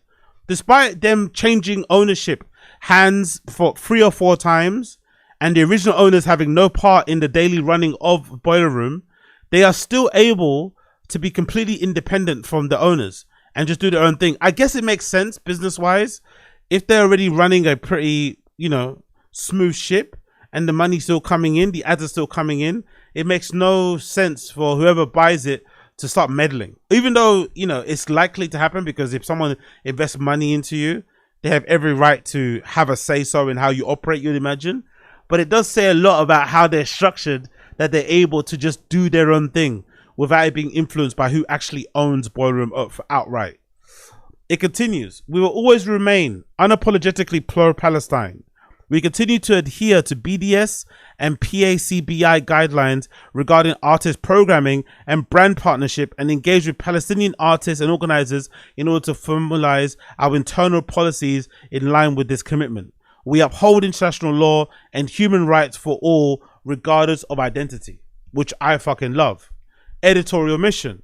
Boiler Room's editorial mission is to champion grassroots scenes in every corner of the globe. Led by communities we serve, we empower the artists, DJs, creative minds, risk takers, and community leaders to highlight causes and tell stories from the inside out. We are committed to continuing this work and guarantee that it will always be in the DNA of Boiler Room. You can read more on this in our link in bio. Now, if I have to be controversial, I would say that I think it's very, I won't say short-sighted, but I don't want my platforms to be political in any way, shape or form anyway. I want them to be apolitical. I want all my platforms, especially when it comes to DJ streaming, to be apolitical, to allow anybody on there who's got talent, who's got drive, who's got skill, whatever it may be, to do or say whatever they want on said platform within reason. But I don't think they need to come out and make any political statements. It shouldn't be necessary. You know how people cancelled Berghain and are now soft, you know, I'm not going to say soft boycotting, but a lot of DJs that were playing at Berghain quite regularly. One comes to mind is Gabriel Kwarteng, who hasn't really played there recently. But a lot of people, I think even Matrix Man, big up Matrix Man, haven't played in Berghain. They've all kind of purposely gone out their way to boycott Berghain because they felt as if Berghain didn't make a statement or a stance. I think first of all, I think mostly to do with Gaza and Palestine, not really to do with what happened in Ukraine. If I'm not mistaken. And some people didn't like that. But I think Berghain did right. I think they learned their lesson by what happened in Ukraine. They don't really want to get involved anymore. And I think that's the best way to go about doing things. Be apolitical, be a platform where people can come and kind of showcase their skills. But you don't need to you don't really need to be outright with your political leanings. I don't think it's necessary at all. Because I think it causes more problems than good. Because eventually it will come a point where you have to pick a side. And in this regard, people are now trying to cancel Boiler Room, even though they picked the right side from the beginning. You know, they were never on the wrong side of history, Boiler Room. They've always picked the right side, especially despite their ownership, but they're still being cancelled, which is kind of unfair when you think about it. But I also understand people who are very politically motivated and have a strong opinion on that sort of stuff, who are saying, they just don't stand for it at all, and they're willing to kind of die on that hill. I kind of understand it, but I think if you're a DJ, if you're an artist, you have to be you have to kind of let cooler heads prevail. You have to take a deep breath and really think about your career, because I don't necessarily think this is a stance that needs to be taken when it comes to Boiler Room, especially given everything they've done for the scene. I don't think it's necessary. Don't get me wrong, it's just a streaming platform. Another one can pop up out of the blue and take over, but so far no one has. Whore for a small time was looking like it was taking over, but they ended up shooting themselves in the foot by fucking telling people that were having pro-Palestinian messages to take them down, which is a big fucking error. But I feel like Boiler Room has done enough and has put in enough work in the scene. They should be given, I won't say the benefit of the doubt, but in what we heard of the statement, I don't know why they're not being believed and why people aren't able to separate the ownership from the daily runnings on Boiler Room, and I said kind of, peer pressuring people to boycott Boiler Room. Maybe that's not really going to actually help things on a ground level, but I could be wrong here. Big up Business Techno. They put together a lot of screenshots kind of talking about what's going on. So I'm going to read everything here and we're going to continue on. Business Techno says, considering that the vast majority of DJs pulling out Boiler Room lineups are black or brown artists, nowhere near Ben UFO's level of popularity or wealth, that last part is really wild, which is kind of true, I think, to be fair. Which is also why I think a lot of DJs should be hesitant and not so quick to sort of cancel and write off Boiler Room in general, because it looks like other artists who aren't black or brown, who maybe aren't as politically motivated, who maybe don't give a fuck of Palestine as much, are not taking that sort of stance and are probably going to be thriving, so you have to be a little bit kind of careful with those type of things. Another tweet here courtesy of Business Session, post Blaze Belleville, that's the guy that owned it. Blaze Belleville, founder of Boiler Room, said, as we turn 15 and enter our next stage of growth, we're excited to partnering with Superstruct on this chapter. Yeah, I guess so. So basically, it was known since the day dot that they were dealing with Superstruct and their alliances and what they're doing. Maybe I guess people maybe find out recently or did their researches recently in terms of what was going on, so they could kind of affect change that way, which I don't have a problem with in the slightest. Another post here says, huge day for boring white DJ protecting their bag. I guess this is aimed towards Ben UFO, because he went out of his way to kind of say he's not going to be cancelling Boiler Room, and he's going to sort of basically be standing by them, I think, in some respects. We'll get to that in a minute. Another post here for Business Techno says, according to multiple independent sources, Ben UFO brokered the endorsement between Boiler Room and BDS. He convinced BDS that the scene would back his decision. I'm not too sure how true that is, but it's just funny if it is true. Another post here, courtesy of Business Techno. It quotes Ben UFO. It says, file under allyship fatigue. Let's go for the next screenshot. So why now is the time to pause through allyship fatigue? Another person here says, Boiler Room discourse is so funny because KKR is private equity. They don't give a shit about anything, their overall in margins. If an organized boycott affected Boiler Room's balance sheet and projected earnings, they'd sell that shit tomorrow. They're the ideal candidate for a boycott. So I guess people want to boycott Boiler Room in the hopes that KKR sells it. That's when they'll get back on board. I don't know how effective or how likely that is to be the case, Why not just support Boiler Room because they're platforming great artists, but then not support KKR? Is it not that difficult? Can't you just not buy the merch and just watch the videos? Or does that also support Boiler Room? I don't know. Maybe that's why they're intrinsically linked. You have to separate any involvement from the IDF, any involvement from the illegal settlement of Israelis in Gaza and shit from Boiler Room, if you want to have a clear conscience, I'm assuming. Another screenshot here, Boiler Room's MTR PACBI solidarity statement is a cynical ass move to protect their assets. They'd push your grandma in front of a car if it meant 2% growth for their assets under management. There is potentially a case to say that Ben is part of the boys club and that Boiler Room has always been shady, perpetual money problems, current liabilities, and the multiple rounds of staff firings. I don't think that's true. I think the staff firings make sense if you've ever been in a company that's changed ownership, changed hands. I've been a part of company. I was at Nike when just the fucking head of energy marketing changed, and she ended up firing everybody and hiring a whole bunch of new staff. That happens. Just one person can end up, telling everybody to skedaddle. So whenever there's a change in leadership, there's always going to be a change in subordinates and whatever it may be. I think that's a normal part of business, especially when there's change of ownership. Forget even leadership, ownership. They're definitely going to want to have their own people. I don't think that means it's shady. And it's also weird, the Ben UFO hate. He was a darling of the left a minute ago. And now because he's not completely aligning with the boycott, boiler room thing, people are maybe calling him out and basically trying to call him a Zionist. Another post here says, right up to the point the payday gets so high, these compromises their morals of cash.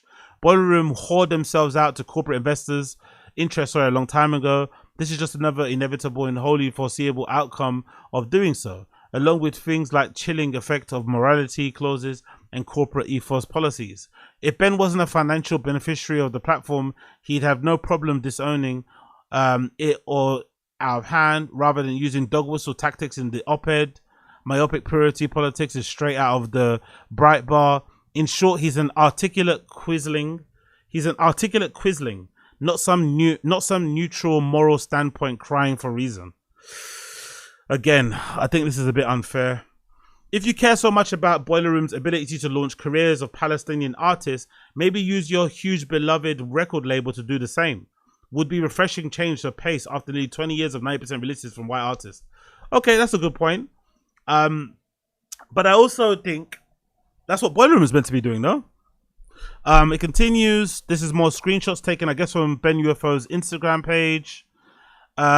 Someone saying, honestly, so brave of Ben to remain largely silent over the past year as genocide unfolded before our eyes. And yet he finally feels compelled to chime in, not only so he can criticize the tactics of his peers actually trying to do something about it in nightlife, but also so he can defend a useless, actually harmful cultural institution that is directly tied to the company involved in said genocide, because they might launch the career of the next DJ Mag Top 100. Not only is that not how industry works anymore, it wouldn't at all be the reason to protect Boiler Room, even if it was. Nah, I think the only reason that I would say you protect Boiler Room is because it seems like the day-to-day operations aren't actually influenced by the people that own it.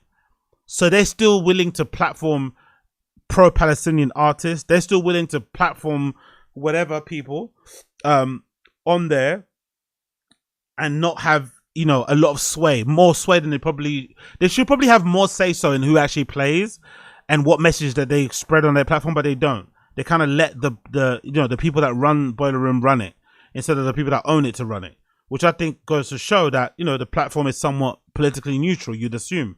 But I guess it can't be neutral if the owners are funding genocide. It just can't, it's impossible. Another post here, somebody taking a piss at Ben UFO. Do you think Ben UFO or any popular white DJ ever reflects on how much of their success can be attributed to this calculated, selective silence intersliced with knowing that the zeitgeist requires a palliative declaration of solidarity, but never extending to any sustained material commitment? A lot of big words there, but I feel like it's not fair. To expect everybody to have the same level of activism as everybody else. I don't feel like that's fair, and I don't feel like that makes them a bad person. Just because somebody's not willing to speak up, just because someone's not willing to post a black square, a fucking copy and paste message, to share a particular post, doesn't mean they don't give a shit. Doesn't mean they don't care. Doesn't mean they're not interested. Doesn't mean anything, And just because they don't do it to your level, just because they're not sharing images of kids getting blown up in Gaza every single day on their feed, doesn't mean they don't give a fuck about the people in Gaza, Everyone does their political activism in different ways. But I hate how if you're not doing it that way or the way that they do it, you're wrong and then you're a bad person. It's like, no. Let's get away from that level of thinking. I don't like that. Another post here says, reading Ben's statement has made my blood boil. Why the fuck do all these white men narcissists think everything is done for image and clout, even when it's about trying to defend genocide? Okay. Another person says, literally the nerve to say that Boiler Room is too valuable to Palestinian artistry to be destroyed, as if its entire existence isn't directly a result of black and brown creativity. Hessel Audio Crew always been pure vanilla milk toast. I don't know. I don't think that's how you spell milk toast, but I still love it regardless. Where's Ramadan Man at? Get yo, bro. Yeah, the whole Boiler Room getting bought by private equity from that firm that invests in Israeli defense contractors is unfortunate and you shouldn't support them. But let's ask, why is a private equity company that invests in defense contractors buying a party series? I'm assuming some sort of like whitewashing, money laundering, maybe. It also makes a lot of money, I'd imagine, Boiler Room, which is probably why they bought it. And it's also an easy to understand business model, I'm assuming. There's probably ways to kind of, you know, invest more, to kind of get more.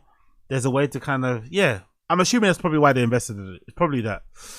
I don't think it's cultural cachet or to change the feeling, hearts and minds of people, in my personal opinion.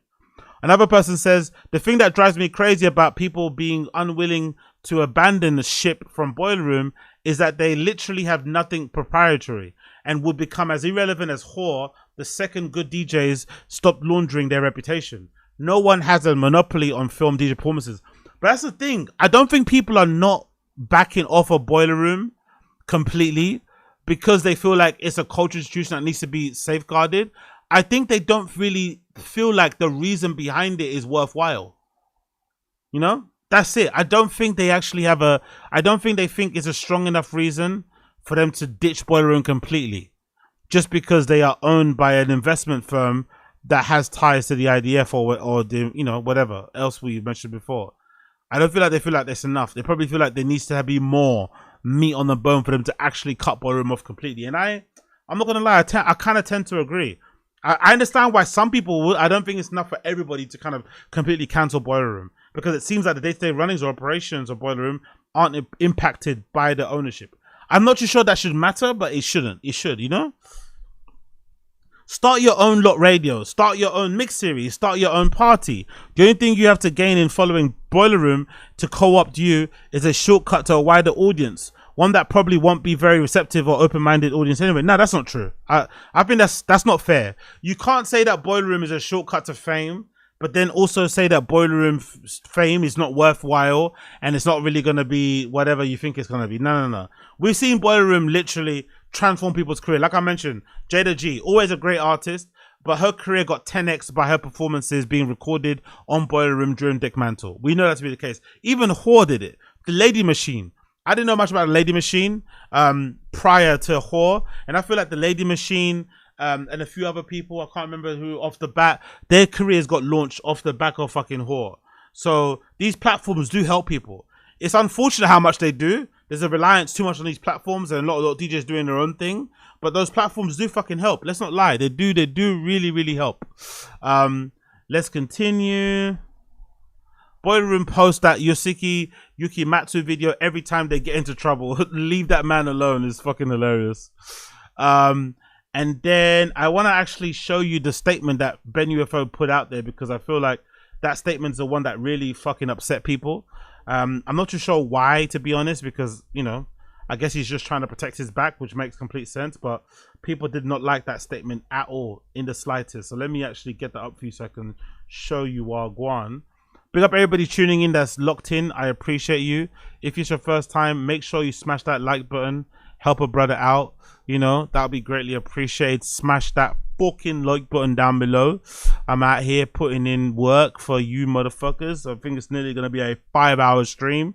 So thank you so much for joining me. Thank you so much for hanging out. 5-hour stream, 5-hour podcast. We're out here.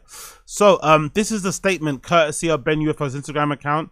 I think he put it on his story so you can't see it anymore. But this is the original statement that Ben UFO put out, I guess somewhat in defense of what's going on over there at Boiler Room with the boycotts and shit. So let me get that up so we can see what he said.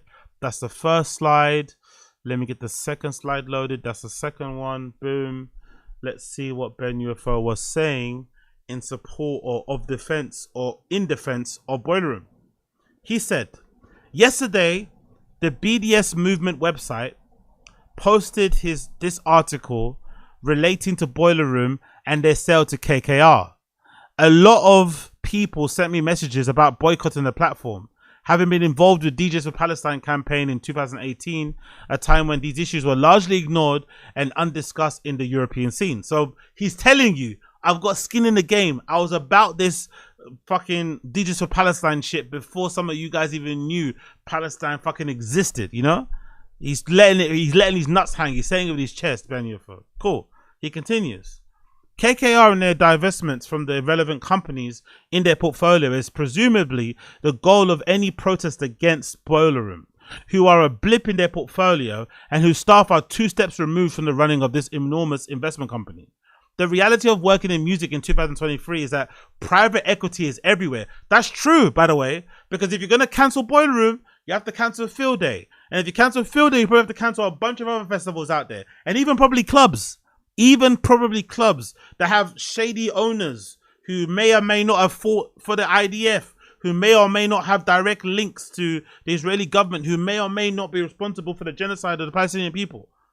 That's the thing. So I guess it doesn't sit well with people who are politically motivated, who are activists, to pick and choose, because there is no pick and choose when you're activists. Everyone, it's fuck everybody. It's fuck everybody that's not on your side, and I love that attitude. But if you're an artist and a DJ, you have to move a little bit more. You have to move a little bit smart, unfortunately. You know, I guess it's, you know, you wouldn't want that because you want to go ride super hard, but I get it. But hey, what do I know? The reality of working in music in 2023 is that private equity is everywhere. I was being asked a question where choosing either answer makes me a hypocrite. I don't agree with the framing neither. It seems do PACBI who advocate for more realistic tactics and for actual outreach as opposed to myopic purity politics. Okay. Yeah. I don't like that. I don't like that. That's where he loses me a little bit. You can't be pointing fingers and like chastising people for the way that they want to do their politics, for the way they want to do their activism. You can have your stance and how you want to do it and explain your reasons behind it, but starting to diss people, and I'm assuming he's only saying that because he's probably receiving a lot of insults in his inbox, but dissing people and calling their way of, you know, outreach or their way of protesting myopic politics is a little bit wild, a little bit cheeky there from Beyond UFO. He continues, Boiler Room are one of the only platforms in the world that still have potential to launch careers. I don't know if that matters, innit? I guess it matters because he launched DJ for Palestine and works with them early. But that's a weird defense, innit? You could just say, you know, I don't feel like the KKR's involvement in Boiler Room has actually hampered what they do for the scene. And until I see different, I'm going to rock with them, you know? But to say that the only platform in the world that still, it's just, are they though? Every other site, every other magazine has a YouTube channel that they also feature DJs on. You know, there's the Mud Show, loads of other things out there that people are fucking jumping on. So I don't think it's the only one. They've used their position to make documentaries about and film events in Palestine. They're responsible for launching careers of Palestinian musicians. I don't believe that there is any realistic possibility that a boycott of Boiler Room affects KKR in a meaningful way. The only plausible outcome I can see is that we reduce the capacity of any vocal pro-Palestinian platform on this scale in our world to continue campaigning of fundraising. So that I also don't agree with, you know? I don't agree with like any boycott isn't going to do anything, because I think some boycott would probably affect KKR to the point where they probably would leave because they just want, you know, they want their money. They want to get their return. So if they're seeing that their investment or their involvement in it is not yielding many returns, they'll probably end up dipping and selling it. But I think if you're okay with boycotting, you have to be okay with people that don't want to boycott. By default, I think. If you have strong opinions about this and that, whatever, you have to be okay with the girl just saying, nah, you know, I'm just not going to eat that. Which makes sense. Which makes complete sense. But hey, what do I know? You don't have to agree with PACBI or BDS. I also don't agree with them on everything. You don't have to like Boiler Room either. Continue to advocate for a boycott if you want, but please don't pretend you're speaking. Oh, see, I don't like that. Continue to advocate for Boiler Room if you want, but also let me do what I want to do my way. Don't start chastising and teasing or insulting people. I don't like this from Ben UFO. Continue to advocate for a boycott if you want, but please don't pretend you're speaking on behalf of Palestinians or Palestine, sorry, when what you're actually doing is posting knee-jerk reactions on social media for all advancement of our personal brand. Okay, I guess so. Personally, like I said before, I feel like Ye is just looking for attention. You know, it's not really something that he kind of cares about deeply. He's clearly just, you know, there looking for that kind of love and attention and shit. He's not getting it in certain places. But in this particular regard, I just feel like it's a bit short-sighted, man. I feel like it's a bit short-sighted. I feel like it doesn't really address the problem. I feel like the Boiler Room staff comment on the page basically tells us what we need to know about the daily runnings of the company. Isn't really affected by the people that actually run the show day to day. And I'm not too sure what they're going to do going forward. I don't know what they're going to do, because eventually this will get to a point where maybe some of the fans will start pressuring some of the DJs not to appear on Boiler Room. If they share posts, they'll probably get downvoted and whatever else it may be. So they might actually end up like a fucking, what's it called? They might end up like, you know, one of those smaller people that come out here and do these type of things. But I somewhat rate Ben UFO for saying this, because he's probably cost him a lot. His reputation is probably in tatters now, and he was always a beloved person in the scene. So he's probably going to suffer a lot reputationally going forward. But I guess he kind of had to, considering everything that was popping up. You know what I mean? There's no way this man could not fucking go in there and start flipping blabbering. So I get it in this regard. I just think it's unfair that people are being held to that level of expectation when it comes to this sort of shit. And I feel like everybody should be allowed to protest against Boiler Room the way they want to protest. And there's no right or wrong way, especially when the Boiler Room staff themselves have made it very clear that the owners, despite them being very dicey and being involved in some very nefarious things, are not actually involved in the day-to-day running of the platform. But I also understand if you've got strong opinions about Gaza and Palestine, or Gaza and Israel, sorry, that you're going to go out of your way to, you know, not be involved in anything that supports them at all, even if it ends up fucking costing you everything, which I also respect. You know what I mean? I also have to respect. You know, you break up with your girlfriend just so you can kind of go on pro-Palestine fucking rallies is fucking incredible. So big up that guy, and big up Boiler Room, and hopefully they figure it out in the end. Hopefully the DJs figure out they want to protest, they want to boycott. I get it, but I feel like if we don't, we just need more platforms. That's what we need, basically. Horror, like I said, has fell by the wayside. Mixmag is gonna do what Mixmag does with their thing. I don't think it's regular. DJ Mag, they haven't had one in a while, so we're gonna need a regular place for people to kind of pop in and do the thing that's kind of somewhat apolitical, you know, maybe Apple Music type of things. That'd be pretty good going forward. You get me? So big up everybody. Big up them. Big up them. Big up them. Moving on. Big up the New York Post. Big up the blood clot New York Post. This is a story that definitely touched my heart, definitely touched my soul.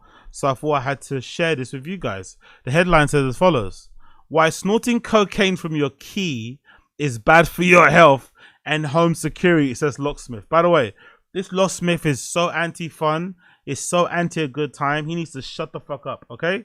Stop being so anti-fun. Stop being so anti-a good time, my friend. Keep your house keys away from your kilos. Cokeheads who use their keys to shovel the drugs up their nose are not just damaging their health, they're also hurting their home security, says a locksmith in a warning. Craig Andres from Perspicacity Life, a marketing brand that connects customers with their nearest locksmith, said that he's had to replace entire locking mechanisms damaged by cocaine residue. Oh, it's always funny whenever you go on a long trip, probably only me, and you come back and you forget that your key wasn't actually used to open doors, and then you try and put your key in your apartment door lock, and you're like, oh shit. That is a reminder of a heavy weekend. That's always a really funny thing. Or maybe at the end of the night. You know, some people have seen these sort of key bumps in places. Keys are not designed to be multi-tools, yet they are routinely used for recreational purposes and handling powders or other substances. Andres says that there's been a recent surge in service calls for locksmith damaged by coke-covered keys. I wonder how many locksmiths have gone to houses to open locks, and their owners have said, no, it's not coke, it's just broken. I tried to enter, it wouldn't work. And they could clearly see what it is, especially if you like dig into it, crack it open. It's probably obvious to see what happened. I bet you can tell straight away if you're a locksmith. Even small bends or chips can affect the way the key sits on the lock, lending to stiffness, jamming, or breakage. Drug residue can also build up inside the lock cylinder, leading to blockages or seizing over time that can be completely locked out or unable to secure the home. Another no-no, using a key to pry open a package or slice through a package shape. Yeah, true. I don't do that anymore. I've already got like a standing knife and scissors to kind of use. But I think it's really interesting because I think most people that have good going out etiquette do a good job of sort of like down regulating and sort of cleaning shop. So, you know, disinfecting their key, wiping down services, throwing away baggies after they've used it, getting rid of stuff on their wallet. Like there's a way to do stuff properly where you can kind of, okay, once it's over, it's over. You can kind of close that chapter and move on, because the last thing you want to do is be like those people who are out and about and shit. I think I saw a girl recently where she's filling up her car at a petrol station, and as she's out of the car, she's got a fucking baggie stuck on her back that she probably forgot about, that was on the car seat, that is stuck to her back because she was just, you know, she forgot to fucking clean her surroundings after a little bit of a sesh. But I also heard of a bunch of people who are driving like that nowadays, who are like driving at high speeds, doing little bumps and balloons and whatever else it may be, which is fucking insane. There has to be a way to do drugs and gear in a dignified way without fucking resorting to those type of things. But hey, what do I know? But it's interesting warning nonetheless. But I think most people who are sensible, most people who know what they're doing, have been doing this from the beginning, cleaning their shit, wiping down their shit, and being a somewhat responsible user of such things. But I could be wrong. I really could be wrong. Let me just quickly close the window because it's getting really chilly over here.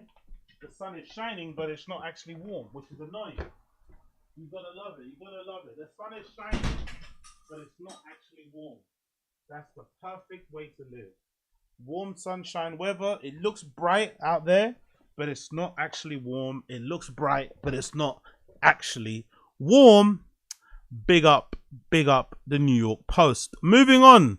Let's talk a little bit about Denim Tears. Denim Tears have dropped a new collaboration with Levi's. It feels like it's an ongoing collaboration. I feel like every season they have some sort of collection with Levi's, which is pretty sick, by the way. It's some sort of long-term partnership they have going on. I fucking love it. I feel like some of Tremaine's best work with Denim Tears happens to be his collaborations. Probably sometimes even better than the mainline shit. I think of the stuff he does with Stussy, the stuff he does with Our Legacy, the stuff he does with Levi's, of course. Those are all been knocks out of the park, personally. But hey, what do I know? Let's read the article. Courtesy of Hypebeast. Levi's and Denim Tears Season 4 collab honors New Orleans and Black Masking Indian tradition. Let's actually read the blurb so you can get an understanding of it. It says, inspired by New Orleans Black Masking Indian tradition, the duo's latest collection highlights the artistry and culture of young Seminole hunters and Big Chief Demon Melacon, with 8 pieces designed to combine heritage and modern streetwear. Standout silhouettes include the photo trucker jacket. Notably, both pieces are made intentionally imperfect so that no two pieces are the same. New Orleans represents a unique intersection of African, indigenous, and French cultural influences that have shaped American identity in profound ways, says Denim Tears Tremaine Emery. This collection honors the sacred traditions of the Mardi Gras Indians while recognizing their continued relevance in the contemporary culture. The intentional imperfections in our printing process reflect the human touch behind the traditions, something that can't be mass produced or replicated. Levi's latest will launch globally in sex stores on April 4th and at the African Diaspora Goods Store on April 4th. Take a look at the lineup. So the whole collection I've seen before, I think on Instagram, and I really liked what I saw so far in terms of the jeans. The matching suit is probably my favorite. There's some necklaces, there's some hats, there's some jeans. But I think the matching hat, and especially the hat as well, the hat is so hard.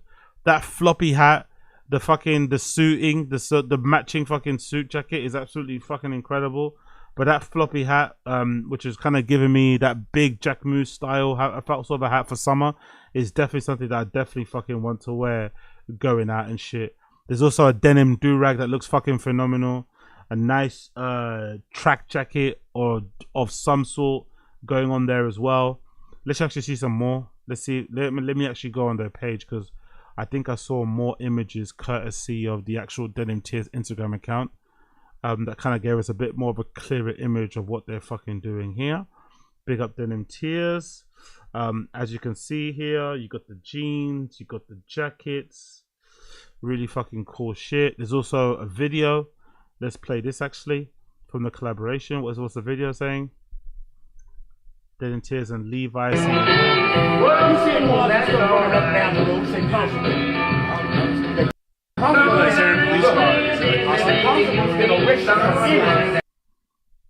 That's like the speed troopers.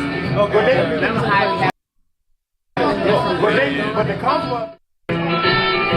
Okay, cool. That's it. What else? Yep, you got some more stuff. I think the same to a hype beast. Cool. Got more image. Okay, yeah, that suiting is really cool, man. That matching top and bottom is so good. So, but this model also makes all Denim Tears stuff look good. This model is definitely the muse for Denim Tears. He makes all that shit look fucking incredible. But that one is really fucking good. That one I'm seeing there with the matching denim jacket, the matching jeans. This denim suit also is really fucking nice. It kind of reminds of a tracksuit, but it's made in denim material. It's got the denim, it's got the Denim Tears crown there. I forgot what it's fucking called again. The cotton bud, the cotton reef sort of thing. I'm not too sure if it's a different symbol. There's also a necklace as well. That's a part of the collection. But that floppy hat is the one. That floppy hat is the one. So fucking nice. So well done. I like that. I really, really like that. And yeah, more blue pieces there. Available to purchase April 4th. So take out Denim Tears if you're that way inclined. The stuff does look really good. Season 4. There's an exhibition as well going on at the store. There's people featured wearing it. Looks really pretty fucking cool. But yeah, loads of good shit. Loads of good shit here.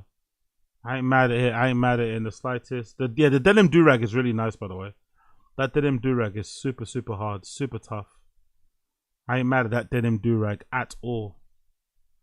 Let's just see. Can I see that post? Let's see that post, actually. That post looks pretty interesting.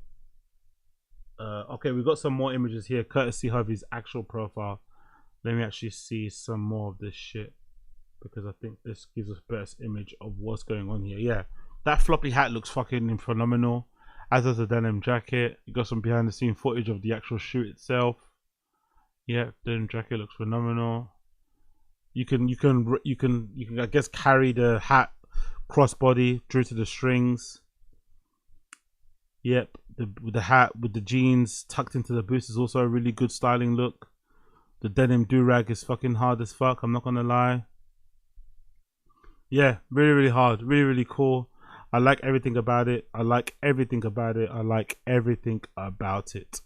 So big up Denim Tears on that one. Big up also Neighborhood and SAINT Mxxxxx. This is a collaboration courtesy again of Hypebeast, inspired by biker culture. I see a bunch of people out there recently getting really into wearing their motorcycle jackets again. I feel like motorcycle jackets had a moment and they've come back in again for some reason. They're back in vogue once again, motorcycle jackets. So it's pretty cool to see this. Courtesy of Hypebeast, Neighborhood and SAINT Mxxxxx or SAINT Mxxxxx have reunited on a special capsule featuring details and styles inspired by the edgy aesthetics of Western motorcycle culture. Compromising on 4 distinct products, the collection reimagines Neighborhood SMX6 rider uniform with a crossover between the Japanese streetwear labels. Yeah, Neighborhood, legendary streetwear label. You guys know where I'll go on with Neighborhood. So you got a really cool jacket, speed kills on the back, Neighborhood SMX there. You know Japanese people love a good text on their jackets and shit. Crash with pride. Not too sure if that's a belt or some sort of thing sticks onto the jeans. I'm not too sure what that is, but I like it. There's also a matching long sleeve with Saint Hood on there. I like the name, the mix of the name, by the way. Saint Hood, Speed Killer, Neighborhood. I like the iconography on the back of that long sleeve. Also comes with a matching lighter. Yeah, that jacket, that racing jacket, it kind of looks like a updated version of a Coach jacket. It kind of looks like they've taken a Coach jacket but made it look like a racing jacket, which I also really fucking love. And the back is also pretty cool. Speed Kills MBHD SMX6 with that really cool illustration, I guess, of the car on fire. That's pretty cool. The distressed long sleeve is also really nice, especially the back print. Speed Kills, that looks fucking phenomenal.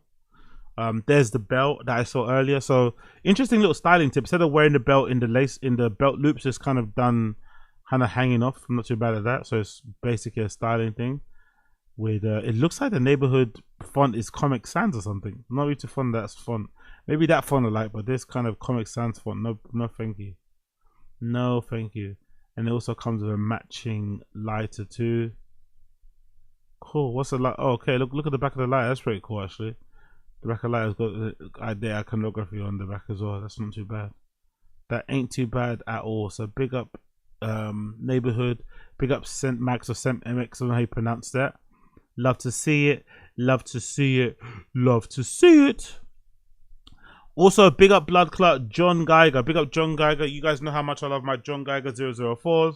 Well, John Geiger's taking a break from dropping more 004s and he's dropping this really fucking cool new eras, essentially taking the inspiration from the Misplaced checks, that phenomenal kind of, you know, the thing that I think put John Geiger on a map, which was when he took the Air Force One high and added multiple swooshes and different luxurious leather materials onto the side, which I think was a genius move.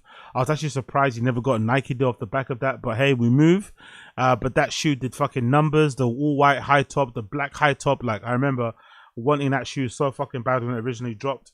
Well, he's taken that and kind of copied the same kind of ethos, design, methodology to the New Era collaborations by kind of replicating the logo of a New Era a dozen times on the front, which is a really simple thing to do, but no one else did it, and he's fucking killing it, and it's going to be dropping very, very soon. So this is courtesy of Hypebeast. It says John Geiger's Misplaced series collab with Lids, the official full circle moment. Sorry, it says I haven't been asked where I'm going, where I'm from for a long time, and I think it's practically because I'm always wearing Pittsburgh hat. Big up John Geiger. A toothy grin spreading across his face. Geiger may split the lion's share of the time between Tampa Bay and Puerto Rico these days, but he's still okay. He lives in Puerto Rico. Okay, I wonder, is he living there for tax purposes? Is he friends with Jake Paul and them, man? I don't know, lives in, or maybe his missus is from there. There's always at least one black and yellow garment or footwear or colorway in his Opinions brand's drops, and the frequent presence of Pirates, Penguins, and Steelers games. Now the Steel Kid turned leader of a thriving independent brand, having what may be his most grand homecoming yet, a collaboration with MLB, New Era, and Lids that sees him bring his signature Misplaced ethos. Think boldly stacked repeatedly logos. Besides his Pirates on offering, and also offering the spotlight to the Marins, the Reyez, the Phillies, the Mets, the White Sox, the Cardinals, the Angels, and the Rangers. All this tripled up, tightly stacked logos. By the way, this is sick. I don't think it's a New York. I'm surprised if it's MLB. Why there's not a New York Yankees one? That will do numbers. Longtime fans of Geiger's work know that the Misplaced ethos dates back to the early work of the shoe surgeon on bespoke Misplaced check Air Force Ones. Oh, I thought John Geiger didn't. Okay, so I didn't know that. He worked in collaboration with a shoe surgeon to produce those Misplaced check forces. And now the shoe surgeon is in court, right? He's being sued by Nike. God damn, look how their fucking careers kind of splintered, isn't it? Pretty wild. Okay, I didn't know the shoe surgeon was helping fucking, what's his face, you know, do the business on the shoe and shit. Big up John Geiger, man. Good to see. Longtime fans, products and designers notes that his collaborations open his eyes to a widespread appeal of aesthetic. Working with Liz on this project helped me to see that the Misplaced series is almost like a universal branding at this point. Agreed. I agree with that. But before we continue our conversation, the pause is necessitated. This is the first time I've seen everyone in the hats on, says Geiger. The capture the screenshot of a video chat, which is a watch with repeated logos. Yeah, I think when these hats drop, they're gonna do numbers. People are gonna be flipping these hats like bricks of cocaine. Honestly, I swear, these are gonna do numbers. People are gonna put themselves through college with these hats, bro. People are gonna probably put a down payment on a fucking Tesla with these hats. People are gonna be able to afford a dozen eggs when they resell these hats. I bet you. Talk us through the collab. How did it come together? Did you know what you wanted to do right away when the opportunity presented itself? He said, funnily enough, I had this hat design sitting for a while and was just waiting for the right opportunity to bring it to life. That and hoping that I wouldn't see something similar in the meantime. When the time came, the only thing we had to do was to get the teams on board. Initially, the teams that were going to be included in the capsule were going to be the teams where I lived in Pittsburgh, New York, Los Angeles, Tampa Bay. Then it just grew from there. Okay, pretty much. Big up FXNC, I guess, function. Yankees only let a few brands use their branding. Okay, cool. So that's probably why they haven't used it. Okay, fair play. Big up you, my guy. Thank you for the info. Altered placement and repetition of logos have been a big part of your design ethos, dating back for the bespoke. It started out so small. When I was working at the Darryl Reyez and Nike on the Zoom Reyez, I got the idea to create a small run of custom Air Force Ones. Oh, really? He helped to design the Darryl Reyez. So he's worked with Nike before. I didn't know that. Okay. To be fair, I don't even know what the Reyez shoe is. What is the Zoom Reyez? What is that? Get us the Zoom Reyez. Okay, it's not there. What is the Nike? What's the Nike's? I'm curious to see what does that Nike Zoom Reyez even look like? Oh, really? He worked on that shoe? Huh. Interesting. Not for me. It's kind of an ugly basketball shoe, but it kind of looks like a Trainer One inspired type of shit. It's got flywire design on it. I remember flywire. That was actually pretty decent in terms of foot stability, right? Okay, big up, John Geiger. He's new. He's not new to this. I got the idea to craft a small run of custom Air Force Ones with overlapping checks, and the name Misplaced checks name came from the nickname of the swooshes in Pittsburgh's called Nike checks, as well as a bit of a play on the fact that I received a consulting checks from Nike at the time. Then a few years later, I will stack the overlap on my brand's JG watermark logo on the products. There was a period when I started to feel like the ethos was played out and I didn't want to keep using it. But every time I would work with somebody on a collab, they want to do it, which changes my perspective as I realized I had become our signature. I've got to say, I was surprised that nobody had done it. And that's true. I'm surprised too. I'm not going to lie. It's such an easy logo to do. I feel like people have done the upside down thing on MLB, NBA logo hats and shit, but I haven't seen the repeated logos done just yet. So it goes to show the simplest ideas are usually the ones that are not the easiest to do or not the ones that people do the quickest, you know? So big up John Geiger for that one. I keep using it. I've got to say I was surprised that nobody had done it with MLB logos because it looks so right and some of the logos and branding, but working with Liz on this project helped me to see that the Misplaced series is almost like a universal branding at this time. Exactly. I definitely agree with that one. Oh, the Florida Marlins one looks hard. Oh, the Florida Marlin one looks hard, man. That looks really good. The Jersey one also looks really good. The Pittsburgh one also looks good. Yeah, that looks kind of hard. These hats are going to do fucking numbers, man. They are going to be the hottest thing on the streets. The certificates of the Pirates had people to Pittsburgh. What does it mean to them? What does it represent? Let me just say it like this. I haven't been asked where I come from in a long time, and I think it's partly because I'm always wearing Pittsburgh hat. I've been wearing a Pirates hat almost exclusively since 2014. Before that, Don C would send me a lot of Just On hats from a bunch of teams, and after that, a snapback first era ended, I made a conscious decision to represent Pittsburgh. It started with a bunch of different sports teams. To be fair, that's true. I do remember him always wearing Just On hats back in the day, the ones with that snapback hats with the leather strap. I actually remember he played a big part in their success. I'm not gonna lie. I remember him always wearing them. But gradually I just started wearing more and more Pirates hats, especially as I grew closer with the organization. I always joke that I don't have the keys to the city, but I have the keys to all the sports stadiums. Hilarious. But the fact that I got to rep the 3 different eras of Pirates in this collaboration, from the Robert Clemente era hats to the red brim hats of the early 2000s, which were exclusive to our pop-up in Pittsburgh, and the current caps are the most meaningful moments of my career. They'd be full circle moment, he says. Absolutely. One of my closest must-haves is the 800 Pirates hats. As soon as I get a little bit sweaty, I swap out with a fresh one. It's crazy to know. It's crazy to now have my own Pirates hats in there. UN Pirates hats are like Dr. Dre and Air Force Ones. Exactly. Another standout collection is the duo of the Marlin hats. Exactly, yeah. That Florida Marlin hat looks fucking good, bro. Ooh, I need that shit. Look at that. That looks fucking awesome. Standout is the Florida Marlins hat, which makes use of the older logo that the team used when inception in 1993 until they rebranded the Miami Marlins in 2012. What drove you to choose that logo? It's both that it's a classic logo and Miami feels like a second home to me. I lived out there 2 times and go back to Art Basel every year. We did 2 colorways because we wanted one, the teal, to be a Miami exclusive, and the same way the red brimmed Pirates hat was to Pittsburgh. What team do you think has the most underrated hats?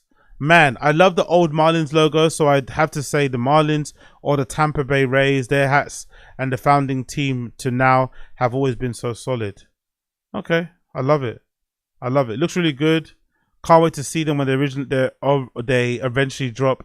They're gonna be the hottest things on the streets when they do end up dropping. So big up John Geiger. Love to fucking see it. Love to fucking see it. Big up blood clot John Geiger. Okie dokie, friends. Okie dokie. That has been 5 hours of the Agostino Zinga Show. 5-hour pod. Nice, banging and long. Thank you for tuning in. If it's your first time tuning into the pod, tuning into the stream, make sure you smash a like, subscribe to the channel, join the channel. We are doing a membership drive. Until the end of the month, trying to get as many members as possible because I'm going to be streaming every day from now, the 1st of April, until the end of April. So make sure you subscribe, make sure you join, become a member. The link down below to become a member of the channel on here and the Random Show channel. So make sure you do so. If you're watching this particular podcast via a podcasting app, wherever you may be, you'll be listening to My Tune of the Day. My Tune of the Day is courtesy of the lovely, the wonderful Jessie Rodriguez, courtesy of her new album called Paid in Memories. And the track that I'm playing in My Tune of the Day is going to be Guess I Am You. Guess I Miss You. It's my song of the day. Have a listen, enjoy. That's playing underneath my voice right now. And the rest of you guys, I'll see you again later on tonight for another episode of the Random Show. But for now, the Agostino Zinga Show is out. Thank you for tuning in. Been a pleasure, never a chore. And I'll see you guys again very, very soon. Peace.